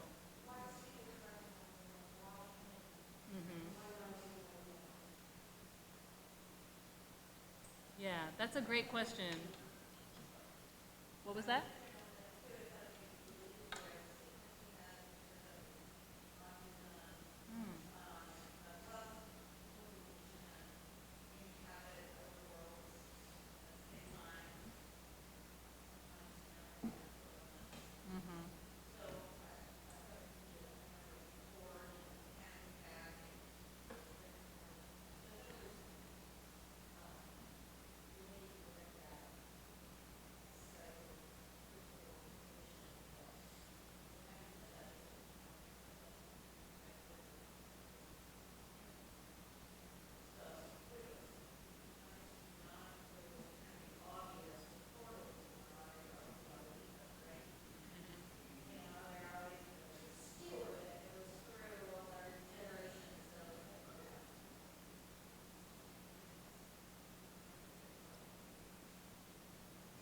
Yeah, that's a beautiful question. I was thinking about towards the end when we hear the historical story of Gertrude from Mama Shine's perspective, like the boy just goes missing. Like we don't know what happened. And it feels like knowing that would sort of like unlock that question of like why him? Why does he get to be the portal?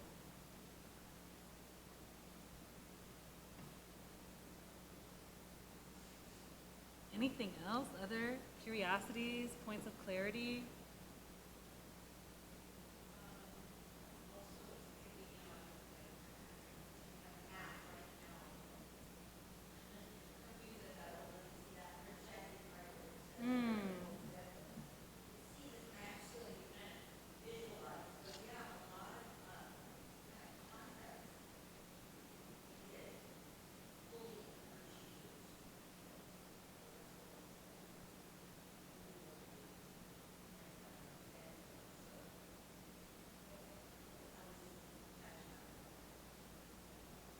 Yeah, you're saying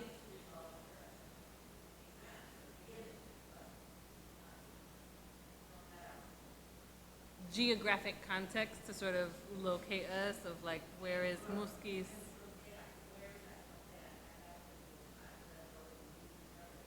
Right.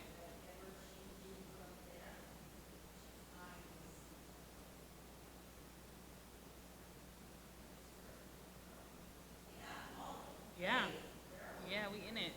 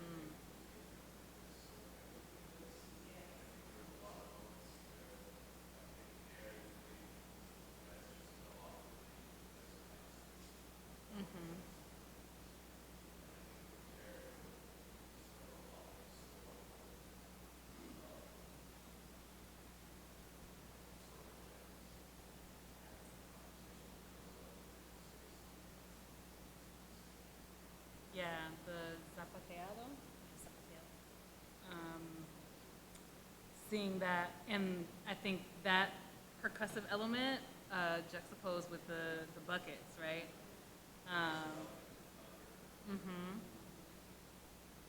Yeah, it's one of the things, I just think it's so brilliant for this play to be read here in New Orleans, where we have like our own history of indigenous folks and Black people and their movements, you know, to escape enslavement. But also I think this resonance with the zapateado, because that is like also how we get tapped, you know, when it's illegal for enslaved Africans to play their drums, you know, then it becomes like, oh, we're gonna do these messages with our feet. And it becomes this hidden thing of like, oh, you shucking and jiving, but it's actually a way to communicate and to stay connected to the percussion and the messages and the ritual of the percussion. And so seeing that resonance, you know, especially being here and that being just like one of the many, I think, resonances of this story that is so geographically specific, but I think like echoes in a really powerful way in this particular landscape. So, you know, a brilliant move by a producer, including this play in the festival. Thanks, Lauren.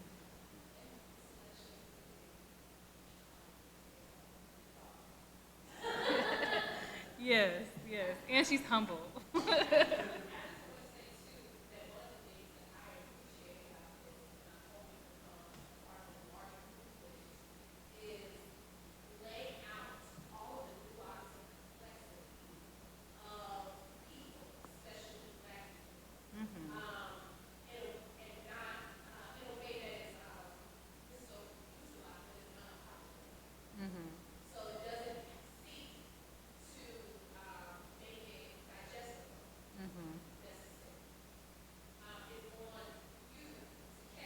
Right.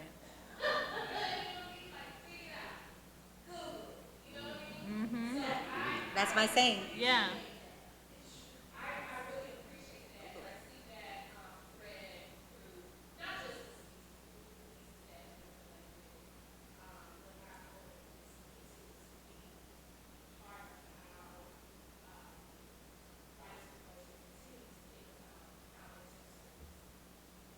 Yeah, absolutely. Google it, and also, like, not everything is for you. So some things, you know, like you may not have access to certain parts of the story because they're not yours to access. And I think that that's, you know, like that's part of the dance that the text gets to do with the audience.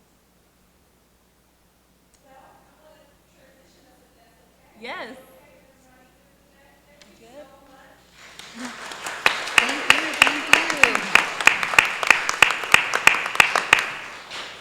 We did it! Yeah. I can't even imagine what time it is.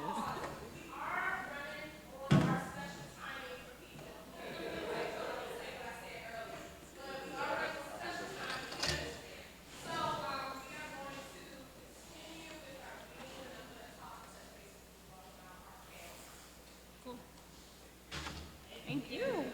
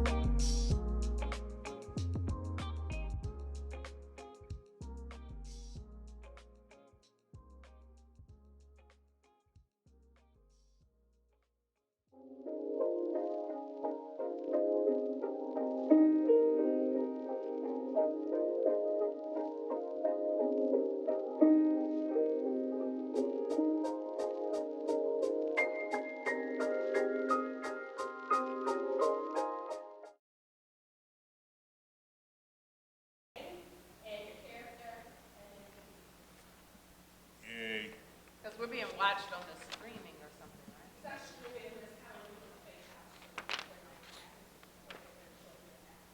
Oh, gotcha. Okay. So still performing like. Huh? Yes.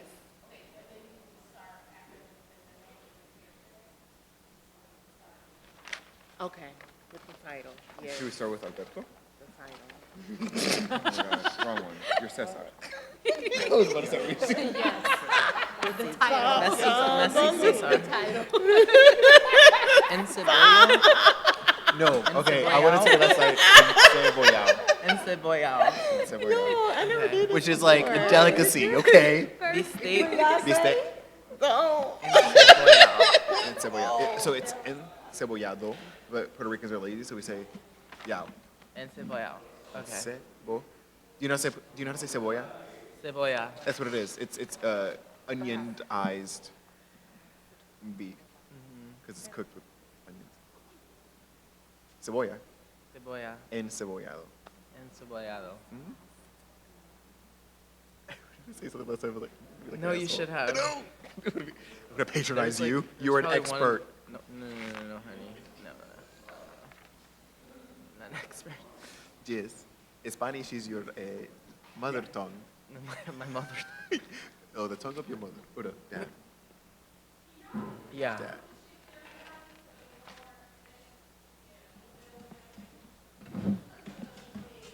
The opposite of Beyonce to the right. The right. Here. Spread out. No, that's extra as well.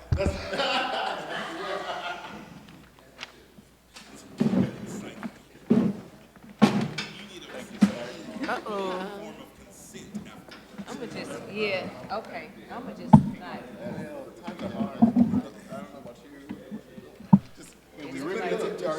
It looked like the rig. No, that was the one. Okay. Yeah, let me get some tape. Thank you. I was playing with that one earlier. Oh, this one? Yeah. I'm surprised, yeah, because I was really, like, it's definitely going to fall. The script is going to fall in my lap at some point, for sure. No, I'm sorry. I can't even see. I can see your silhouette. They're laughing at me because I thought this was free. So there's like. Oh, I did. I was like, oh, we getting paid? We love communication. That's what I thought. I thought nobody told me I was getting paid. Matter of fact, I saw her asking for somebody else, and she was like a small stipend, and I was just flip over. so okay, and I was like, okay. Is this too minor to read, or should I be reading lines like this? Because like Edward and Patricia looked at each other and burst out laughing. Like, oh, right. Is that something y'all would just do? He just went to go get some tape, but we're good, yeah. Let's start. I don't need to do that. You want to just But look Patricia on? goes that way. No, Highlights. just hold it. That can be read. I'm not doing it. We're not standing up or nothing, so.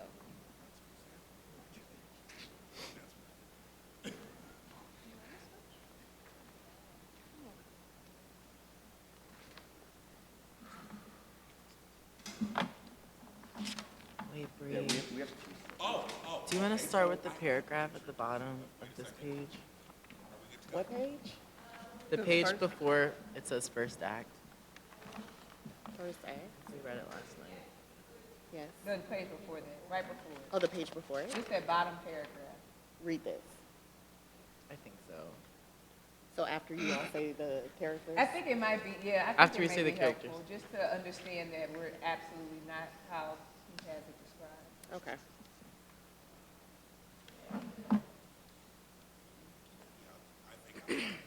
Greetings. I am Lawrence J. Weber Jr., and I will be reading Cesar and Lane. I am Francisco, and I will be reading Alberto and Daniel. I'm Fernando, and I'll be reading for Edward. Hi, I am Nicole Collins, and I'll be reading for Patricia. Hi, I'm Jasmine Johnson, and I will be reading for the girlfriends, Letitia, Deborah, and Enid. Hello, I am Brianna, and I will be reading stage directions. Notes on race and ethnicities. The story is meant to have multicultural, chosen family at its core.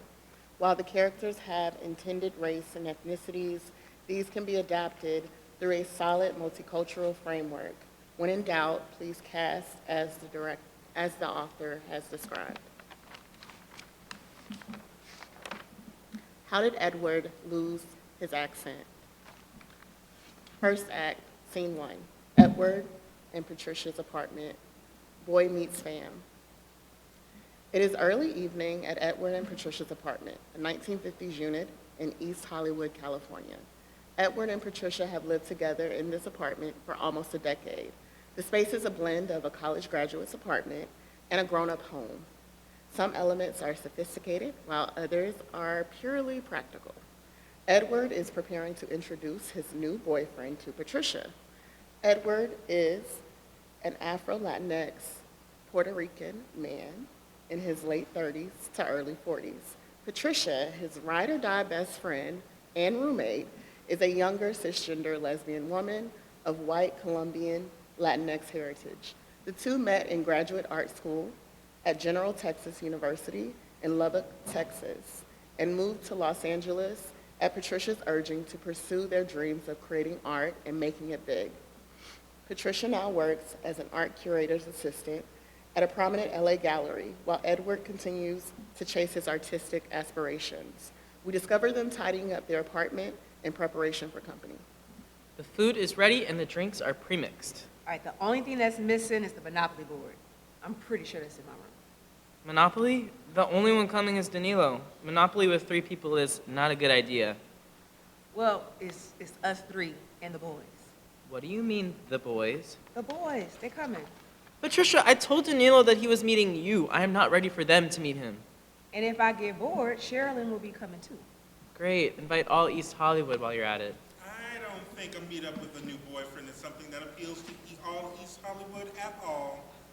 I think that was sarcasm. Hey. Your invite must have gotten lost in the mail. There was a mistake. You did not want us here, did you? Always very sensitive, my friend Alberto. Why are you hiding this new man? What is wrong with him, other than the obvious? I am not hiding anything, but I think it will be best for all if you two leave. There's a knock at the door. Too late. Caesar, Alberto, and Patricia gather excitedly to see who is at the door. Edward walks over and opens the door. At the door, we discover Danilo, Edward's boyfriend. They have been dating for a year. Danilo is calm, supportive, and younger than Edward. Edward has been keeping him a secret from the group, fearing they might scare him off. Good evening, folks. Hello, babe. I've heard so many good things about all of you. Hi, Danilo. Trisha, You want a drink, water? water would be great. Water for the water sign. Too early for your astronomy. Hello, I am Caesar, the beautiful one. And the humble one? Hell no. I didn't think so. Everyone find a place on the chairs. We shall start a game of Monopoly. Danilo, you can have a seat right here by me, away from the crazy chupacabras. Do not worry. The only one that bites is Caesar. Woof, woof. So, what makes you special? And was not brought a boy home since, well, since the Texas disaster. Since Lane. Oh. But what you know about Lane? Okay, enough of that. Patricia, bring the game. Just the basics. They were engaged and it ended right before he moved here. Patricia, game. Anything else? That's it. Is the game being shipped or what? We can totally tell you what happened. No. Or perhaps the story of how they met is funnier. Monopoly and drinks sounds way better. It is my turn to play Edward. It is my turn to play Edward. What? You're next on rotation, though. Ladies and gentlemen, everyone in between, we present to you the rom-com with the bad ending. This is more of a nightmare than I imagined. First, we present to you the players. On one side, Edward, the vulnerable lead that everything happens to. On the other side, the man of his dreams, Lane. Lane is the gay lead with a twist, and it's not limes and limones. Hello, it is me, Edward, played by a way hotter actor. Hello, it is me, Lane, and my casting can be construed as problematic. Get over it. The setup. Two gay boys wander the streets of Lubbock, Texas, not cruising, at least not in this version. Wink, wink.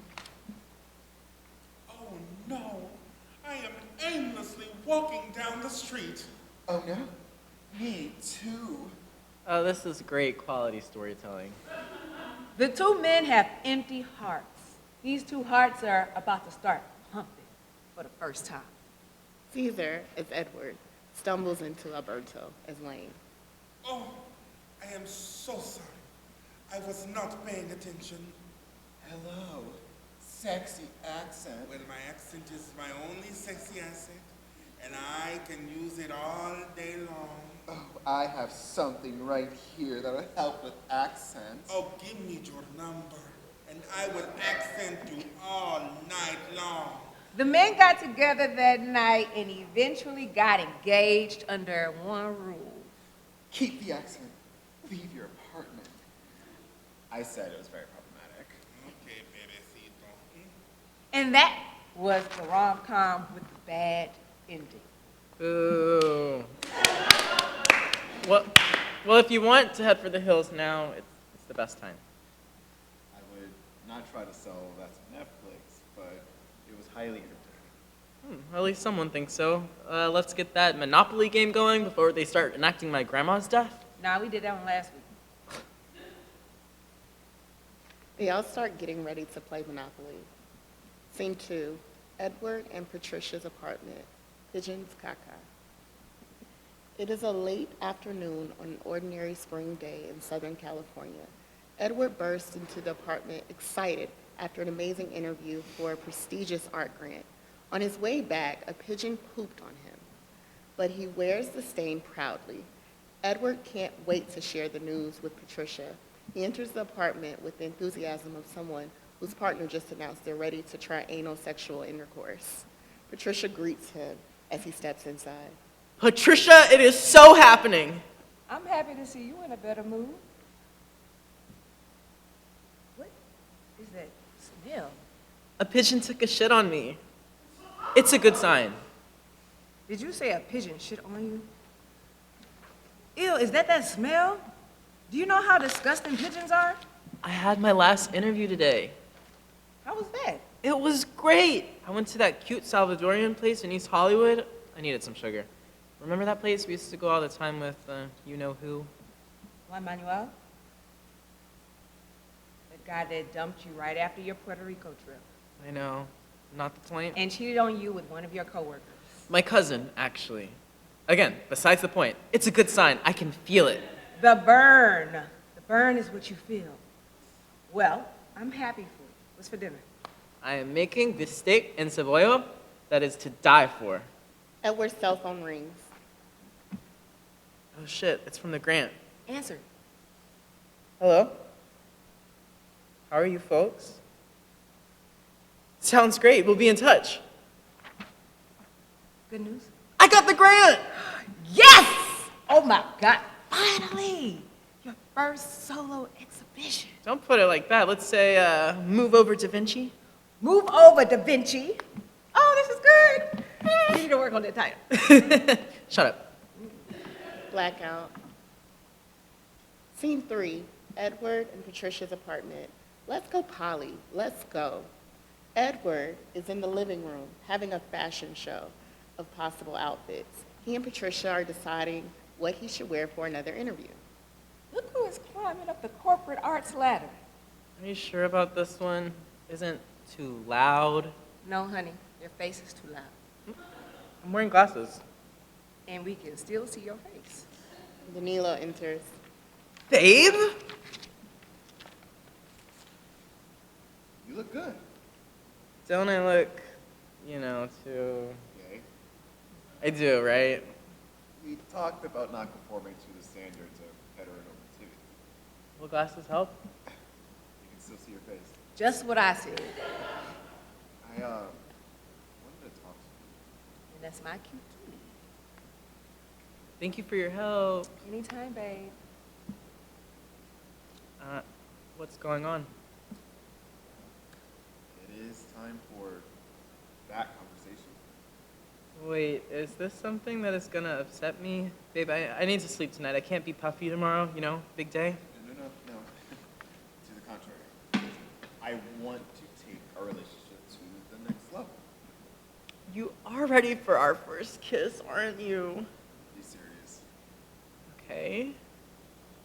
It is time to actually put the poly in polyamorous. Is it time already? I think so. Things are going well, and that is what we discussed. Is there someone already? Hey, of course not. I just think that you are about to get busy with the exhibition. Therefore, it is a great time for me to get busy with some light dating. Kids these days. Your mom should have given you some cornflakes and milk instead of that organic mash. Is that a yes? Sure. Excellent. I'm excited. Can you stay over tonight? I could use the company. Of course. You're still my new middle email. I mean, there is this cutie from the gym I have been eyeing for months, so... You see? You are right. Let's organize your clothes for tomorrow's first. Sounds good. Danilo takes the piles of Edward's clothes to their room. Edward looks at his suit, thinking about the new changes in his life. Edward smiles, takes his suit, and goes to his room, blackout. Scene 4, Edward and Patricia's apartment, the Grand. Edward is having a pina colada. He looks very deflated. He has not been this depressed since J.Lo lost her Golden Globe for Selena. She so deserved it. Edward is sitting at the dining table destroying a basket of chips and salsa. He's still wearing his suit, and his tie is undone. How'd it go? Wow, chips and salsa. And a pina colada. Ooh, this candy. It went okay. It was not a home run, though. I will pray for you. We need to start talking about my exhibition. Can you be my producer? Really? I'd be honored to produce your exhibition. Edward silently celebrates with an awkward reggaeton dance. Edward points at the blender in the kitchen. It is full of pina colada mix. Want to celebrate by helping me finish the pina coladas?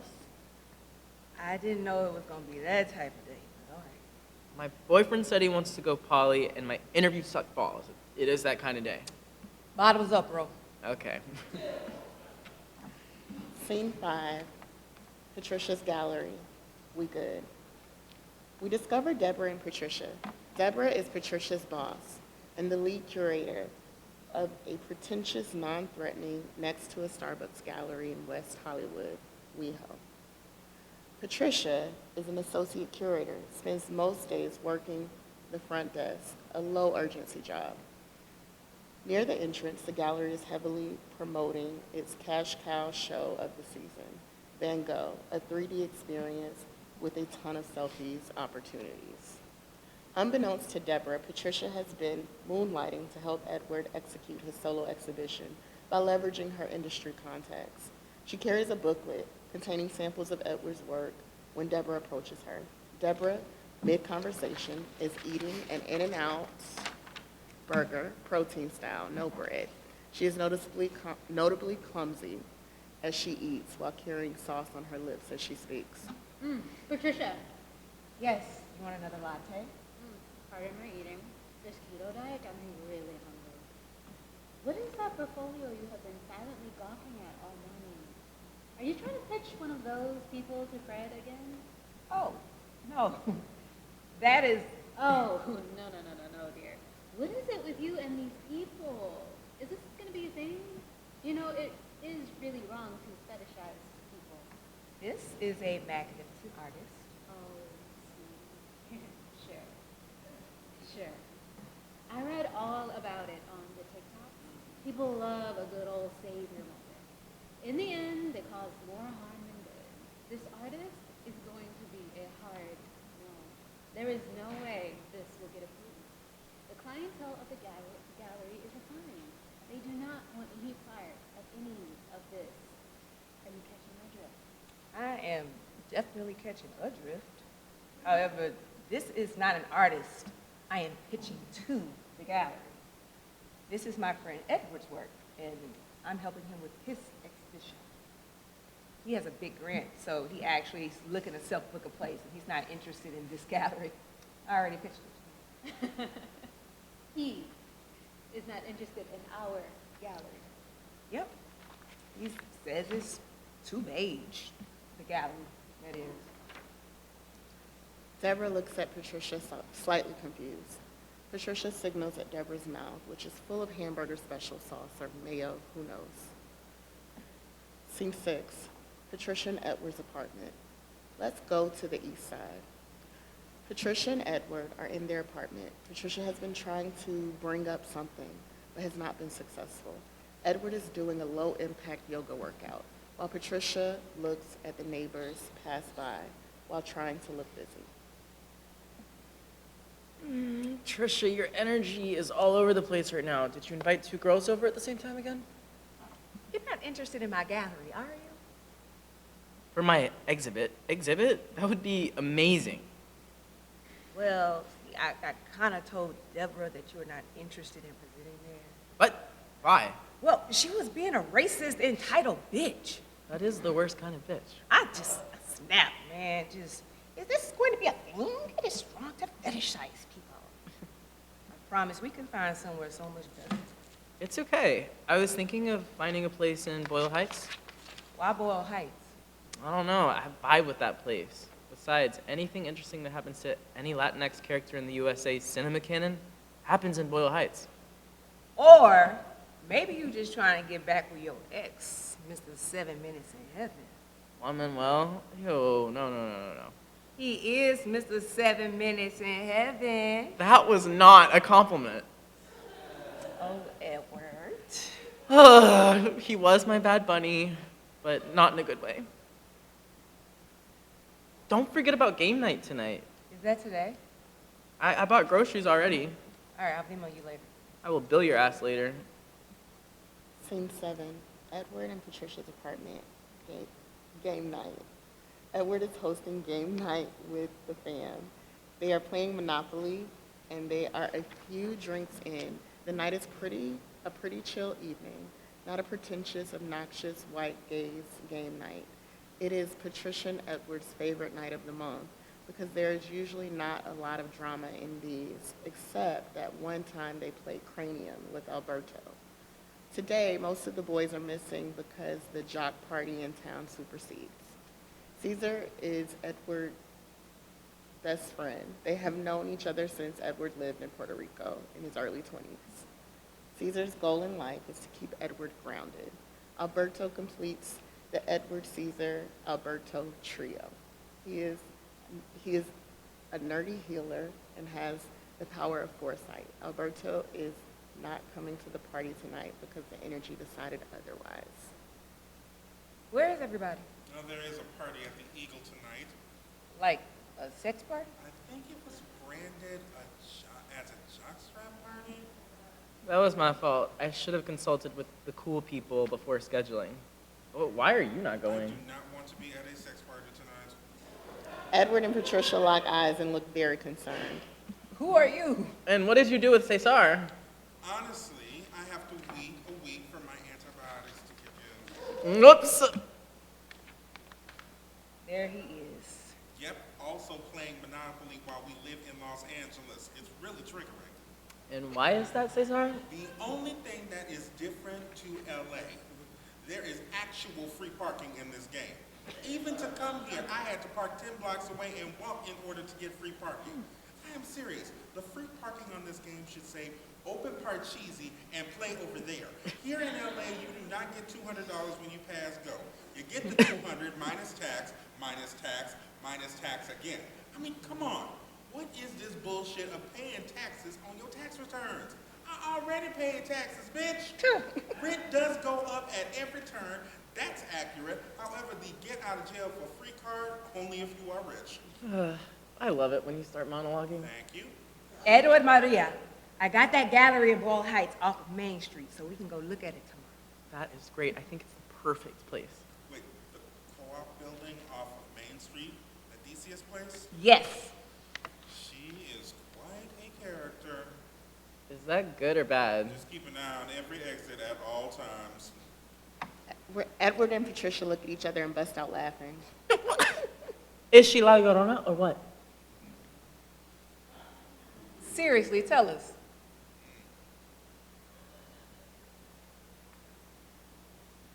Now I'm scared. Do not worry, I got you. Blackout. Boyle Heights Gallery, wrong shade of brown. Patricia and Edward are at the Boyle Heights Gallery. It is a co-op building that has been reappropriated by a group of local artists as part of the anti-gentrification movement. Its community leader is Letitia. Letitia is a secure, once hip, offbeat lesbian woman. Letitia is meeting with Patricia and Edward to discuss the use of the space for Edward's exhibition. Edward is looking around while Patricia is taking notes. Edward looks at Patricia's notes, knowing she is faking the note-taking. Edward is loving the vibe. I love this place and how you guys are able to keep it for the community. It is a great story. The vibe here, the whole neighborhood is incredible.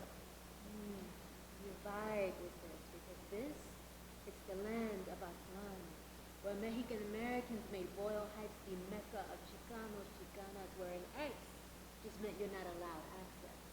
Not at the end of Latina. It's all good, Latinx.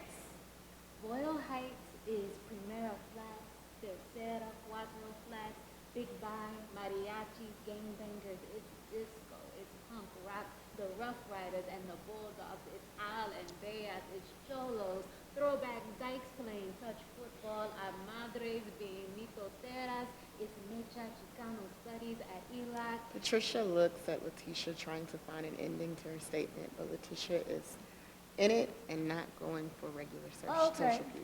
Edward is being considered by one of those visiting artists at ELAC. Really? That will be great. We do need some brown faces over there. It's a long shot. I have a question for you. Yes? What is your connection to Boyle Heights? Edward comes with a national empowered Latinx artista spirit. I was born in Puerto Rico, and I have been in the area for around 10 years. I've done a couple community projects here in Boyle Heights, but I can't claim I'm a local. You are not eligible to use this space. You guys are in position to do that? Just the grant alone will bring people from all over, and that is not counting with the marketing that we ourselves will do. Edward is also paying for the place up front. No back-end deal. Additionally, Edward is insisting on including some percentage of proceeds of the pieces we sell. That is exactly what we do not want. This is a place by and for the community. We are against gentrification, but also against gentrification. What? How can you call yourself an ally? Patricia, stop.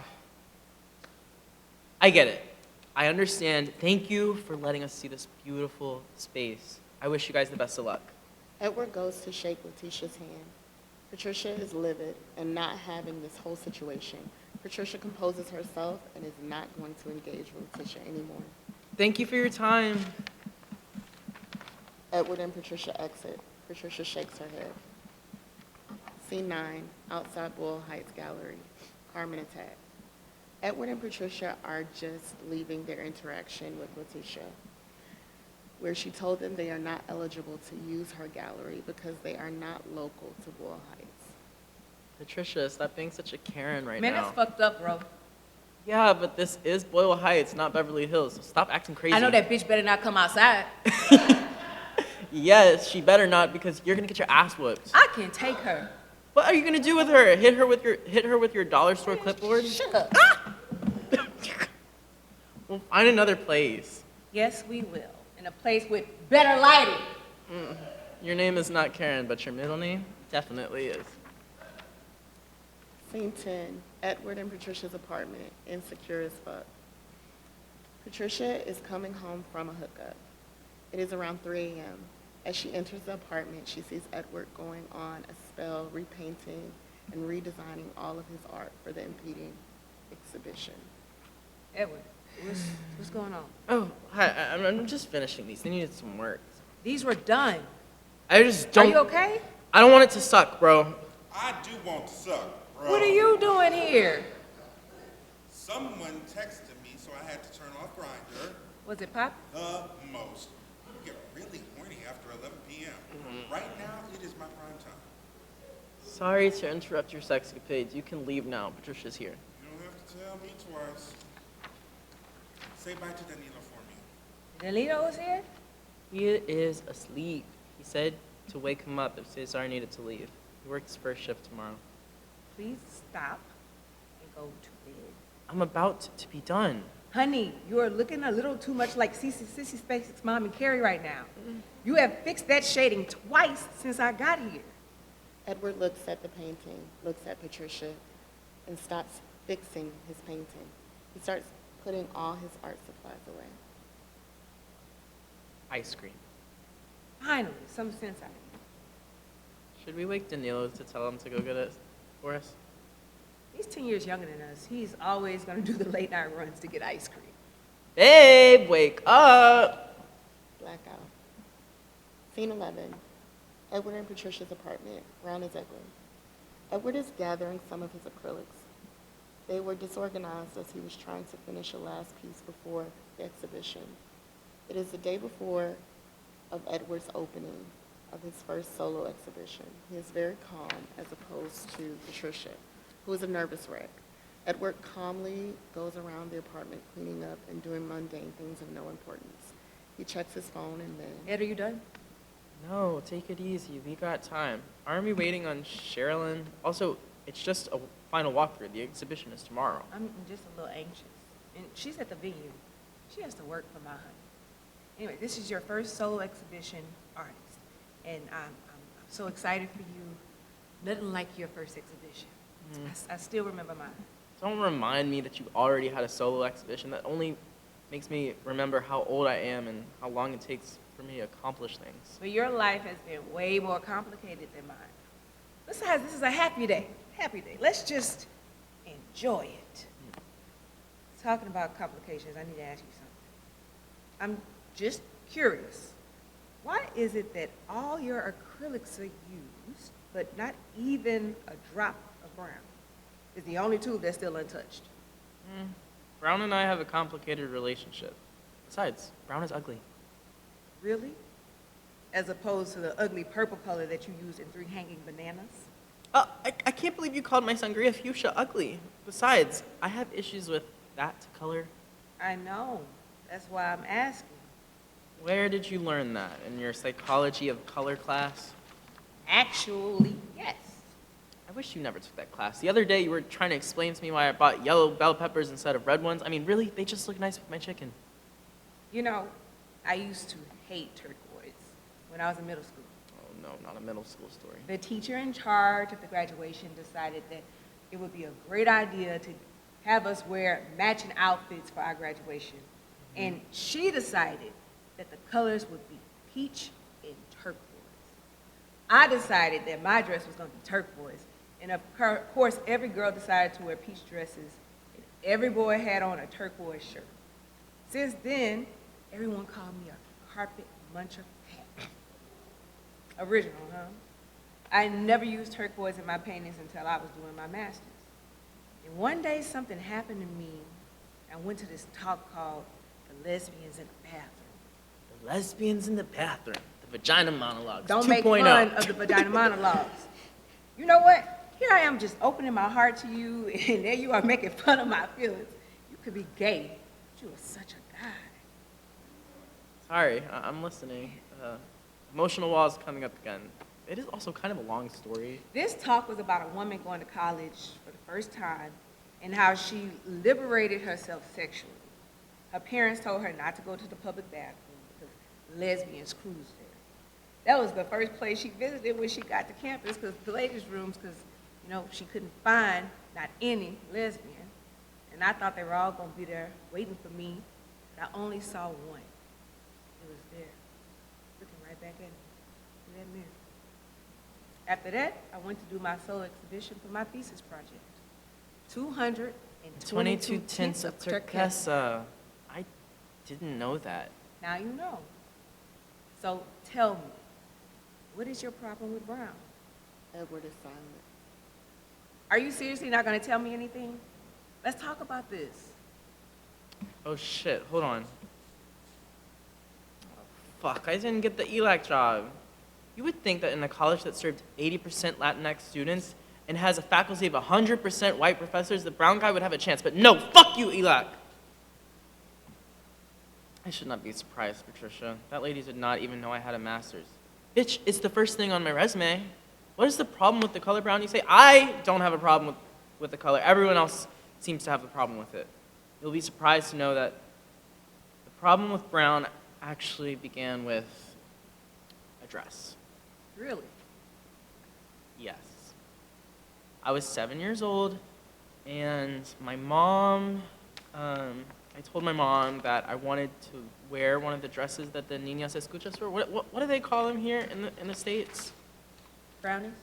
Yeah, the girls who sell cookies and stuff. Brownies? You're fucking kidding, right? No. Well, my mom, bless her heart, got me one of the brownies, and I wore it in the neighborhood while biking, and, well, a bunch of neighbors called me Nancy, and I thought they were being nice, and so my aunt Anid mockingly told me what it meant. One day, you and Brown can make up. it's funny, when I started painting, if you tried to get too fancy and mix too many colors to create your own color, You'd end up with brown. you can't win. And you can't get out of the game. Blackout. Scene 12. Edward and Patricia's apartment, the next evening. Interrogation or brunch. We discover Edward in his apartment where he is tidying up. Suddenly, he notices a huge lump in his sofa. Edward pulls back the sheet covering the huge lump, and we discover Caesar and Alberto. What the hell are y'all doing here? I was hanging at Akbar and then I crashed here. What about you? The energy brought me here. I felt like I needed it. The energy? Cesar, I gave you my keys for emergencies. This was an emergency. I was sleepy. And what about you? How did you get in? I made a copy from Cesar's. Great. I'm glad to know that this is your community center. You did say you wanted to create a safe space for the community. Y'all crashing in my place in the middle of the night does not sound safe to me at all. Aren't you still dating that preschooler? Where is she anyways? Yes, he is busy. Why are you being weird? What is happening? Nothing. He's breaking up with you, isn't he? I knew it. Kids these days, they say they want a relationship, but they just want to hit a zaddy for a bit and then quit it. This is just like, it's like an extended hookup. At the end, it does expire. Did you call me a zaddy? He did. You think I am a hot daddy with swag? Oh, shut up, bitch. I'm never letting this one down. Oh my god. What? I am getting a vision. Stop. I see a total daddy. Yes, bitch, 2 zaddies are better than 1. And he is tall. Yum. And he is wearing cowboy boots. What? Why am I seeing your ex in my vision? Please stop. I really do not need this the day before my exhibition. Has he been reaching out? No. That was a fucking boner shrinker. Alberto goes to Edward waving some crystals he had in his bag. Bitch, are you exercising me? Just a little cleanse. Stop pretending you're a healer. You got those at the flea market. I might need something stronger. Beto. Chill out with that wolf Puerto shit. Yes, please chill out. I need to relax today. Which is precisely why we are here. Yes? Patricia called us and ordered us to take you to gay brunch so you can relax. Isn't brunch always gay? Always. Yes. Let's get some bottomless smokes. Nothing is more relaxing. Nothing is bottomless. Someone has not been to the bathhouse with Cesar. I have no shame. I am famous there. I have been spared the pleasure of knowing what you mean. I have never been the same since I saw it. I provide a service to all of LA County. My college advisor said I needed to do more community service.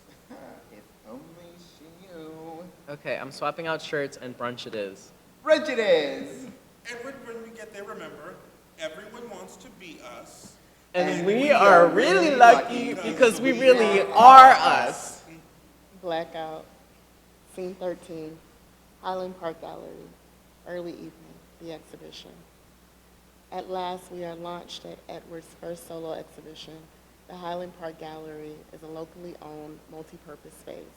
We are at a lobby where most of the administration business happens, and it also serves as an entrance. Edward paces back and forth, looking at all the pieces from afar while having an inaudible inner monologue. Patricia gathers some documents and inspects the area for final details. She's assisted by Sherilyn, a white woman who is Patricia's current girlfriend. Are you ready? Yes. I don't have to make a speech or anything, right? Not really. Some artists don't even attend their exhibition. Really? Congratulations, Ed. Have so much fun. How did I not know that was an option? Oh, thank you, Sherilyn. And thank you so much for your help. You and your girlfriend did an excellent job. Absolutely. It has been my pleasure. Also, she made me do it. Looks like you got your first fan. Patricia points at a man that is coming to see Edward. Patricia signals to Sherilyn to accompany her to enter the gallery properly. Edward is warm and friendly, yet nervous. Thank you so much for coming. Suddenly, we discover Lane, who has been watching Edward lovingly. Lane is Edward's ex-boyfriend, fiancé. Lane abandoned Edward a week before they were to move to Los Angeles together. Love it. This looks amazing. Lane? I'm so proud of you. What are you doing here? I saw the flyer for your exhibition at the LGBT Center. I don't know what to say. You don't have to talk to me. I know you must still be mad. You are a Pisces. What are you doing here? Well, I would like to catch up with you when you're not this busy. Edward signals at Lane to go in. Lane looks at Edward's face for a moment, and then he silently enters the exhibition. Patricia appears. Who is that? Long story. Okay, one of my big art investors from the gallery is here. I'm gonna try to give him a little tour, and hey, you just breathe, all right? You look bluer than a Picasso right now. Not Picasso. At least I did not see a Da Vinci. Patricia Louisa. Scene 14, outside Highland Park Gallery, early evening, Destiny's Gaby. The exhibition is at full swing. Edward is having another low-confidence episode. He sits in an outside bench, trying to let the time pass on his exhibition. Suddenly, at full swing, come Alberto and Caesar. They enter like they are stars of the night. Correction, they are the stars of the night. Do not worry, Michelle. We are here. Beyonce and Kelly are here. I am Michelle. You are so Michelle. Correct. I am Beyonce. She is Kelly. No, bitch. Clearly, I am Beyonce. Okay, Beyonce. What? There was a tone when you said that. The tone of truth. I know the universe has a lot in store for you tonight. Beto, I appreciate you and I love you, but today is not a day for your visions. I already had the vision. Therefore, I know exactly what you need. Next vapor rub. What? No. You need a dance break. Not tonight. Which one shall we do? I think we need to go hard on this one. Cardi. No. Throw it back. J-Lo. Back to our Puerto Rico days. Yolandita.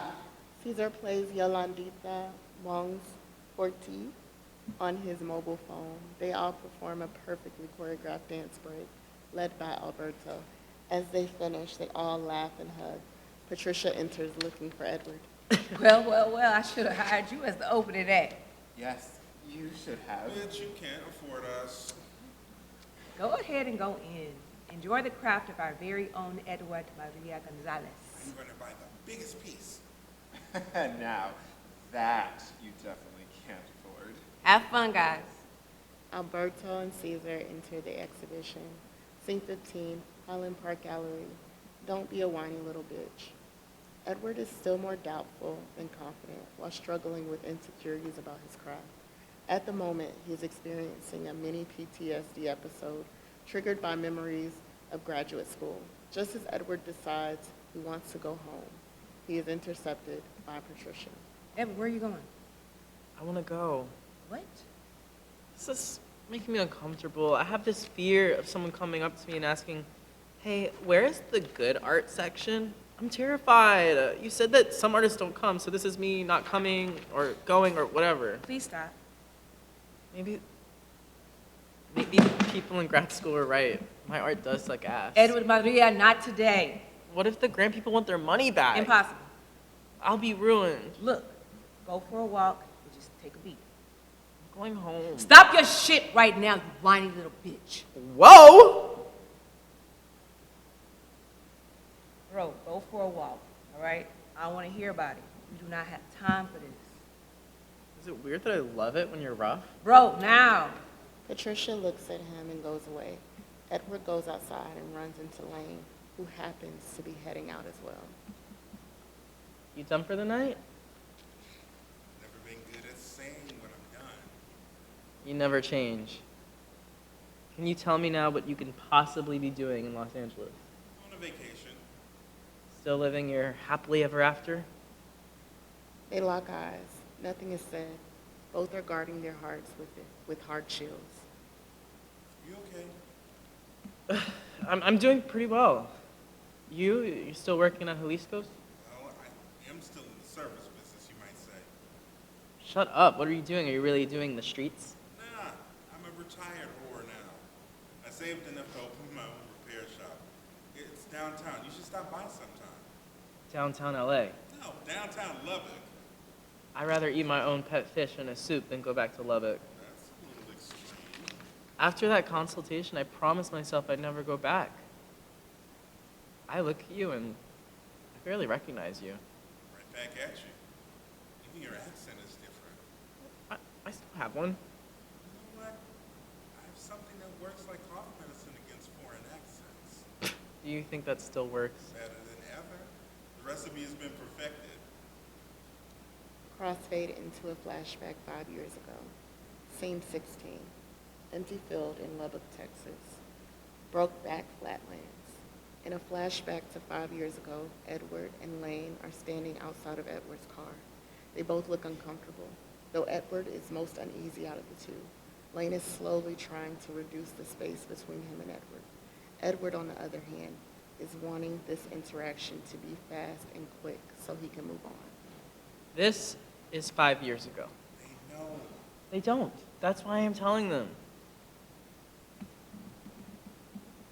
So, this is the part where you tell me how wrong of you it was to fuck me over and I forgive you, and then you get to live happily ever after? No. What is this then? I just want to make sure you're okay. I'm not broken. I have moved on. If I didn't, I would be dead by now. Good. What is this about, Lane? Guilt? Do you need closure? Closure? To the contrary. What? Ramona has agreed to let me see you on occasions. Are you out of your fucking mind? No, listen to me. It's totally healthy. I will have full disclosure and we'll get to reconnect and maybe even have vacations together. Play dates. Look, man, I'm totally down with people having open relationships, but I am not a vacation destination. You get to have a full life with your wife, and then what do I get? Stolen moments here and there? You can date too. I loved you. I did too. I do. Did you? Really? I'm happy you came to visit. I've been wanting to talk to you. About what? For the record, I'm not visiting you. I'm just in town for a consultation. Y'all cornered me at the chips aisle. I really wanted to talk about how we left things. How we left things? We didn't leave things anyway. You moved out of the apartment with no warning a week before we were going to move to Los Angeles. You know what's funny? I got to the apartment, and I actually thought you started to pack. I really believed you were being thoughtful. I thought, yes, he is finally embracing this move. Then quickly realized he took all your stuff, but my things were still there unpacked. And there it was. You were gone. And you took my favorite wine opener, which was just savage. I really like that wine opener. So again, what is this? I just wanted to see you. Well, y'all put me in a position where I could not say no. What's your plan? Us living like we're in Brokeback Mountain? These are the flatlands. So, And you ain't Jake Gyllenhaal. that's for damn sure. He dies at the end, by the way. Spoiler alert, I have not seen it yet. Sorry. Wait, I'm not sorry. Also, have you considered having Ramona peg you? Damn, and the punches keep coming. Okay, are we done with this? Has it ever even begun? I do have wine and cheese. You should have started with the wine. Here. Lane hands Edward a full tote bag with 3 bottles of wine and his old wine opener. Edward immediately puts it on the floor and finds a bottle and the wine opener. Lane has another tote bag with cheeses and snacks. Additionally, he has another bag with a couple of blankets. Are you kidding me? It's literally the only thing I kept from you. Forgiven. Great. Just for the wine opener. The other stuff, you're still on death row. You want your own blanket or do you want to share? Separate blankets, por favor. Does this remind you of something? Yes. Of course. Our date in the flatlands. You can literally see the Milky Way. That was the point. I did give you many great dates. What do y'all do now? Pay for overpriced vegetables and family-sized bags of chips? Will I see you again? Edward kisses Lane. Only in pictures. I love you. I know. You will find someone that gives you exactly what you need. Do you love me? Always. But I am here to say goodbye. Cross fade back to the exhibition. Scene 17, Highland Park Gallery. La Diabla returns. Back to outside of the exhibit, Lane is saying goodbye to Edward after observing him and trying not to intervene. As Lane sees Edward outside, he runs to him. He heads to him. So, you are in LA. What is going on? Can we have coffee this week? I feel like it would be too much to unpack right now. Give me your number. You don't have my number. No, bitch, I blocked your ass. I deserve that. Yeah, you deserve that. Lane shuffles around to find his card. He is a little nervous and finally finds it. Lane gives his card to Edward. Lane takes a last look at Edward and walks off. Edward reads his card. Don't get on the wrong lane. Lane's repair shop locally owned. Who did this branding? Oh, you did this, didn't you? I'm sorry. I know you're super busy this week, and I have no right. I am only in town until the weekend, so if you find it in your heart, please let me see you ASAP. I'll text you. Great. Good job tonight. Lane exits. Edward goes to a nearby bench when he suddenly feels his energy shift. He looks around him and sees a familiar figure. We discover an older, dignified, caring Latinx woman. It is his aunt, Enid. TT and Enid? Edward goes to her and hugs her. They intensely lock eyes. Aunt Enid grabs Edward's face and caresses him like she is examining her own kid. They have not seen each other since Edward's mom's passing. Edward does not know what to say. Aunt Enid hugs him again. It's been such a long time. It's good to see you, TT. Mijo, it is not right that we do not see each other. Edward holds tears as he remembers his mom. You must be wondering what I'm doing here. A little bit. I heard about your exhibition. I had to come. We need to talk. Come to the house one of these days. Entrance is that way.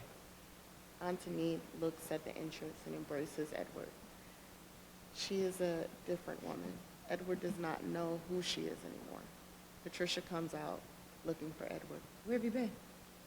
Here? Okay, you want to come back inside now? My evil aunt is here. What the fuck? Who? And my ex just left? Can this day get any crazier? Come inside, all right? My investor is interested in commissioning some works. She is loaded as fuck. Can we reschedule your mental breakdown? Like, it's just way more attractive to have money for a mental breakdown. And Patricia, I am so sorry for putting my mental health first. What am I thinking? Let's get that money, child. Patricia grabs Edward by the hand. She is pulling him like he is a 5-year-old that does not want to leave the playground. I'll take you to Roscoe's Chicken and Waffles right after the exhibition. Also, there's a surprise for you. What? Patricia points at the entrance. We discover Danilo. Danilo. Edward goes to Danilo and hugs him. They embrace and kiss. I thought you had to work a double today. I convinced Sarah to finish my shift. I wanted to be here for you. Good. I have to go inside now. My Aunt Enid is here. So you can help me avoid her. Biennial? As in the female devil incarnate? The same. Edward and Danilo grab each other by the hands and head inside, followed by Patricia, who is escorting them. Scene 18, Edward's childhood home, making a gay. In a flashback to Edward's time as an undergraduate student, his family is having a get-together. The house is bustling with people. Edward's mom is present, attentively taking care of everyone. Drinks and Puerto Rican food are spread throughout the space. Edward is now in his early 20s. We need another flashback. Do we have to? Yes, they need to know. So, Edward, how is school? School is going. Thank you for asking. School decided a major yet? Aren't you coming on your 4th year and you are still classified as a sophomore? My aunt's son Ramon was around my age, and we spent a lot of time together. She wasted no time in bringing up the fact that Ramon was way better than me. Well, my Ramon is about to finish his master's in electrical engineering. Wow. He is so happy. He proposed to Elena. I expect them to set the date any day now. Oh, Ramon, he has made me really happy. I raised him very well. I think that was the problem with you, Edward, your mother. She pleased you too much when you were growing up. I think all those baking cookies and the whole thing with the escuchas dress, that is what made you gay. Blackout. End of the act. Second act, scene 1. Edward and Patricia's apartment. El Party or the mess. A couple days later, after Edward's exhibition, Edward enters his apartment. Edward is dressed in a business suit. He's arriving from another interview. He is on a roll. Today, he is hosting a dinner date with a new man. Edward is cooking and hoping for a quiet night in. Edward is carrying a lot of groceries. Patricia? Patricia? Oh, dear Judy Garland, I hope that's porn. Patricia! Ed, what are you doing here? What am I doing? In my own apartment? Oh, hello, Sherilyn. It's Carolyn.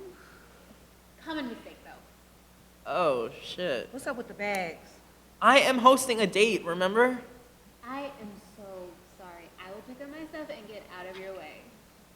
No rush. She's not coming for a couple hours. Oh, great. I'll be waiting in your room, babe. Carolyn? Fucking thank you. What? Man, I was about to send her home. Now she's comfortably waiting to hang out. She probably reserving a U-Haul. All this shit. You have a problem. Look who's talking. Is she related to Sherilyn, or is it just a coincidence that they look basically the same? I have a type. What can I say? Having a type is like liking sporty women or a non-binary people. Dating the variant of the same person looks like you belong in a true crime documentary. The door swings open and we discover Caesar and Alberto. They are both in their usual party mode and coming in hot like they own the place. Hello, fam. I was not expecting y'all here. You were not expecting us here in our own apartment. I was. Oh, you had a vision? No, I could hear familiar energy and a brewing change yet to be seen. California weed has taken your game to a new level. You can make jokes or embrace the journey you are on. Alberto, we talked about how to communicate your revelations in a more effective way, remember? Yes. Do not front load all the information. It makes me sound crazy. Babe, are you coming or are we hanging out here?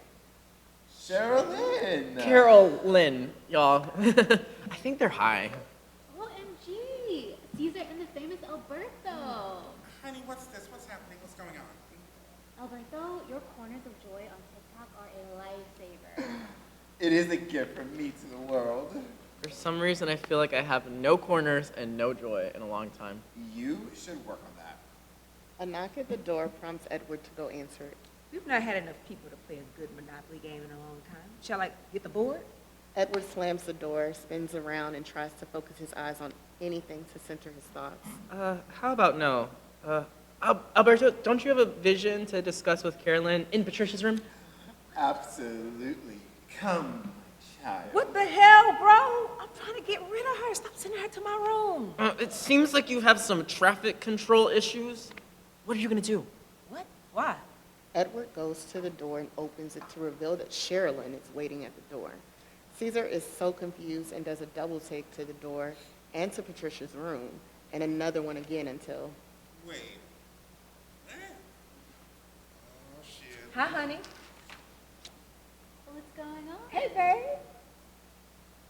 You keep ignoring my calls and texts. I thought something was wrong. I'm sorry, babe. Edward has a date. We're trying to get rid of everyone, and people just keep appearing out of nowhere. Just out of nowhere. I just had a feeling. Don't be telling me you are becoming psychic like Alberto. No, I don't need to be psychic. I am a woman and I have a sense for bullshit. Ay, Dios mío. Not you, Edward, of course. I will see my way out. Bye, bye indeed. Sherilyn goes to the door and leaves. You are so fucked. Man, my honey drives them crazy. That's You know some what I mean? rancid, messed up honey. What is this game you are going to? Danilo pulled up his poly card, so now Edward is trying to catch up. Did I summarize it good? Not well at all. You are trying to play the big leagues with a very bad pitch. Well, in your case, a bad catch.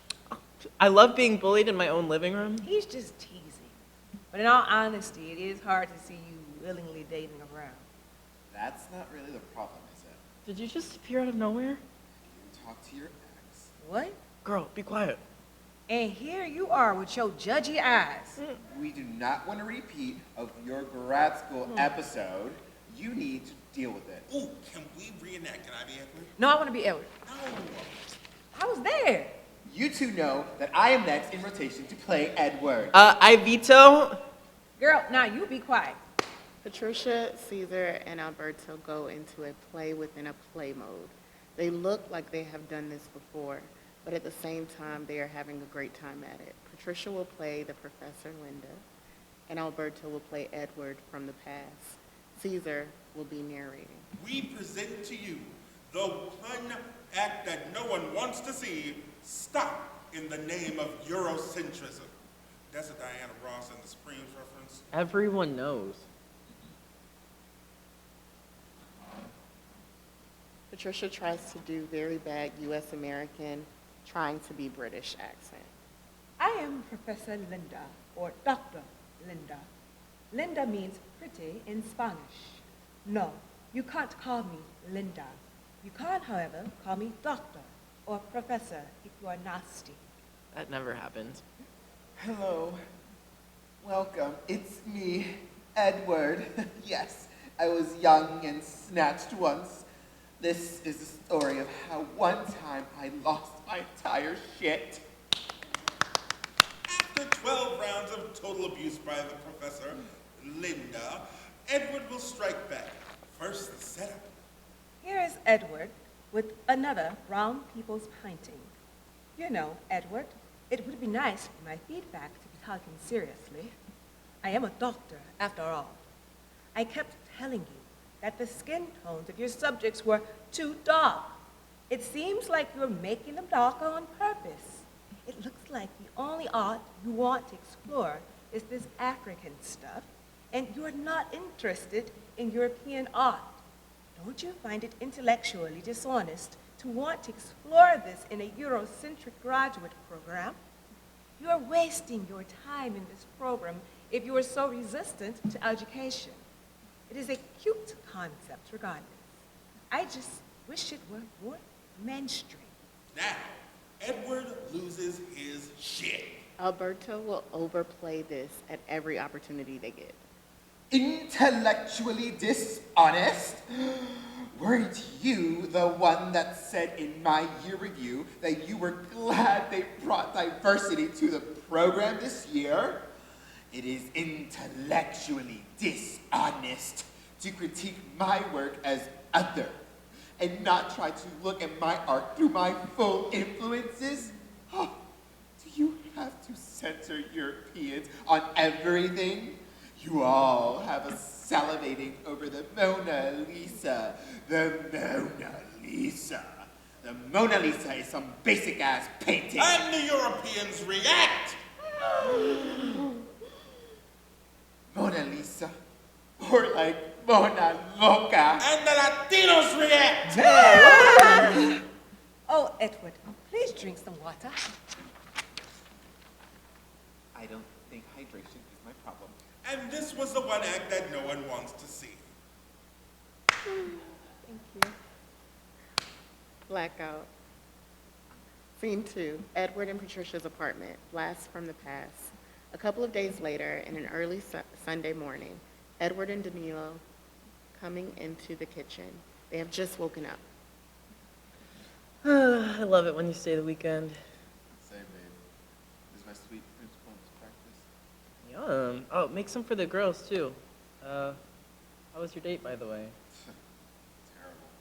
Yours? Same. Good morning, homosexuals. Morning, Patricia.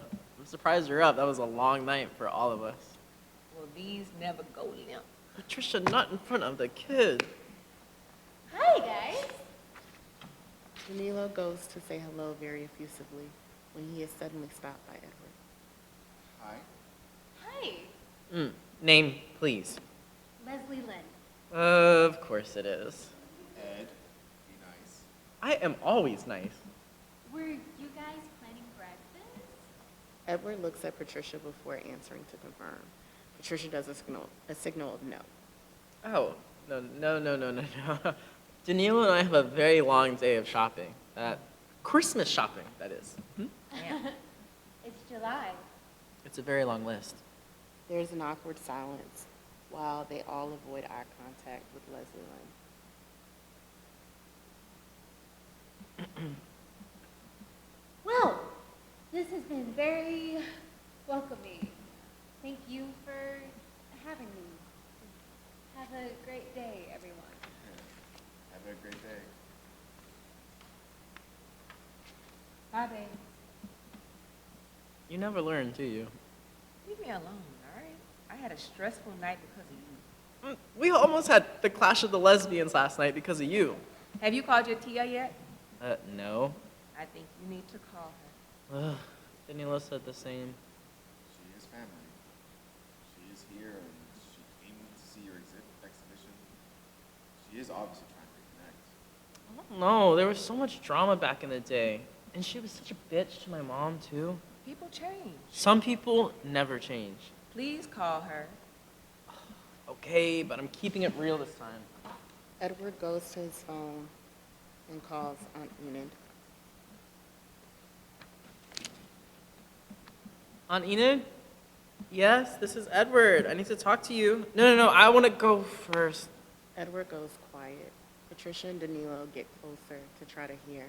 They can't except for Edward's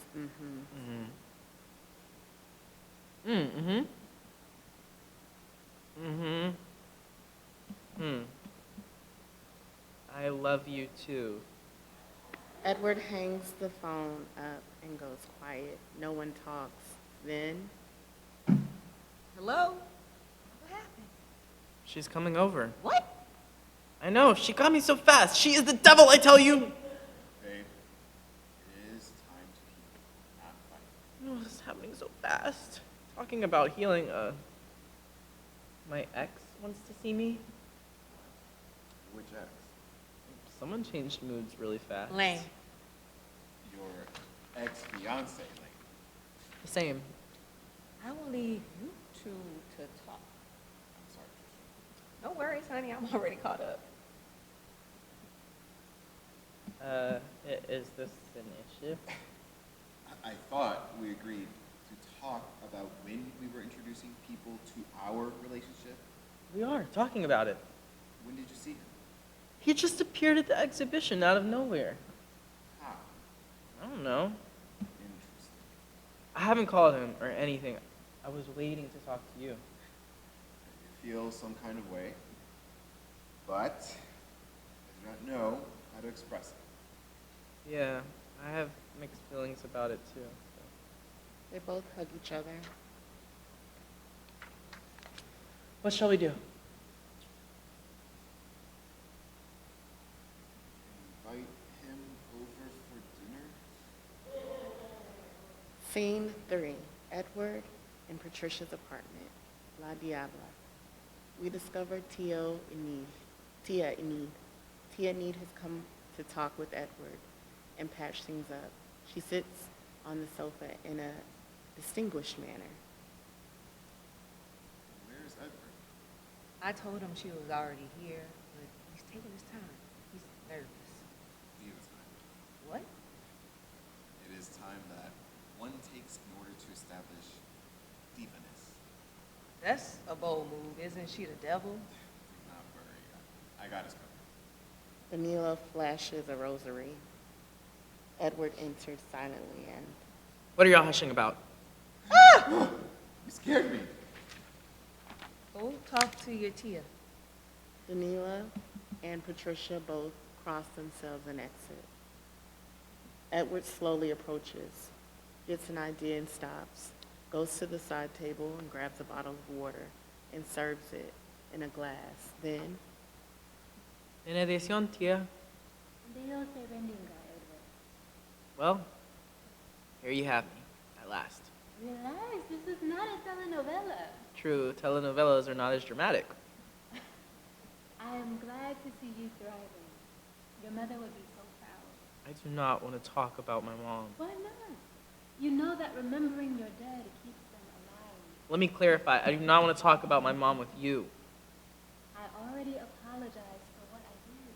Yes, you did at her funeral. Then why keep my biggest mistake alive? Did you and Mom ever talk about the day you left? We are going there that fast. No, we never talked about that. She forgave me at all. I think she did. Who knew such a regular day would turn out to be so sad, though? I mean, we went to church like every Sunday, the 9 a.m. Mass. It was one of those where everyone is in a good mood and the priest cut the sermon short. After Mass, we head over to your place like every Sunday. I can still hear my mom calling, I need. It was so strange that you were taking so long to come out. After that, the neighbor came to us and said, she is gone. She went to the Nueva York. We could not believe what they were saying. We all just went home in silence, like someone died. It was so hard to grow up with a wounded parent. You feel like you have to be the one to heal them. It's the most impossible hurt. I am so sorry. I was, after all, like a second mother to you guys. More like a grandmother? I want us to reconnect, Edward. I want us to repair our relationship. How long do you think I'm going to be around? I'm not sure. How long does immortality last these days? I am not the devil. I am more like a witch. Zero argument on that one. Look at us, agreeing already. Be kind, Edward. You were never kind to me, Tia. I know. You were a bully. True. Stop agreeing with me. I want you to hear me. But why do you think I would want you in my life? All my life, the only thing I remember is how much you hurt Mom and how much you bullied me. I can still hear you mocking me at the dinner table. And after all of that, Ramon was just like me. Tia Enid grabs Edward and puts her hand directly in his heart. This reminds him of his mom. I know, Edward. I am sorry. Blackout. Scene 4, Edward and Patricia's apartment. Get on my lane. Edward and Patricia are prepping for hosting. Edward nervously checks on some appetizers and simmering pots. He pours himself a large glass of red wine. Edward is the only one in the living room. Danilo is visibly absent. As Edward sips his wine, the sound of the doorbell is heard. Patricia opens the door, and Caesar and Alberto enter. They are all wearing casual yet stylish clothes. Edward looks very nervous. We are here! It's gonna be a bumpy ride. Where is the lane? Leave it to Edward to leave his crazy Tia and his ex come over on the same week. This is worse than Christina's show. Please say sorry. You are here to provide a buffer, not to stir the pot. What happened with your Tia? She apologized to me. Ah, that's great. Good for you. Yes. She said Ramon came out to her and she realized how awfully she treated me and that she wants us to connect again. Excellent. And now we go visit her, right? She invited us to Ramon's coming out party. It's going to be 1980s gay prom. Man, we were so going to that. Yes, of course. Heal, child, heal. Where is he?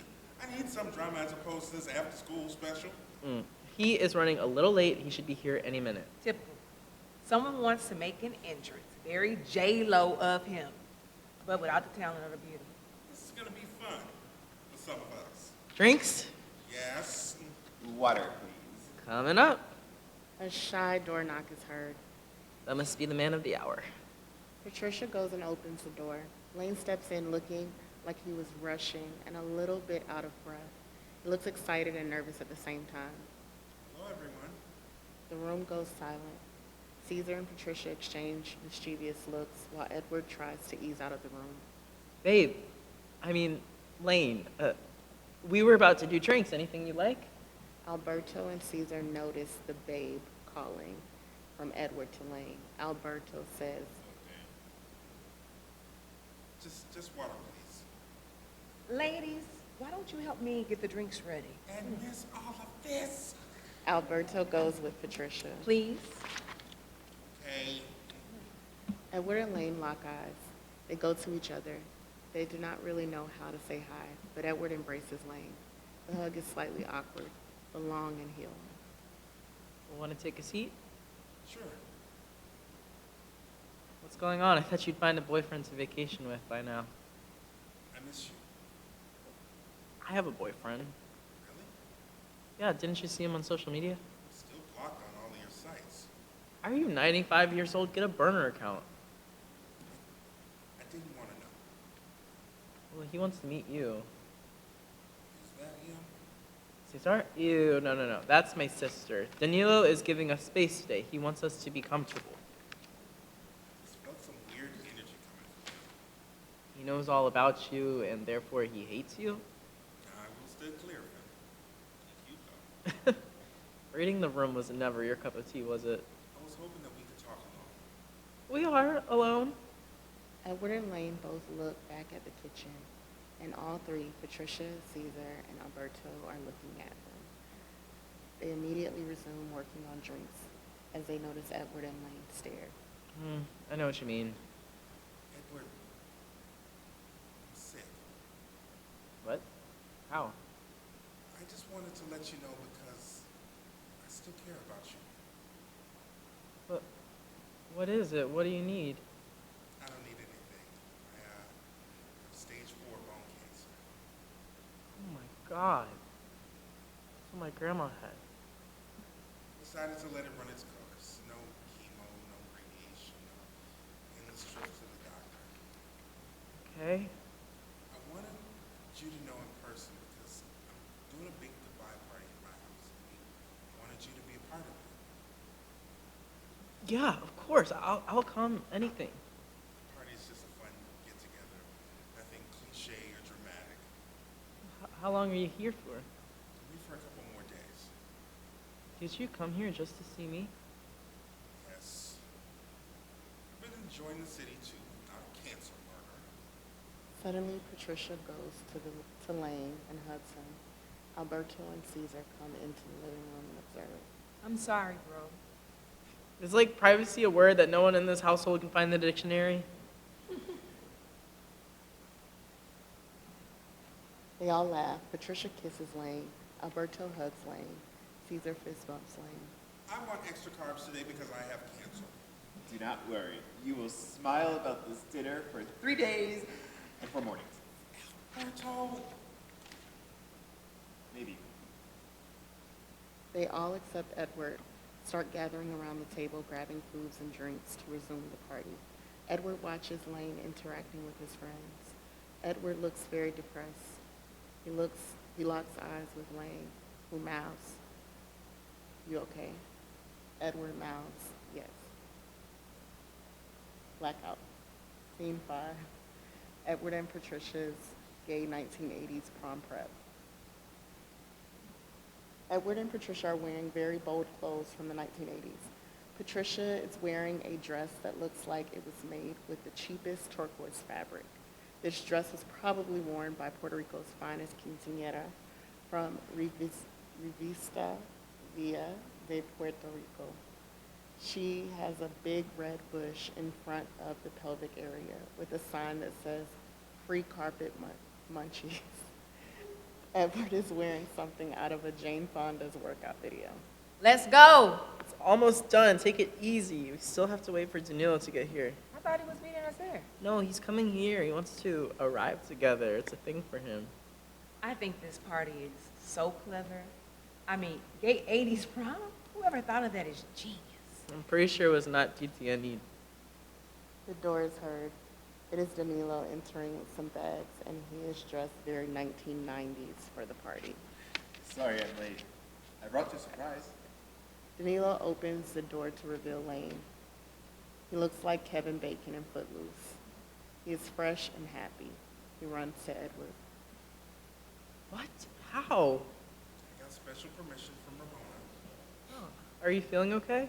I feel fantastic. J80's prom with La Diabla?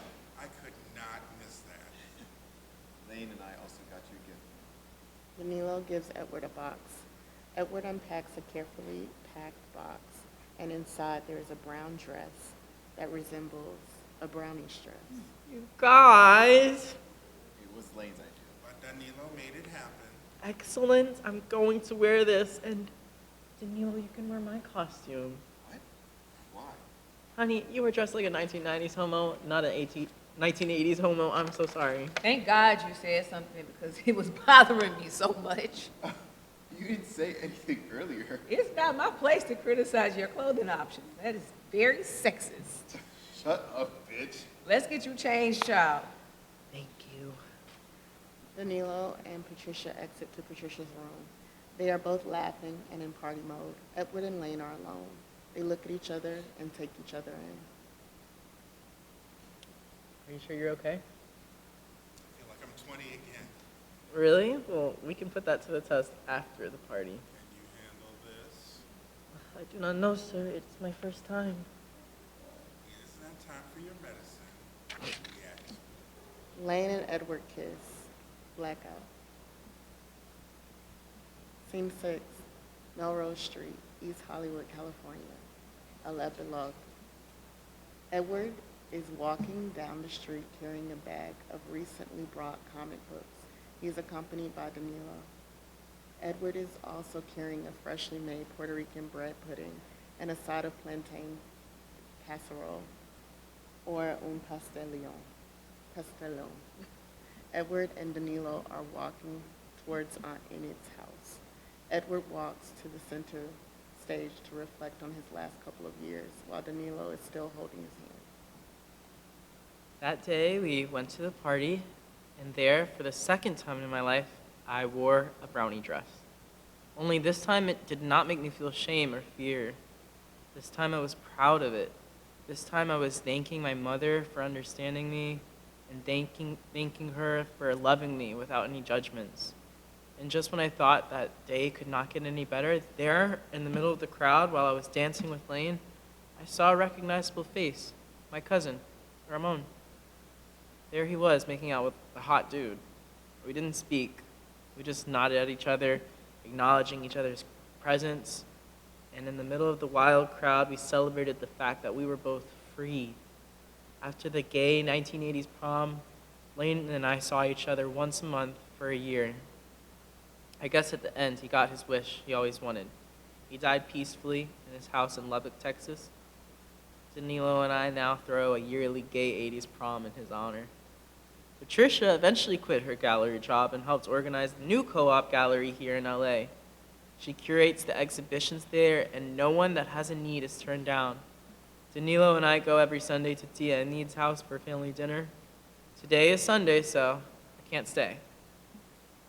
Go see your family, your biological family, and your chosen family. Don't wait. Don't wait, y'all.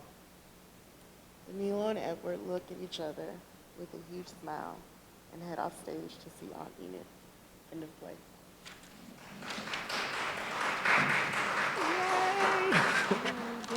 I spilled everywhere, y'all.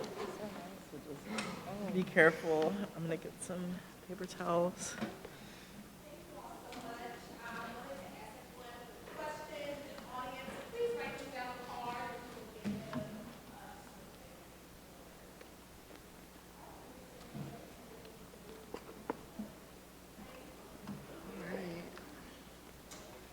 Thank you. Thank you.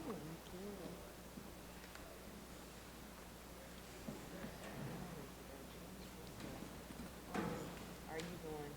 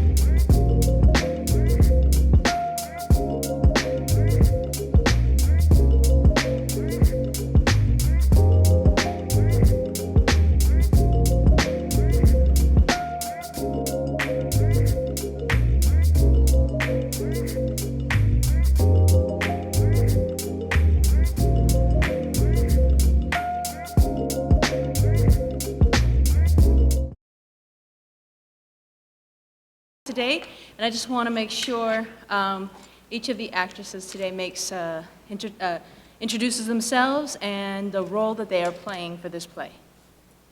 I'm Katie, and I'm playing Talia. I'm Larita Marie, and I'm playing Samantha. Smalls and Talls, a duet for two women, written by Rebecca Vega Romero. This play is for every woman who has walked beside me, mis hermanas del alma. Thank you for seeing me and allowing me to see you. It has made the long way more delightful. Time, mostly New Year's Day in the present day, but also the days around New Year's Eve in the 14 years prior. Place, mostly the Fortuna Peaks Trail in San Diego, but also various remembered places in New York City, Atlanta, and North Carolina. Scene 1, at the foot of the mountain. Birdsong and breezes, present New Year's Day.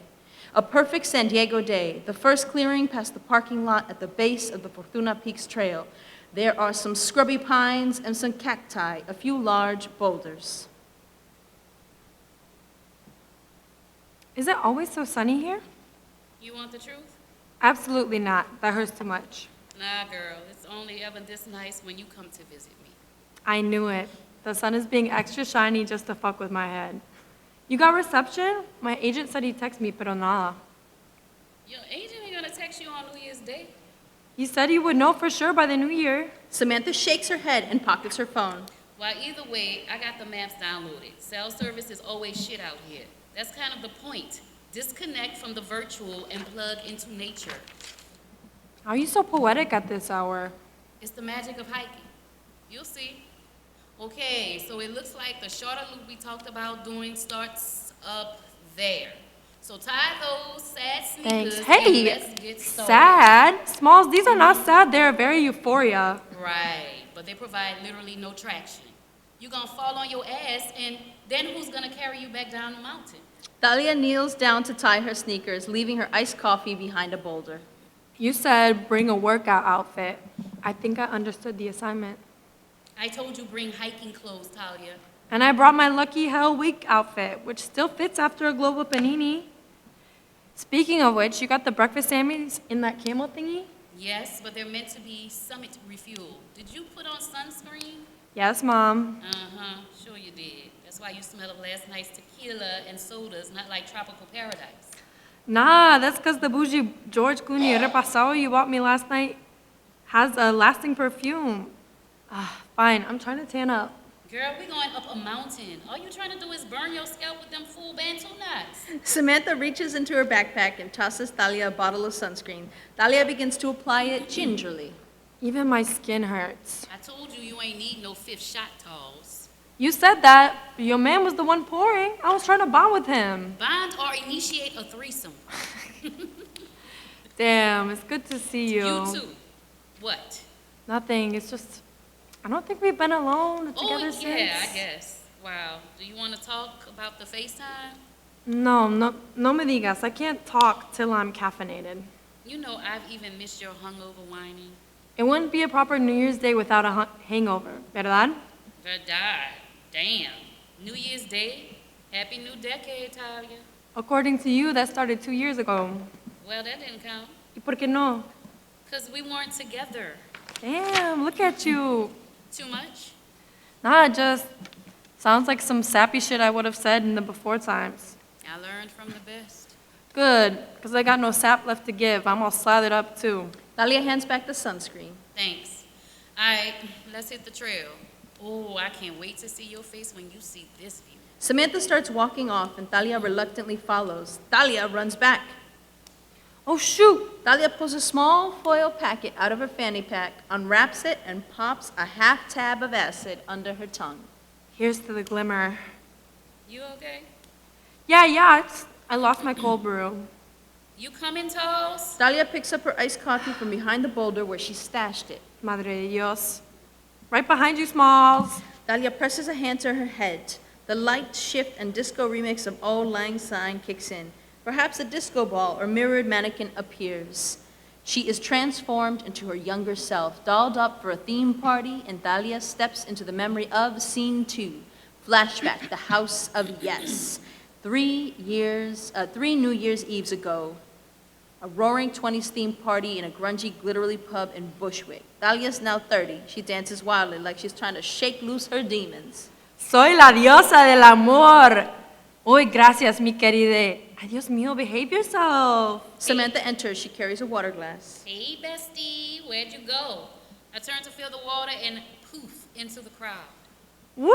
Welcome back, Smalls. Oye, mi vida, baila conmigo. We've been dancing for hours, Talia. My feet hurt. Can we please go home? Dance with me. Nikki doesn't mind. That's because he's busy dogging after literally every other woman in the place. Oh, come on. He's not Martin. Eh? Yeah, I didn't mean that. He's just friendly, and he went to the bathroom with Dan anyway. Besides, I ain't worried. Who here can compete with this? Nobody, boo. That don't seem to stop Nikki dogging. Pero, mija, that's what makes it fun, ¿me entiendes? He always comes back to me. Yeah, well, when he comes back this time, can we please go home? Ain't nobody can keep up with you neither. I'm done. But, Smalls, we haven't even found you someone to climb back on the horse with. I danced with plenty of horses tonight. That's not the same as actually riding one. I don't want to ride any horses. Girl, I don't get it. I'm always ready to ride. I just want to put our pajamas on and have old school sleepover time, Talls. What? Babe, the night is young. The decade is just getting started. 2020 vision. Talia, your pupils are huge, and your pulse is... Did you re-up? I mean, maybe just a little, just to keep up with the zone with Nikki, you know? Samantha pours another glass of water and hands it to Thalia. He's twice your size, Talls. You don't need much to keep up with him. It doesn't work for you, though, so how would you... Hey. Sorry. Drink. Seriously, I did not mean to diss the SSRIs in your brain chemistry. I know what I'm doing. I'm having fun. Yeah, okay, but drink some more water, eh? Madre Dios. She takes a delicate sip. Good girl. Thanks, Mom. Are you having fun, Smalls? Yeah. This place is every bit as epic as you said it would be. Most insane New Year since our very first vending machine picnic, for sure. That was a very different brand of insanity. For sure. Dr. Pepper versus... Tito's. Exactly. This is grown-up insanity.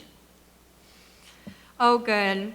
I really wanted to make tonight special for you. I know it's been a tough year for you, and I know you didn't want to be back in New York. Of course, I had to be here to celebrate my soon-to-be Broadway Estrella. Would you cállate? I'm trying to be profound here. Ah, coño, ¿de qué estaba diciendo? Claro que estoy muy agradecida. Shit. I'm sorry. I'm grateful that you flew back for our night. It wouldn't be a new year if we didn't start it together, ¿me entiendes? Oh, Talia, you really are sweet when you're rolling. I'm sweet all the time. No, you're not, and I wouldn't want you to be. I just wanted you to start the 2020s feeling fly as hell, because you are, mommy. Thalia pulls Samantha over to a mirrored picture booth. More pictures? No, my eyes look like, damn, you were right. I look like an alien. I did not say that. No, pero lo estabas pensando, ¿verdad? La verdad. Pero querida, look at you. I'm looking tall, same old me. No, Samantha, look. Mira, you are free. You did the damn thing. Fucking cross-country move. Fresh start on every level. And yeah, I miss you, but it was worth it because it worked, mommy. Maybe you don't see it yet, but I do. You're glowing. I can see the way you carry that California sunshine in your root chakra. This is going to be your decade, Smalls. You can make anything you want out of it. You just got to name it and claim it to tame it. Pero this time, you won't tame it. You will thrive. What will this new year, this new decade be for you, mi hermana? They look in the mirror together in a tender hug. Thank you, Talls. Anytime, Smalls. Thrive. Thrive. Now I know why I couldn't figure out my word for 2020. I think it's gonna be thrive. I love it. Did I tell you mine? Shine. Like the star you are. I love it. Perfect way to start the decade. You know, the decade is still ending, right? What? What you've been saying all night about the new decade is wrong. 2020 is the last year of the 2010s. Like 0 isn't the first year, 1 is. 1 is what? 1 is the first year. 1 is the first year. Right. So next year is the start of the 2020s. 2021 is going to be the epic year. Wait, what does that make 2020? The year of the pregame? The last chance to get the 2010s out of our system? No, I've got it.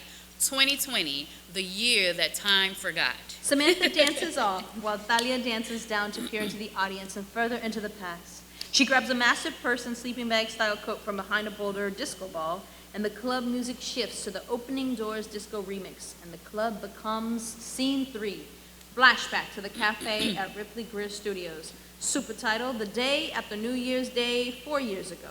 Thalia's 29, Samantha's 28. A small and sticky cafe on the 16th floor of a nondescript office building in New York City. There's a signboard with the audition rooms posted. For example, Wicked, 17J, Goodspeed, 16M. Throughout the scene, it could be ideal to dimly hear someone off stage working on belting an iconic song like, "What good is sitting alone in your room?" or "What I Did for Love." This should be interspersed with the sound of doors opening and letting out bursts of a cast recording of a big dance number a la "You Can't Stop the Beat." Thalia looks around in confusion for Samantha. Thalia piles her things on top of the cafe table downstage. Smalls, have you seen a stunning Amazon about, big, possibly crying? Okay, watch my stuff. Thanks, cutie. Yo, Smalls, you can't text SOS and 911 and then disappear on me. Samantha enters from the opposite direction looking fierce in a leotard ensemble and La Duca boots. She tries to stop crying. Yes, I know someone is sitting here. I'm the Amazon she was looking for. Well, yeah, there you are. Thanks for watching my bag. Come on, let's grab that bench. So, how'd you know? That's the dumb shit you always say when you describe me to a white girl. Hey, you're not okay, mija? ¿Qué pasó? No, I'm not. And nothing. Then why the SOS? Luckily, you texted me on our lunch break, so I was able to run across the I forgot. pearl. Isn't that workshop, isn't the presentation today? I mean, yeah, but I've got another 45. Dime, what's going on? Oh, no, Talls. Don't worry about it. Ain't important. It's your big day, and you ran here out on your lunch break. Did you eat yet? You got to get something in your stomach. You don't want to be passing out. Again, this time in front of half the industry. What? You really going to try to make this about my damn nerves instead of you telling me why you texted me 911, querida? Besides, you know I got at least three protein bars on me at all times. All right, let me get one of them chocolate peanut butter sons of bitches. Thalia hands one of the protein bars to Samantha, which sends Samantha into a fresh wave of tears. Oh, no. Uh-huh. They didn't. But they did, yeah. I mean, what did you expect? I expected them to see you slay. Nah, they just brought me in as the star of their diversity parade, not to actually consider me, and not to be that girl, but I turned literal circles around my group. I mean, that's true of any group you dance with. I know it sucks, pero you will get your shot, Smalls. The fact that you're getting called in is the win. Toes, that ain't enough to keep me. What's not enough? That hope. What hope? That hope that someday I'll get my shot. That they will see me slay. Fuck it. They will see me as a human fucking being at all. Babe, I know how rough it is, but they will see you. They saw me. I mean, I'm the only BIPOC principal in this workshop, but I'm there, you know? You gotta go home, treat yourself to one of them banana puddings from Magnolia, and shake it off. Yo sé, necesitas bailar por tu alma. Let's go hit some clubs tomorrow night. Remember how it feels when you move the way you want to just because you love to dance? Yeah, you're right. Thanks for the protein bar and the pep talk, Talls. Claro que sí, mi esposa. They hug it out. Okay, let's get you ready for your big industry workshop. Aha! What? Uh-huh? I knew that was too easy. What was too easy? Come on, Talls, let me get you back over to Pearl. Silver Lining is now I Can Stage Mom. You from the hallway. No me digas. You don't calm down that easy from a 911 level panic. Stop deflecting. I don't want you to get all upset about my life decisions when you have a major trampoline moment about to happen for you. Now, I'm just gonna be upset that you didn't tell me, so you might as well spill. I'm done. Done? Yeah. Babe, you don't mean it. Yes, but I do mean it. It's not a rough season. It's a rough lifestyle, and I can't keep doing it. I'm done. You're really done. I'm really done. I said I would give it 5 years in the city. 5 years in the city. Just say. Yeah, it's been 5 years, Talls. And I still don't even have my card. I've done one real role in 5 years. The thought of another summer of non-union dancing as a tree in the middle of some podunk town is giving me hives. At this point, I'm not even sure if I remember how to be on a stage and not in an audition room. Remember what Mr. Moody always used to say, though? You'll grow into your type and work forever. And while I wait to grow into my type, life is passing me by. Martin moved out. For real this time? He didn't go home for Christmas. He went to be with her. He moved in with her. Yeah, a whole week has gone by? You let me cry about missing Wika on FaceTime for like an hour on Christmas morning. Haven't told Mama yet either. Didn't want to ruin Christmas or New Year's. Well, I'm proud of you. Good riddance. You've always deserved better.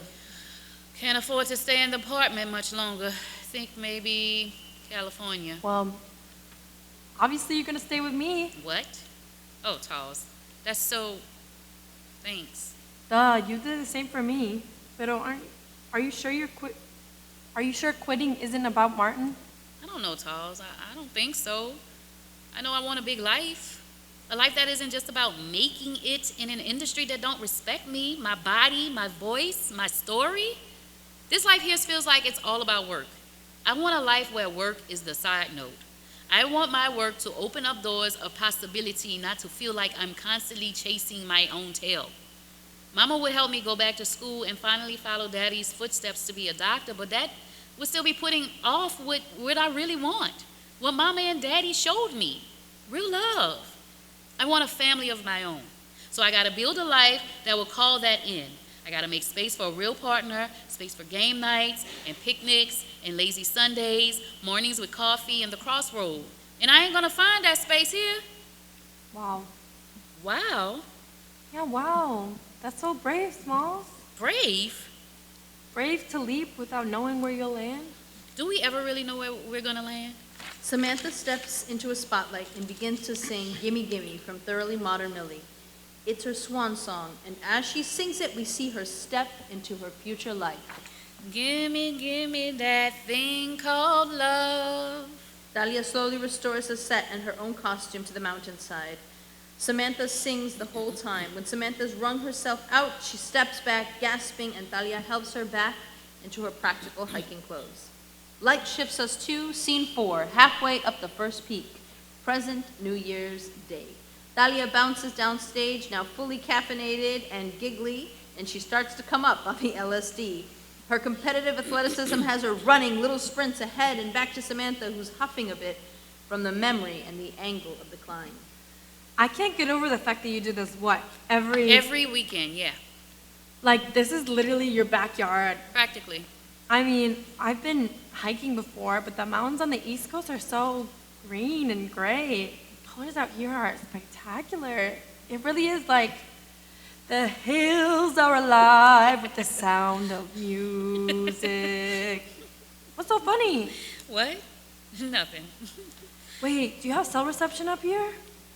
I got zilch. So what's up? Nothing's up. Fine. Jorge sent me a pic from his brother's house. Ah, con la sobrina. Let me see. They look at the picture together. It is projected above them. My ovaries can't take this nonsense. That is a targeted ad if I ever saw one. We have been talking about it. It? Kids, you know, having them soon. Just say. I just wanted you to say it. I'm sorry, you were saying something? Did you say you've been hiking before? Since when? Always the time to surprise. You know, Nikki's really into this stuff. He dragged me up Bear Mountain a few times at the beginning of the pandemic, back when... Oh, right. I think you did mention that. Want a break here? Samantha sits, pulls out her camelback. Dahlia's pacing out her nervous energy, looking at the view. I can't believe we're not even all the way up and you can still see so far. Break means rest. Pop a squat, Talia. Right. Yeah, well, anyway, I was just saying this landscape is wild, like something out of a sci-fi film. I can't believe we're on the same planet and that this mountain and the one in New York are both mountains. I know what you mean. Beautiful though. Yeah, it doesn't feel like alien to me. It feels like home. Really? Yeah. It's like out here, I feel deeply connected to something not only earthly, but celestial. Fuck, if I knew why. No one in my family has ever lived out here. They know desert people or even West Coast folks. Imagina Mama Parks up on this mountain. I tried. Wait, en serio? I ain't tell you? When she came out to help me with the closing and moving and all that with the condo last year. Nah, I ain't heard that one. Yeah, I was all excited to show her the mountain. I knew she wouldn't be up for as much of an adventure as you, Tall, so I took her to Torrey Pines. It's a much less challenging climb, closer to the ocean. I got her some boots and everything. But we barely made it out of the parking lot before Mama Parks broke a nail and begged me to just let her lie on the beach instead. God, I miss her. It's been too long. She misses you too. She told me to tell you to fly down to her anytime you need a break from the Big Apple. Is she still with Dr. Felix? Oh yeah, they're tying a knot this summer. Wait, hold the phone. Mama Parks and Dr. Felix are getting married after all this time? I missed a lot. Talia. It ain't no thing. I know you needed space. Maybe we both did. I'm sorry. Yeah, no, I know. You know, it's funny. I thought you and Jorge would be the ones. You ain't hinted at a ring or nothing? Nah, he has. It's just, I ain't want to step on Mama's toes. I can wait. I knew it. So soon then. Yeah, you know, I tried to reach out last year when Jorge started talking about marriage, babies, all that. Couldn't picture walking down the aisle without you. Yo, as long as I'm invited to what is sure to be the Atlanta wedding of the century, then we're good. No, don't worry. Mama Parks already has your new address, child. Speaking of which, when are you gonna fly out and see the crib? Well, I have that conference at the end of February, so if not sooner, definitely by that week. Tell, I'm sorry I wasn't there to help you move out. You just a sack of worries today, querida, pero I'm sorry too. Can we not waste the whole day on them?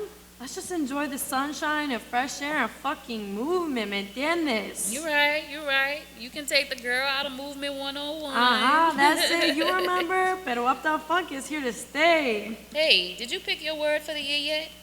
Movement has a nice ring to it. Nah, I think I'm gonna skip this year. Wait, for real?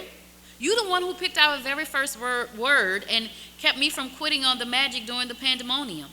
Yeah, well, the last few years' words have been a cosmic joke, so I'm taking the hint. I mean, shine for the year the entire theater industry shuts down. You still shine every damn day, Talls. You can't help it. Did I tell you my word for last year was mastery? Yeah, for getting the masters online like a total boss. And like self-dominion and ironic reclamation of this country's racist terminology. So, no biggie. Well, what did you end up choosing last year? You never actually told me. Regresar. It means to return. Oh, Talls, I'm sorry, I wish. No more sorry. We're moving now. ¿No te recuerdas? Talia jogs around the stage. Samantha begins to shift the set pieces, eventually exits. The lights twinkle and blossom by milky chants plays us into the past. Scene 5, flashback to Rivington Tattoo Parlor, 6 New Year's Eves ago. Talia's 27, Samantha's 26. A standing mirror in between the two loungers. A curtain in the upstage right corner partially covers the tattoo table. A large sign on the entrance side of the divider reads, "Do it hurt? Yes, it do." They stand and crosses to the other chair. But most girls don't come alone for their first piece. Smalls? Talls. Wait, aren't you supposed to be in Atlanta? Did you really think I let you get your first tattoo all alone? You came back early for this? Duh. Smalls. Oh, Talia, I'm so sorry, bestie. No, I'm sorry, Smalls. Look at me, getting my sads all over my Mama Parks vintage. What, this whole thing? Why, I only wear it when I don't care how I look. I can't believe you're really here.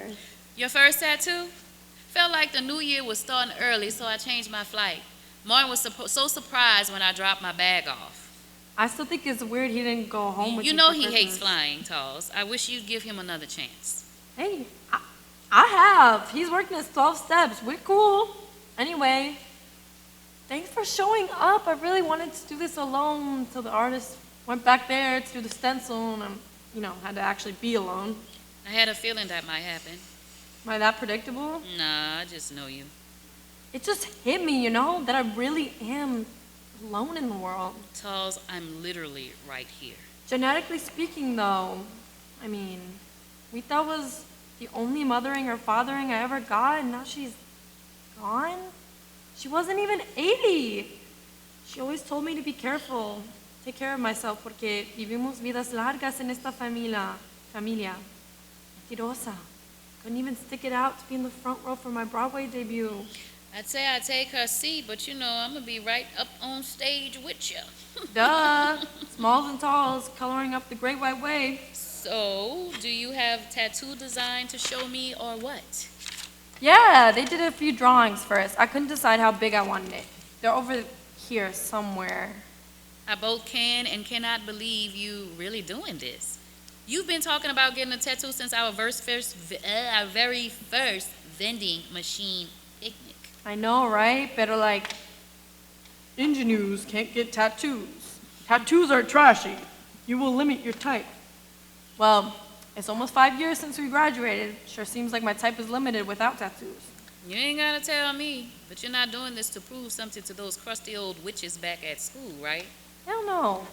Becoming a proper orphan seems like a good reason to make my body my own. Here it is. It won't be quite so big, though. They lean over the scrap of paper together. The image is projected above them. It's beautiful. It better be as permanent. A rose for your abuela Rosa. I love it. You do? Well, yeah, don't you? Something just feels off, like it's just not enough, like it's incomplete. Huh? Well, we got time, right? Let's fix it. He's making the stencil now. And whose body is it going on permanently? You're right. So what's missing? I don't know. A single rose, is that a cliche? It just looks a little lonely. It means something specific to you, though. That ain't a cliche. And more importantly, you're not alone, Talls. You never will be. I'm here. Too much? Oh, just enough. Do me a favor. What now? Can you write out smalls and talls here? Such pretty handwriting. You want a smalls and talls tattoo? I thought it could be the stem. Shit, Talls, that's deep. So you'll do it? Samantha's already writing. After a breath, she holds up the paper. The new design is projected above. How's this? Oh, that's it. They hug. Would it be stepping on your toes if I turned this into a bestie tattoo moment? Wait, like you're gonna get a tattoo too? I think so, yeah. I thought you said, and I quote, I've got plenty of melanin, I don't need no ink. We're worth the ink, but I want it smaller, just S&T. Will you draw it? My handwriting looks like a drunk 8-year-old. Just give it a go. Thalia begins to painstakingly draw out their initials on the paper scrap. Samantha crosses to the curtain where the tattoo artist is working off stage. Should I do those block letters or maybe scripts? Something to make it cuter since it's so small. Oh, mix it up. A script S and a block T. Hey, we got a little design change for you. Like magic, a stencil is held out from behind the curtain. I'm sorry, I know I keep changing my mind. Could you make this script like the stem of the rose? And can you fit me in for a small matching tattoo? Since you're so slammed today. Thank you. Thalia holds up the paper scrap, and then a second new design is projected. How's this? Oh, Talls, it's perfection. Where are you gonna put it? I was thinking right here. Damn, Smalls. That's a lot harder to hide for, auditions. I thought the point was no hiding. You're right. Besides, you wear crop tops to have all your auditions, and you ain't gonna be hiding yours. You're really right. Always a tone of surprise. Wow. I really thought I was gonna make it to the end of this year having failed all my resolutions. At least I can check this one off. You did not fail at all your resolutions. I failed at the ones that mattered. Wasn't there for Wita like I should have been. See, I think the resolution thing is the problem. All you can see is what went wrong or didn't go according to plan. when all I can see is how far you've come? I'm not making the same mistake next year. No resolutions, no letting myself down. Huh? That's actually not a bad idea. You know, I heard on a podcast that... Let me guess, on a podcast? Yes. Well, I think I know what we can do instead of resolutions this year. Oh, do tell, Guru Smalls. We pick a word for what we want to call in, what we want to embody, what we want to live into for next year.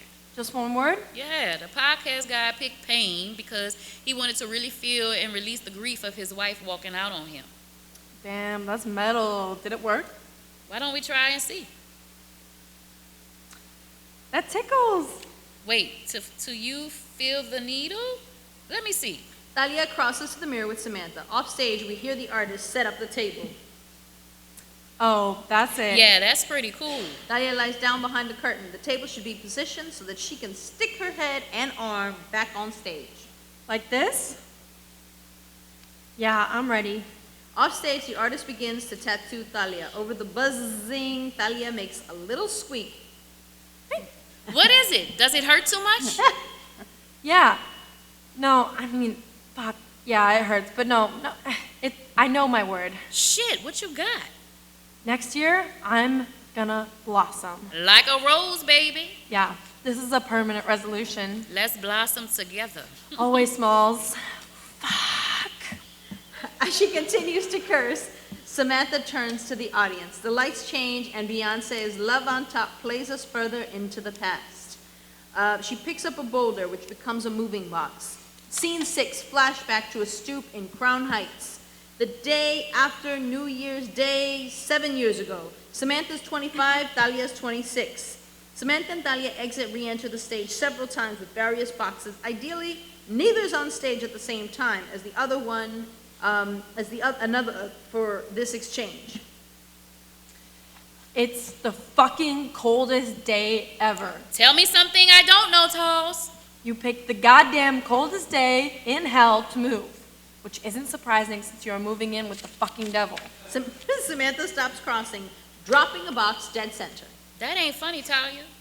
I ain't trying to be funny. Only the devil would be late to move in with the love of his life. He had a late shift and slept in the manager's office. He'll be here in an hour. My fingers will be frostbitten stumps in an hour. Is this the last box? Do you see another? Go ahead, I'll lock the truck. Thalia stomps back in with another box, which she deposits on the stoop. How come you don't have a set of keys yet? I told you the super was supposed to be here to let me in and give me the keys. Let's ring again. She crosses to the stoop and hits the buzzer. No response. Thalia curls up in a ball of misery in the armchair. But I ain't trying to say don't do this. But they're like, why? Why what? Why are you doing this? What do you mean by doing this? Moving into the middle of nowhere, Brooklyn, an hour subway ride away from me with a medium, ugly bar manager who forgot to get you a set of keys and isn't even helping you with the move? Crown Heights is not nowhere. It's historic, and it's cool, and so is Martin. He's a DJ, and I think he's cute. And I know you two have never gelled, but you really think this is the moment to tell me how much you hate the love of my life? I don't hate him. You just don't think I should move in with him. I think you can do better, Smalls. That's awfully judgy, Talls. What gives? Lo siento, I can't fucking feel my toes. What's the plan? Let's give it another 5 minutes. Maybe the super went out. Bueno. Thalia rocks back and forth in the chair. Samantha checks her phone. After a long minute, Thalia rocks herself all the way out the chair. Damn, Talls, you okay? No, I'm not okay. Martin is cheating on you, okay? Please do not do this. He is not cheating on me. It was one time. It meant nothing. Please just drop it already. Why you gotta bring that up? I'm really excited about this move, Talia. Why can't you just be happy for me? Mika, it was not just one time. Yes, it was, and I never should have told you. It was not one time. What makes you sure? Please don't make me say. Go on, Talls. You saw some shit or something? You been holding out on me?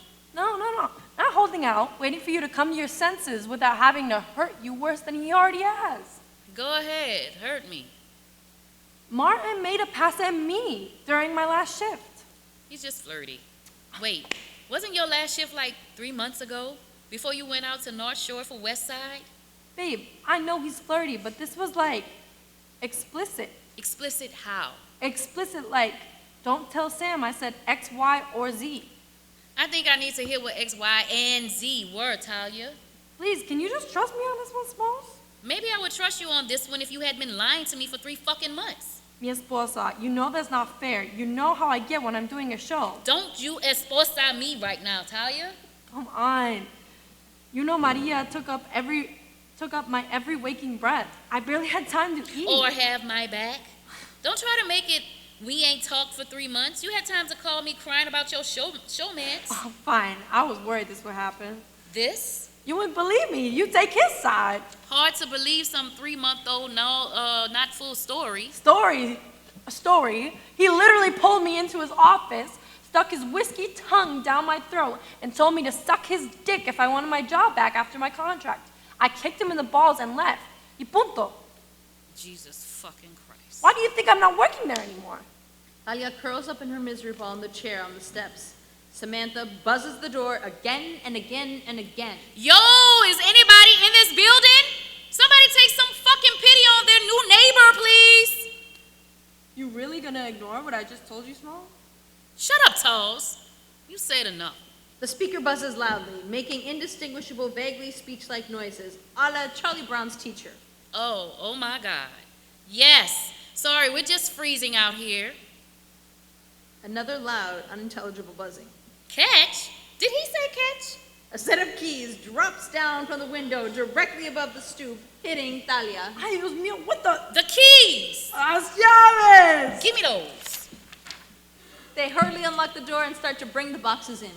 Look, I know this is probably the worst moment to have told you. I'm sorry. What exactly are you sorry for? Martin being a dog? Nah, Talls. Wrong answer. I'm sorry I didn't tell you. Getting closer. I'm sorry I didn't tell you sooner. And? Fuck, Smalls, I don't know what else, I swear. I didn't invite it in anyway. That I believe, Talia. Okay, then what's the problem? You don't want me to be happy. What? You want me to be single and miserable with you.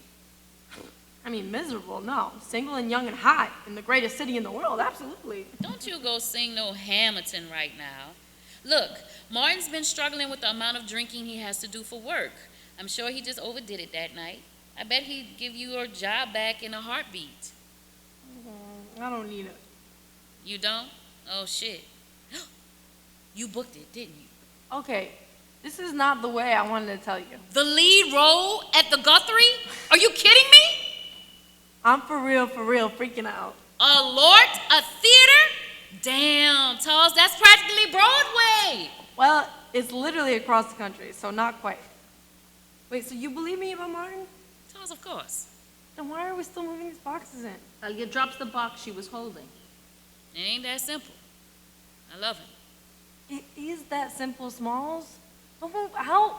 Let's be single in a city together. We won't be anything in the city together. I don't really live with you, Talia. What does that mean? I live with a rotating cast of subletters. You just told me you're leaving for another 3 fucking months. Babe, I'm so proud of you, but it sucks for me. That makes 4 new roommates in the last year. Get inside with the box. I can see you shaking. Talia picks up the box and exits into the building. Samantha stops at the door. You coming, Smalls? You warm up. I just realized I forgot to pay the meter. Samantha alone with the keys. Tears Dry on Their Own by Amy Winehouse begins to play. Slowly, Samantha takes off her long vintage coat, tucking the keys away. With that gesture, Samantha steps back into the present as the lights transition us to Scene 7, the summit of North Fortuna. Present New Year's Day. Samantha breathes away the memory as Talia bounces back on directly downstage center. Talia is now tripping balls. Wow. Is this it? This is it, the peak of North Fortuna. Holy hell. Talls? What's the wildest thing you've ever seen out here? Damn, I don't know. I saw a jackrabbit with his ribs spread open in the sun. The desert can be cruel. Maybe that's why you like it so much. Oh, come on. You know you have a little degradation kink. Do not. Sure you do. I do too. It's why it's why men like Martin and Nikki get away with treating us like shit. On some level, we like it. We invite it. We get off on the pain. It's a hurt so good type of love. Damn, Toss. Tell me I'm wrong. You ain't wrong. Pero I don't want that anymore. really? Really. How? How what? How the fuck did you stop needing that next hit? Shit. Talia, you saw me. You hold me up that year after he finally left. I changed everything about my life externally. My job, my city, my weave. You were just about the only constant. Just saying. And then at some point, and don't get me wrong, it took a few years, I've only felt this recently. And it feels lame to say this, but I've only really felt this since Jorge started coming around. I just couldn't recreate the feeling of wanting Martin if I tried. I really don't want that pain anymore. The shame that used to intoxicate me, that sweet shame of wanting someone who deep down I knew would gladly drink his pleasure from the well of my pain, that shame suddenly tastes sour to my tongue. Damn, Smalls. Riddle me this. Why do I still crave it? I wish I knew. I think it just takes time and space. It's been 6 months. All I know is one day you're gonna wake up and not even remember his name. That seems impossible. You know what Audrey Hepburn said about that word? What? Nothing's impossible. The very word says, impossible. You really on some corny bullshit today, Smalls. It's all this clear sky and cute little cactus, mice, and sea breezes. Really opens up the root chakra, like you said. I wish it would open mine. You gotta let it in. Breathe it deep. Thalia steps downstage, opens her arms wide, and turns her face up to the sun.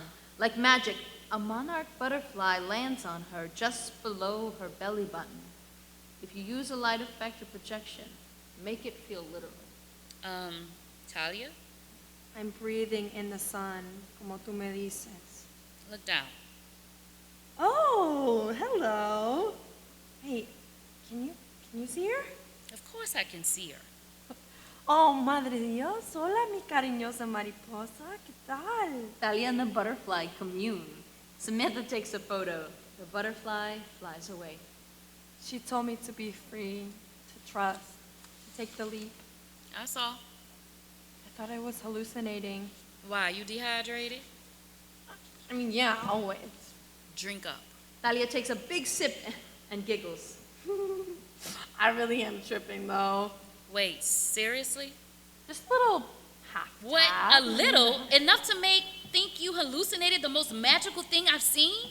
You really were just gonna take psychedelics without me and think I wouldn't notice?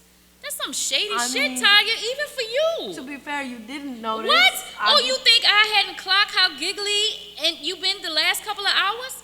Hold up. Where did you even get LSD when I'm the only person you know in San Diego?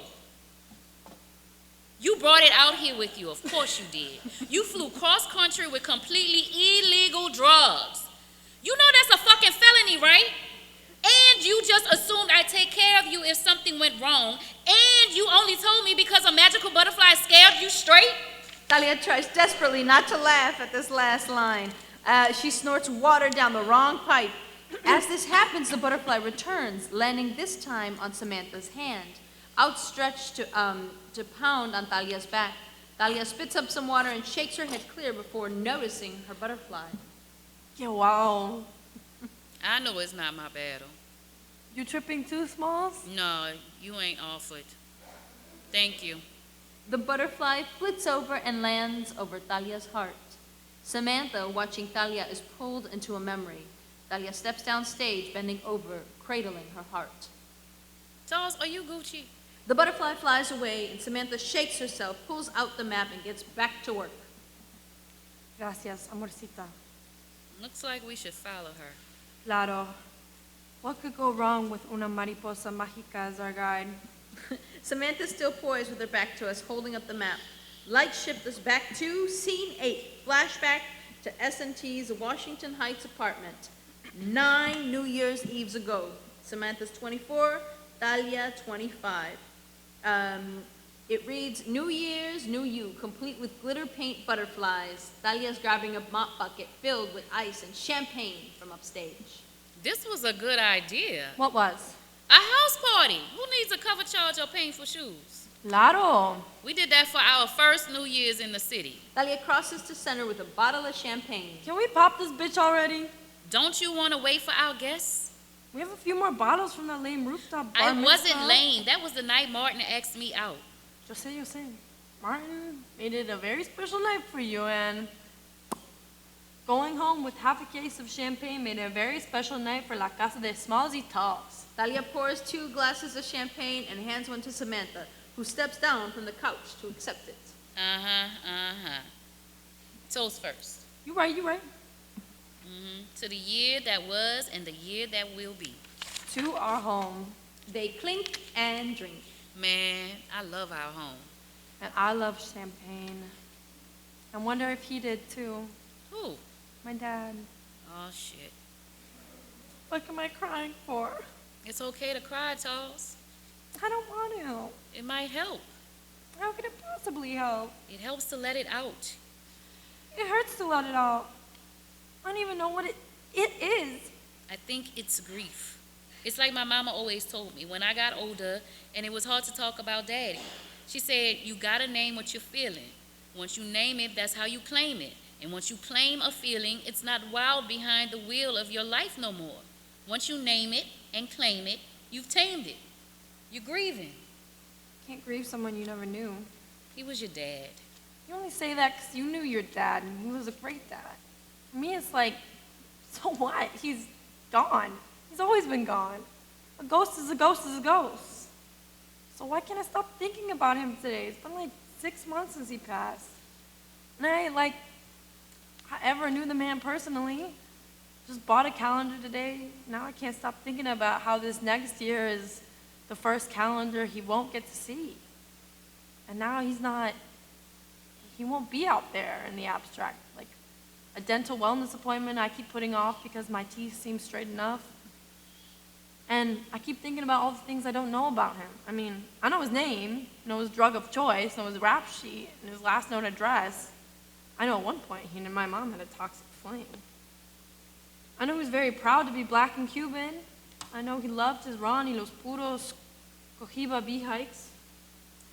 I knew he was a washed-up ball player, but he was still magic at piano when my mama sang with his band. But they only ever made one record. One record hardly anyone ever heard. And I guess they made me. I know he asked Mama to name Italia after his abuela. But most of what I know is only from Wita, who knew it from Mama. So maybe all that ain't even true. So what do I know is true? The truth is, I don't know what his favorite food or color was. I don't know if any of his family is still alive. I don't know what he smelled like on a Sunday morning.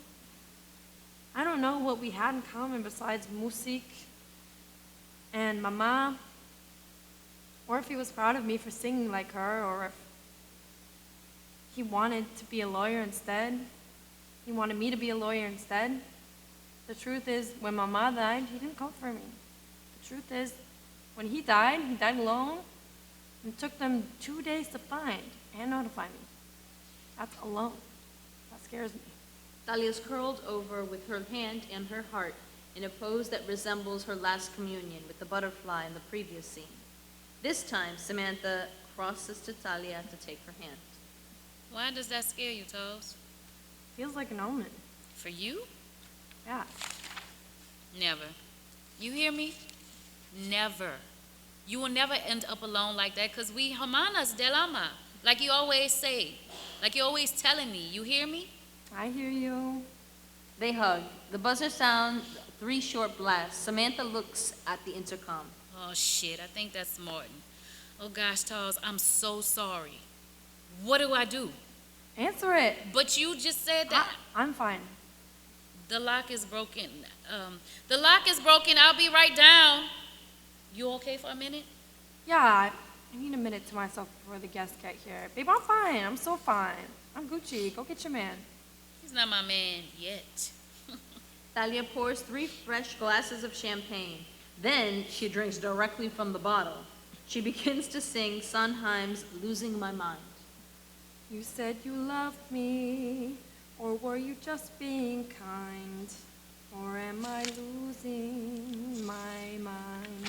Thalia steps into the present, following the butterfly who has reappeared.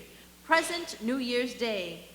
A breath for Thalia to collect herself, and Samantha watching warily, they turn together to finish their climb.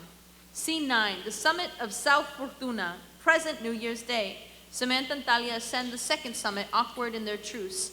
Thalia is still tripping very hard. Ladies and gentlemen, welcome to the summit of South Fortuna. Damn, son, look at that. You can literally see the Pacific.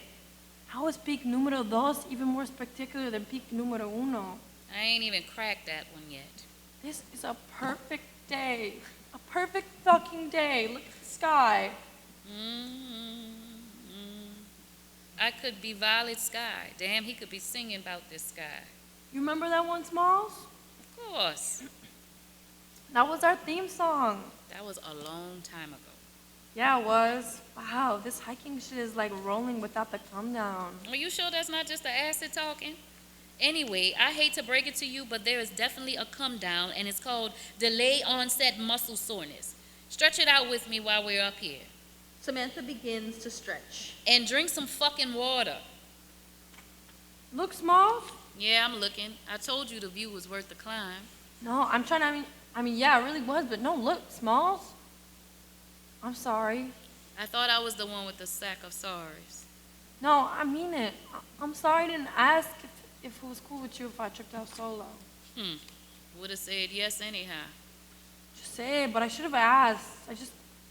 I wasn't even the hair of the dog, really. I did it because I was looking for the glimmer. The glimmer?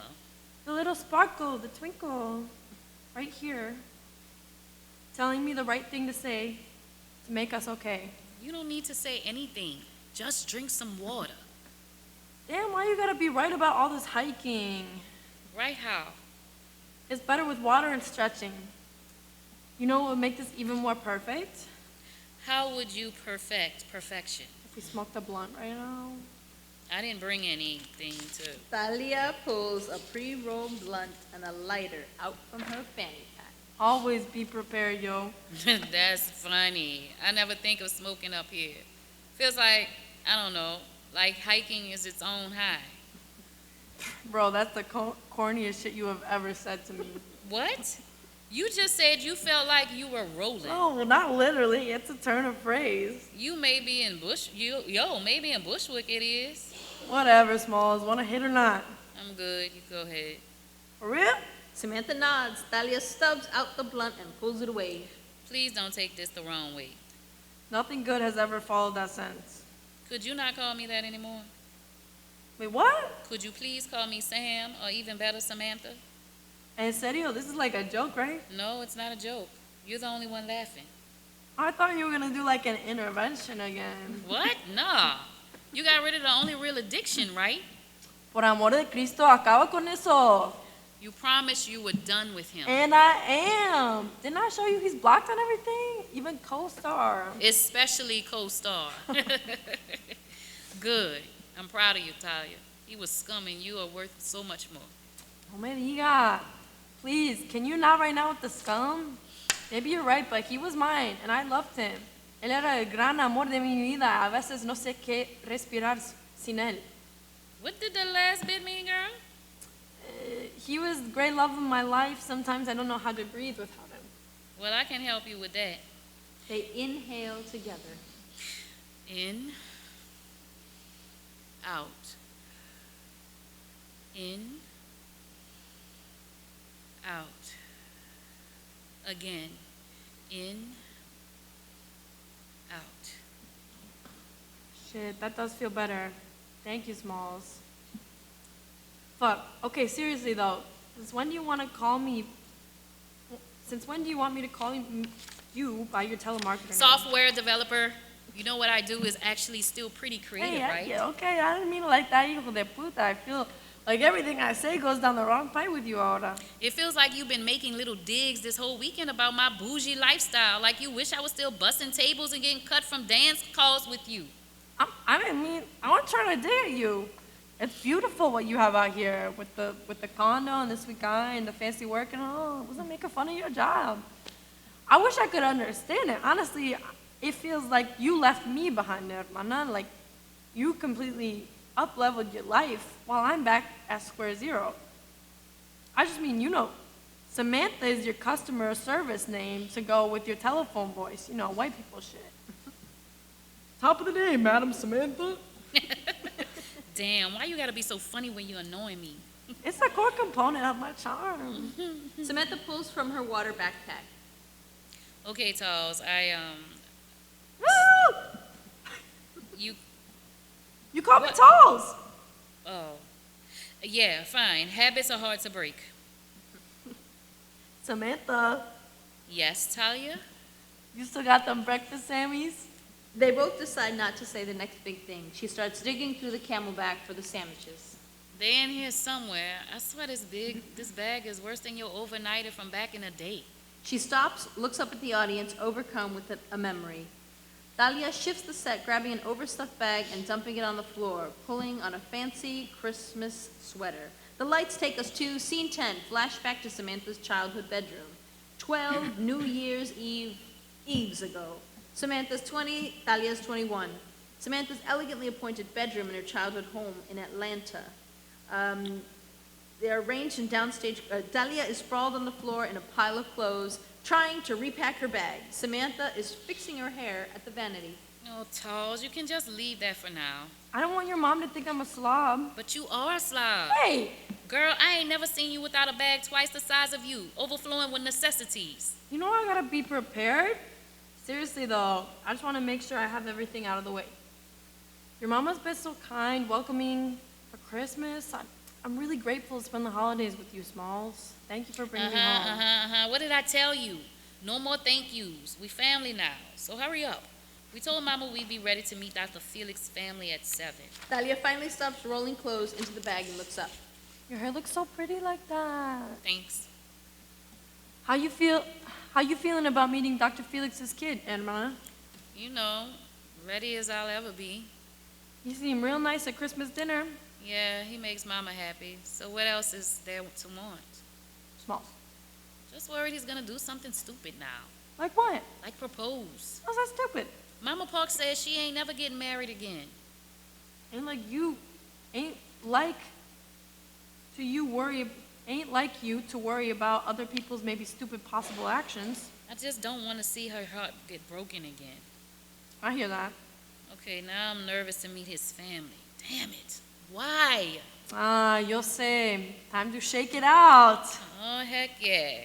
Asson? Duh. They get up. Samantha hits play on her laptop. Grace Kelly blasts. They dance and sing along for a chorus or two. Okay, I figured it out. Dígame. It's been just Mama and me for so long, I don't know how to wrap my head around blending in with some other family. I mean, I ain't never had siblings before. What if we don't get along? 2 little tweens? I didn't even like 12-year-olds when I was one. And what are we all supposed to talk about? Makeup, music, boys. How do you know? Babysitting was my first calling. Never had a sibling, hermana. I didn't mean it like that. You say? You and I are special. These would be like actual little sister types. I want to get this right. And you will. Do I look okay? You look like picture perfect. Thanks, Talls. Okay, we got like 5 minutes before we get downstairs. You know what that means? Do we have to? We said we were gonna do it at least once a day, so it's second nature. Ugh, fine. And like anyone would ever let me play a Shakespearean leading lady. Not with that attitude. I'm just being practical about the business. You ever seen someone who looked like me in one of them PBS specials front and center? Nah, they only bring us up to clean up after Juliet or be mocked by Rosalind. So why couldn't you be the first to be her? Well, you know, even if I did get cast, they wouldn't let us play cousins. You look more like one of my actual primas than any of the white girls in our class. And anyway, they don't matter because we cousin heart. Besides, you right. A grade's a grade, and I'm on a scholarship. I know. They sit facing each other on the carpet and begin to recite scene 1. Act 1, Scene 1 of Shakespeare's As You Like It. Thalia's fully living in it. Samantha gradually warms up. I pray thee, Rosalind, my sweet coz, be merry. Dear Celia, I show more mirth than I am mistress of, and would you yet I were merrier. Unless you could teach me to forget a banished father, you must not learn me how to remember any extraordinary pleasure. Herein I see thou lovest me, not with the full weight that I love thee. If my uncle, thy banished father, had banished thy uncle, the duke, my father, so thou hadst been still with me, I could have taught you, my love, to take thy father for mine. So wouldst thou. The truth of thy love to me was so righteously tempered as mine is to thee. Well, I will forget the condition of my estate to rejoice in yours. You know my father hath no child but I, nor none is like to have, and truly, when he dies, thou shalt be his heir. What he hath taken away from thy father perforce, I will render thee again in affection. By mine honor, I will. And when I break that oath, let me turn monster. Therefore, my sweet Rose, my dear Rose, be merry. From henceforth I will, coz, and devise sports. Let me see, what think you of falling in love? Merry, I prithee, do, to make sport withal, but love no man in good earnest, nor no further in sport. Neither then with safety of a pure blush thou mayst in honor come off again. What shall be our sport then? There's a knock on the door. Mama, I promise we're almost done. Lo siento, Mrs. Parks, we got distracted memorizing. Sorry, Mama Parks. Sorry, Mama, we just about ready. They stand up and cross to check themselves out in the mirror.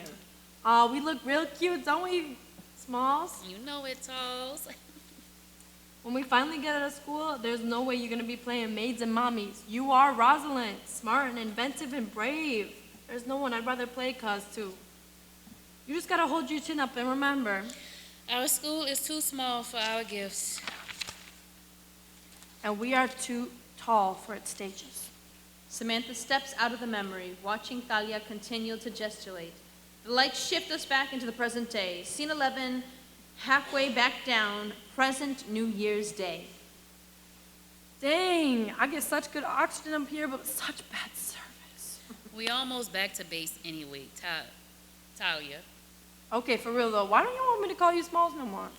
I just don't like being called Smalls. Everyone here calls me Samantha.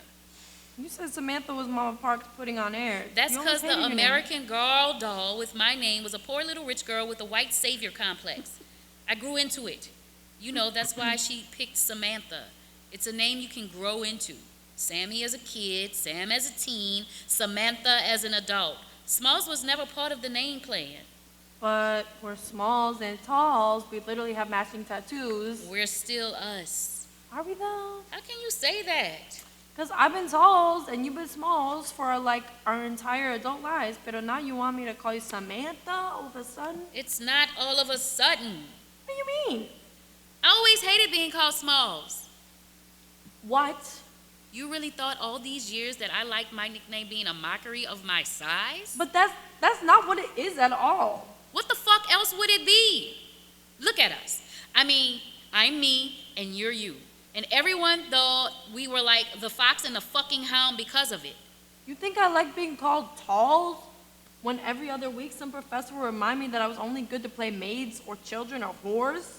Sometimes all three? The fact that after a decade you still don't get the difference just proves my fucking point. Okay, Samantha. Please, by all means, educate me. After You a decade, really asking me to educate you? What happened to Senorita's social justice? Wow, that's low. You think I don't see my privilege? Ay, Dios mío. You really thinking that? Not all the time. Sometimes. Especially when it comes to the industry.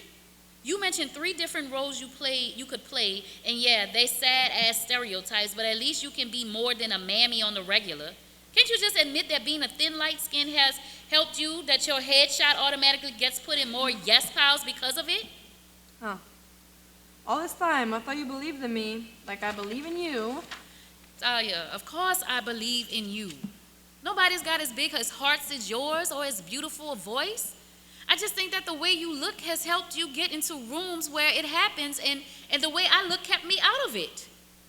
Thanks, I guess, for being honest with me for once. What is that supposed to mean?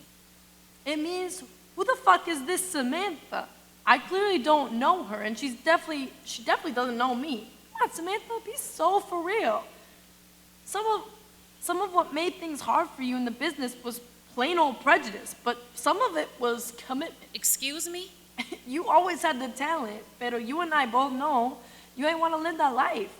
Even in school, I was always the one begging for you to practice. How many times did you tell me to leave without you when I was up at dawn for the chance to be seen after bussing tables till 2 a.m. to have the money to sing for the right person? When you didn't have to do that because you could always just get help from Mama Parks. It shouldn't be that hard to get a job. It's not that hard. Not if you really want to succeed. Or if you're the right color and size. I really don't want to say this. Clearly you do. I'm not the right color. Come again? There's a reason we never had this conversation back in the day. Yeah, because you about to say something next level foolish. Maybe so, but the truth is, I've never been the right kind of light to play, Miss Sandra D. And I'm not the right kind of dark to be the shining beacon of representation when they want to show how diverse their show is. Do you know how many times I've been told that I don't look Latina? And I know better than to audition for a biracial role, even though that's my lived experience. And I know, believe me, I know that struggle don't compare, that my experience of prejudice is easier on the daily. Walking down the street or going shopping, but don't make it out like my experience in the industry has been easy. So yeah, keep thinking señorita social justice is some kind of dog and pony show for likes. I'm gonna keep trying to make things right, even though I may never get a seat at the table. I shouldn't have made fun of your señorita social justice account. It means something. You speaking up, using your platform, you know. Mama Park sent me every single one. She does? Hell yeah, she's proud of you. And I am too. Dang, that makes me feel warm and fuzzy. But now, I get you laughing at it too. I post a lot. And what does that do? You left the industry, because yeah, it's hella broken, but I won't leave theater. So I gotta do something to fix it. I may not be getting it right all the time, but at least I'm trying to fix my blind spots. If our names are one of those blind spots, damn, that stings a bit. I literally have them tattooed on my ribs. But I'll call you Miss Parks if that's what you want. Thank you, Talia. I think we should talk about the FaceTime. You were right. What? I was way out of line. You needed me and I bailed. Nah, I needed me. I kept bailing on me by turning to you. I'm sorry I canceled on you. Would you I stop left you saying hanging that when you needed bag me of most. Sorries? This one is on me. I was saying you were right. The way you did, it was awful, but you were right. We need to take a break. I was stuck in this negative cycle of always looking to you to fix the problems I had with my own life. Because I didn't trust myself to fix them. And I'm not saying I'm there all the way. But like not being able to call you the second something went wrong, the second I couldn't deal with the pain, gave me the chance to actually, deal with it. So no, I'm sorry for not seeing that, or for not seeing a lot. Fuck. You see a lot though. Like in school, when I would want to quit after one read and you'd run me in circles till we were word perfect, you weren't wrong about me and acting. I couldn't commit to something that wouldn't return to favor, but I also couldn't commit to life here when I was so enmeshed with you. It ain't just you that needed to think about things, needed the space to change, It was easier to make new friends here when we weren't FaceTiming every night. But I missed you. I didn't realize how much I depended on breaking down every stupid thing in my life with you till that wasn't an option. The little things like seeing a dumb Christmas movie and missing your reaction to it, or the big things like this weekend has me realizing I think sometimes it's easier to be the old me around you, to slip into the role of the girl who goes along with your plan because I'd rather see you happy, or the girl who answers to smalls instead of speaking her mind. But I can't be the old me anymore. I need to grow up now. You keeping another secret, Samantha? Another? Every major life choice you made since the day we met, you sat on till it felt real. Looking at you, seeing me. I asked you out here because I can't go on this next adventure without my best friend. I can't be the old me, but I think I need to remember her for this next phase. You keep saying next. Ugh, but if I tell you it's really real. I think it's already really real. You're not smoking. You didn't have more than one sip of champagne last night. Say it already. I'm having a baby. I'm having a baby. You're having a baby. I'm so happy for you. You are? Oh, I'm so glad. I don't think I could do this without you, Titi Talia. Titi Talia, huh? Fuck. Fuck, you asked me out here because you're pregnant? I didn't mean it like that. I meant I missed you. Are you okay? Yeah, I'm fine. Let's get back in the car and get to civilization. Toes, I just... What? What do you want from me, Samantha? I love you. I'm happy for you. But we're still the same messed up little girls dressing up as adults. As much as we've grown separately, we can't seem to be better together. It's still secrets and manipulations of both of us trying to skirt every issue, or somehow running into another. I thought I could do this, but I just can't. Dahlia tries to head back down the mountain. She slips and falls. Toes? Shit. Talia, are you okay? As Samantha reaches for her, we fall through music and lights back into New Year's Eve 2 years previous. Flashback to infamous FaceTime. New Year's Eve 2 years ago. Fuck 2020 by Jesse Reyes pumps up. Dahlia's 31, Samantha is 30. Projection should indicate that this scene takes place over FaceTime. They address the audience in lieu of each other. Hi, Smalls. Yeah, before you ask, I'm actually packed. Look, pero I don't think I can sleep. I'm so excited to see you in person. I can't believe it's been a whole year. You know, we never gone this long without seeing each other since the day we met. Goddamn pandemic. Wow, Toes, that is so unprecedented. It's like personal growth. I think it's like a sign the breakup with Nikki will stick. Oh God, I'm sorry, I can't say his name without crying a little. No, Toes. I'm Gucci, really. Why'd you call? Fuck. This is hard to say. What is it? What's wrong? I don't know how to say this, Toes. Can we hold off on your visit? Hold off? Yeah, till this latest wave dies down, you know? Do you not see the suitcase I'm packing right now? My flight is in 6 hours. I know, and I'm so sorry. You're sorry? I was already really anxious about it, and then, well, I was talking it over with Jorge, and he isn't comfortable with the risk either. Mister, I really like you, but I'm not ready to be in a relationship yet. We're taking things slowly, and I was waiting to tell you, but he did ask me to be his girlfriend on Christmas. It was really romantic. That's great. I'm happy for you, but are you fucking kidding me, Smalls? Aren't you reading the news? Talia, it's bad right now. Are you really gonna tell me you haven't seen Nikki this week? He came over yesterday to grab another change of clothes. It's still technically his apartment. So are you gonna just cross your fingers about the COVID risk? For someone who couldn't even be bothered to use a rubber when he cheated on you? Jesus, Smalls. I thought you of all people would understand. And I thought you of all people wouldn't make the same mistakes you begged me not to. You saw what it did to me. Why are you putting yourself through the same thing? It's not the same thing. We had different boundaries. Anyway, every relationship is different. You're the one who told me that in the first place. Smalls, I'm sorry, I didn't tell you about seeing him again. I'll wear my mask the whole time I'm there. I can isolate in your spare room. Let me think about it. What? I just don't know if this visit is a good idea, Charles. You bought the ticket. I know, and I do miss you, bestie, But what, Smalls? The way you reacted to the request and the way you've been lately, So it's you just... calling me to cancel our visit when we ain't seen each other for a year?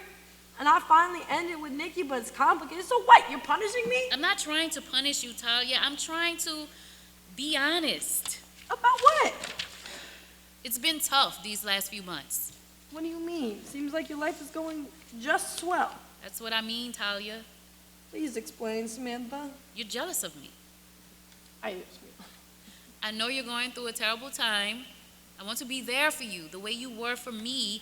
I just don't understand why you don't try something new. Go back to school, find a job. No I me don't know. digas with this changing careers thing. You've just been so depressed since they pushed back to reopening rehearsals again.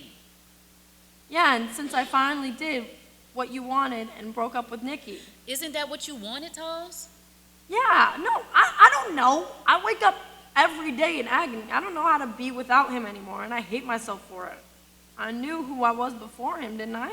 Do you really think I should be answering that? Please, Smalls. Please, I don't know if I can stay away from him if I don't get out of this goddamn city. I hear you, but even if you did come and isolate, I'm afraid it will just be like this. Like what? I don't want to hurt you.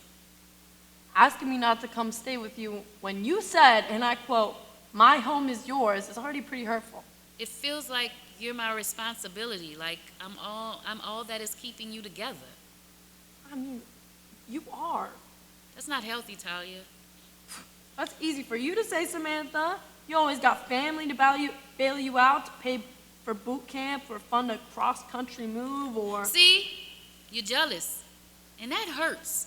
Because when you had wins that were out of reach for me, well, I will forget the condition of my estate just to rejoice in yours. I always had your back on that, though. These days, it feels like sometimes our relationship is an obligation, a burden.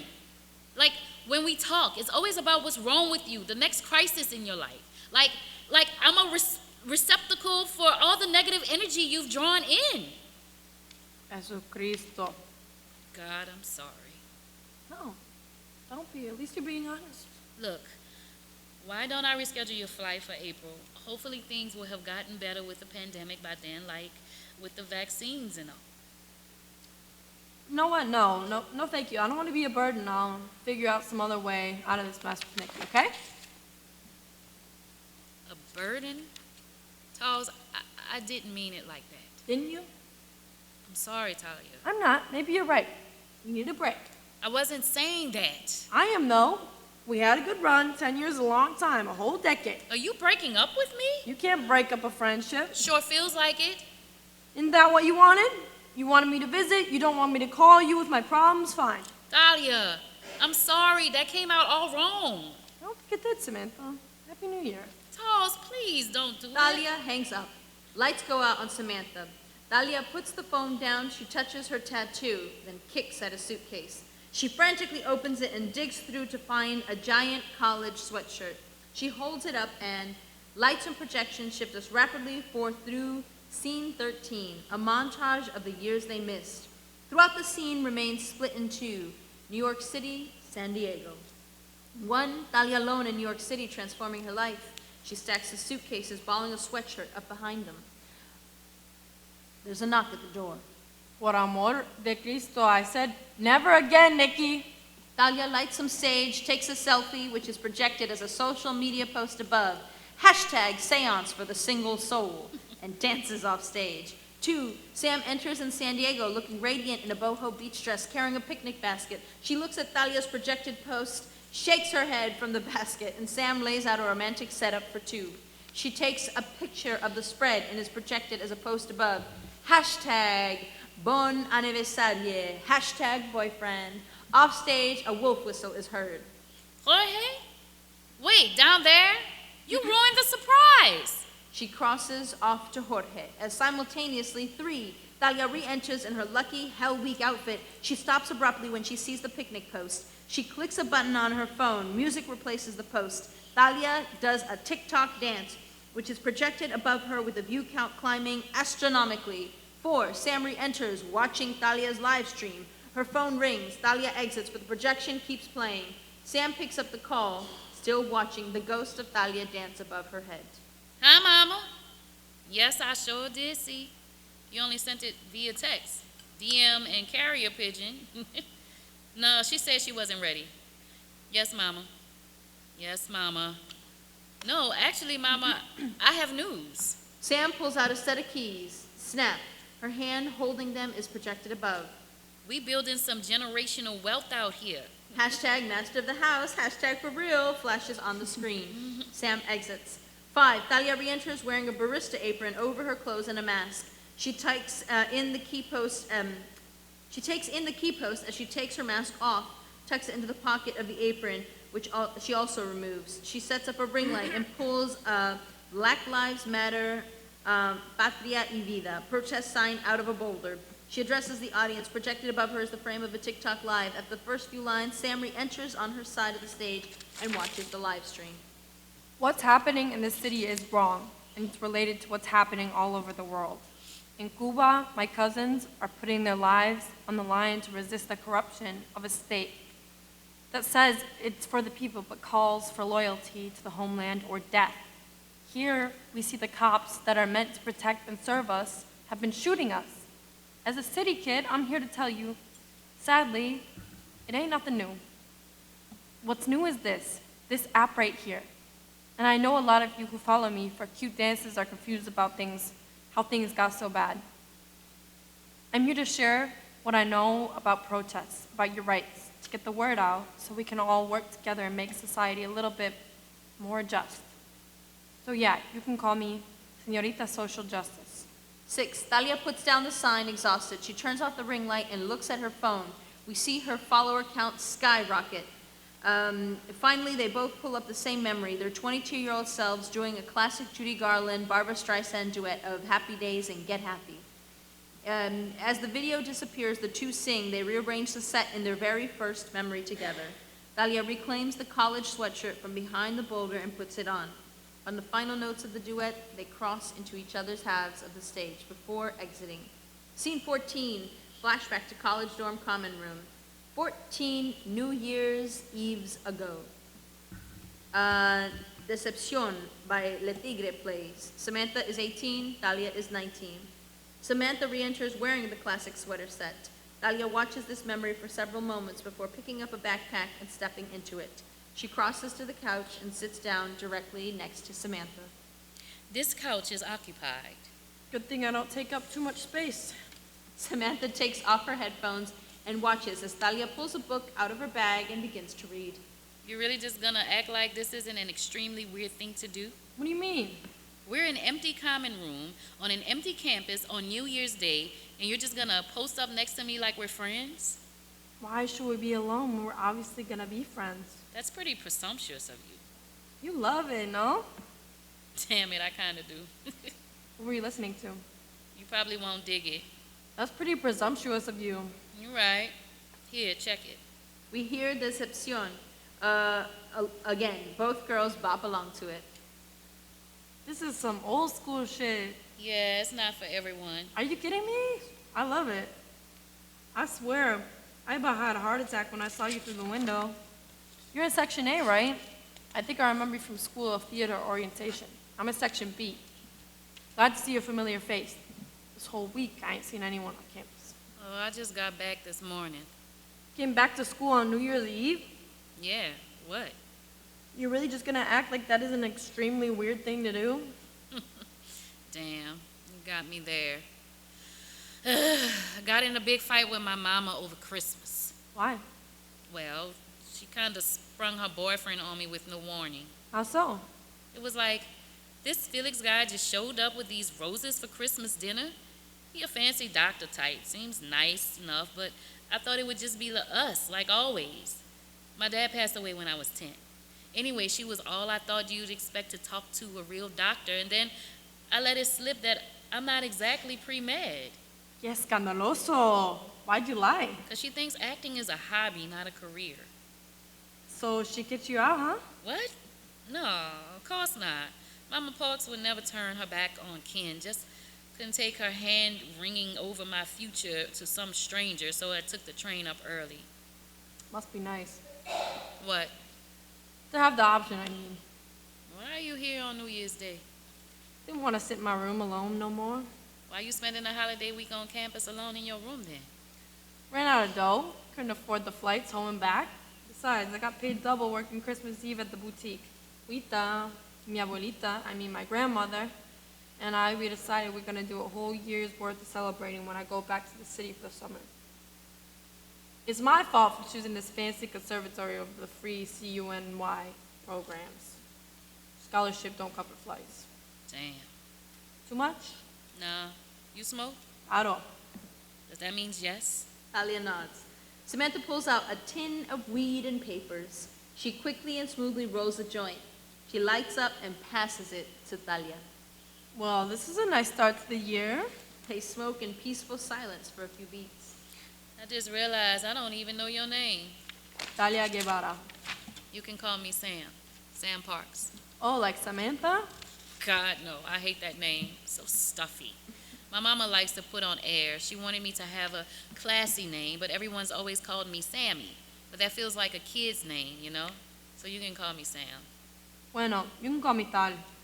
Does anyone call you that? Why'd you ask? You hesitated. No, you're right. Everyone calls me Talia. I just want to give you a nickname, too. Okay. Nice to meet you, Tal. Nice to meet you, Sam. Tal, that's cute, because you're not tall. Mm-hmm. What? Sam and Tal. Yeah. Sam kind of sounds like small, which is cute because you're not small. You're like gorgeously tall Amazon, like Glamazon. Gee, thanks, Talls. You're welcome, Smalls. Espérate, Smalls and Talls? Ay, Dios, I love it, Smalls and Talls. We're like a brand. Oh, God, no, don't repeat that. People will actually call us that. Ooh, I hope so. This isn't gonna be like a thing. Oh, Smalls, it totally is. I just had the best idea. What? I'm gonna switch into your section this semester. Can you do that? Why not? Why would you do that? Why don't you think it would be nice to not be the only person of color in the room? You are very light brown, Talls. You're practically palm colored, and I'm black. I have looked in the mirror, Smalls. You ain't wrong, though. Would be nice. You hungry? Always. I think I got a protein bar in here. Talia digs through her bag. I was thinking more like raiding those vending machines, you dig? Here it is. Oh, yeah, vámonos. They cross up to the vending machine. Samantha smoothly slides in to pay, and they grab candy bars and soda over the following few lines. That's Spanish, right? You bilingual? Claro, salud.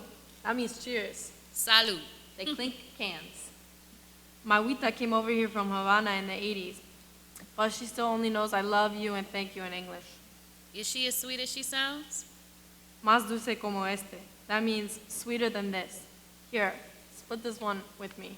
She breaks a candy bar in half and hands it to Samantha. Thank you. Is there anything better than chocolate and weed? Nada en el mundo.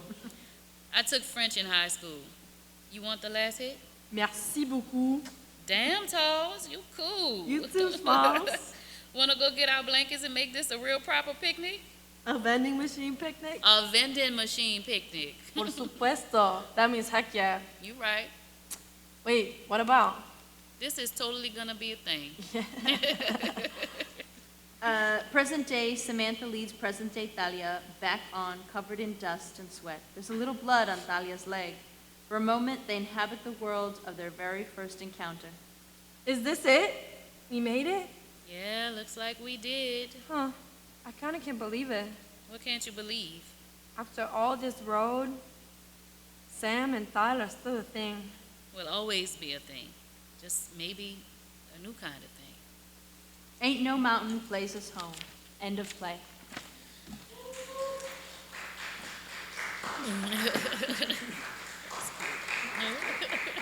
Thank you guys so much. Thank you all. The writer is not here, but if you do have any questions, you can put them on those blue cards when you came in. Put the questions there, and then Rebecca will be able to have those questions. Or if you have any comments for her, they'll be able to hand those, get those questions to the writer. Thank you so much for being here. There's a party going on outside, so please join us all. Thank you for being here. Thank you guys. Oh my God.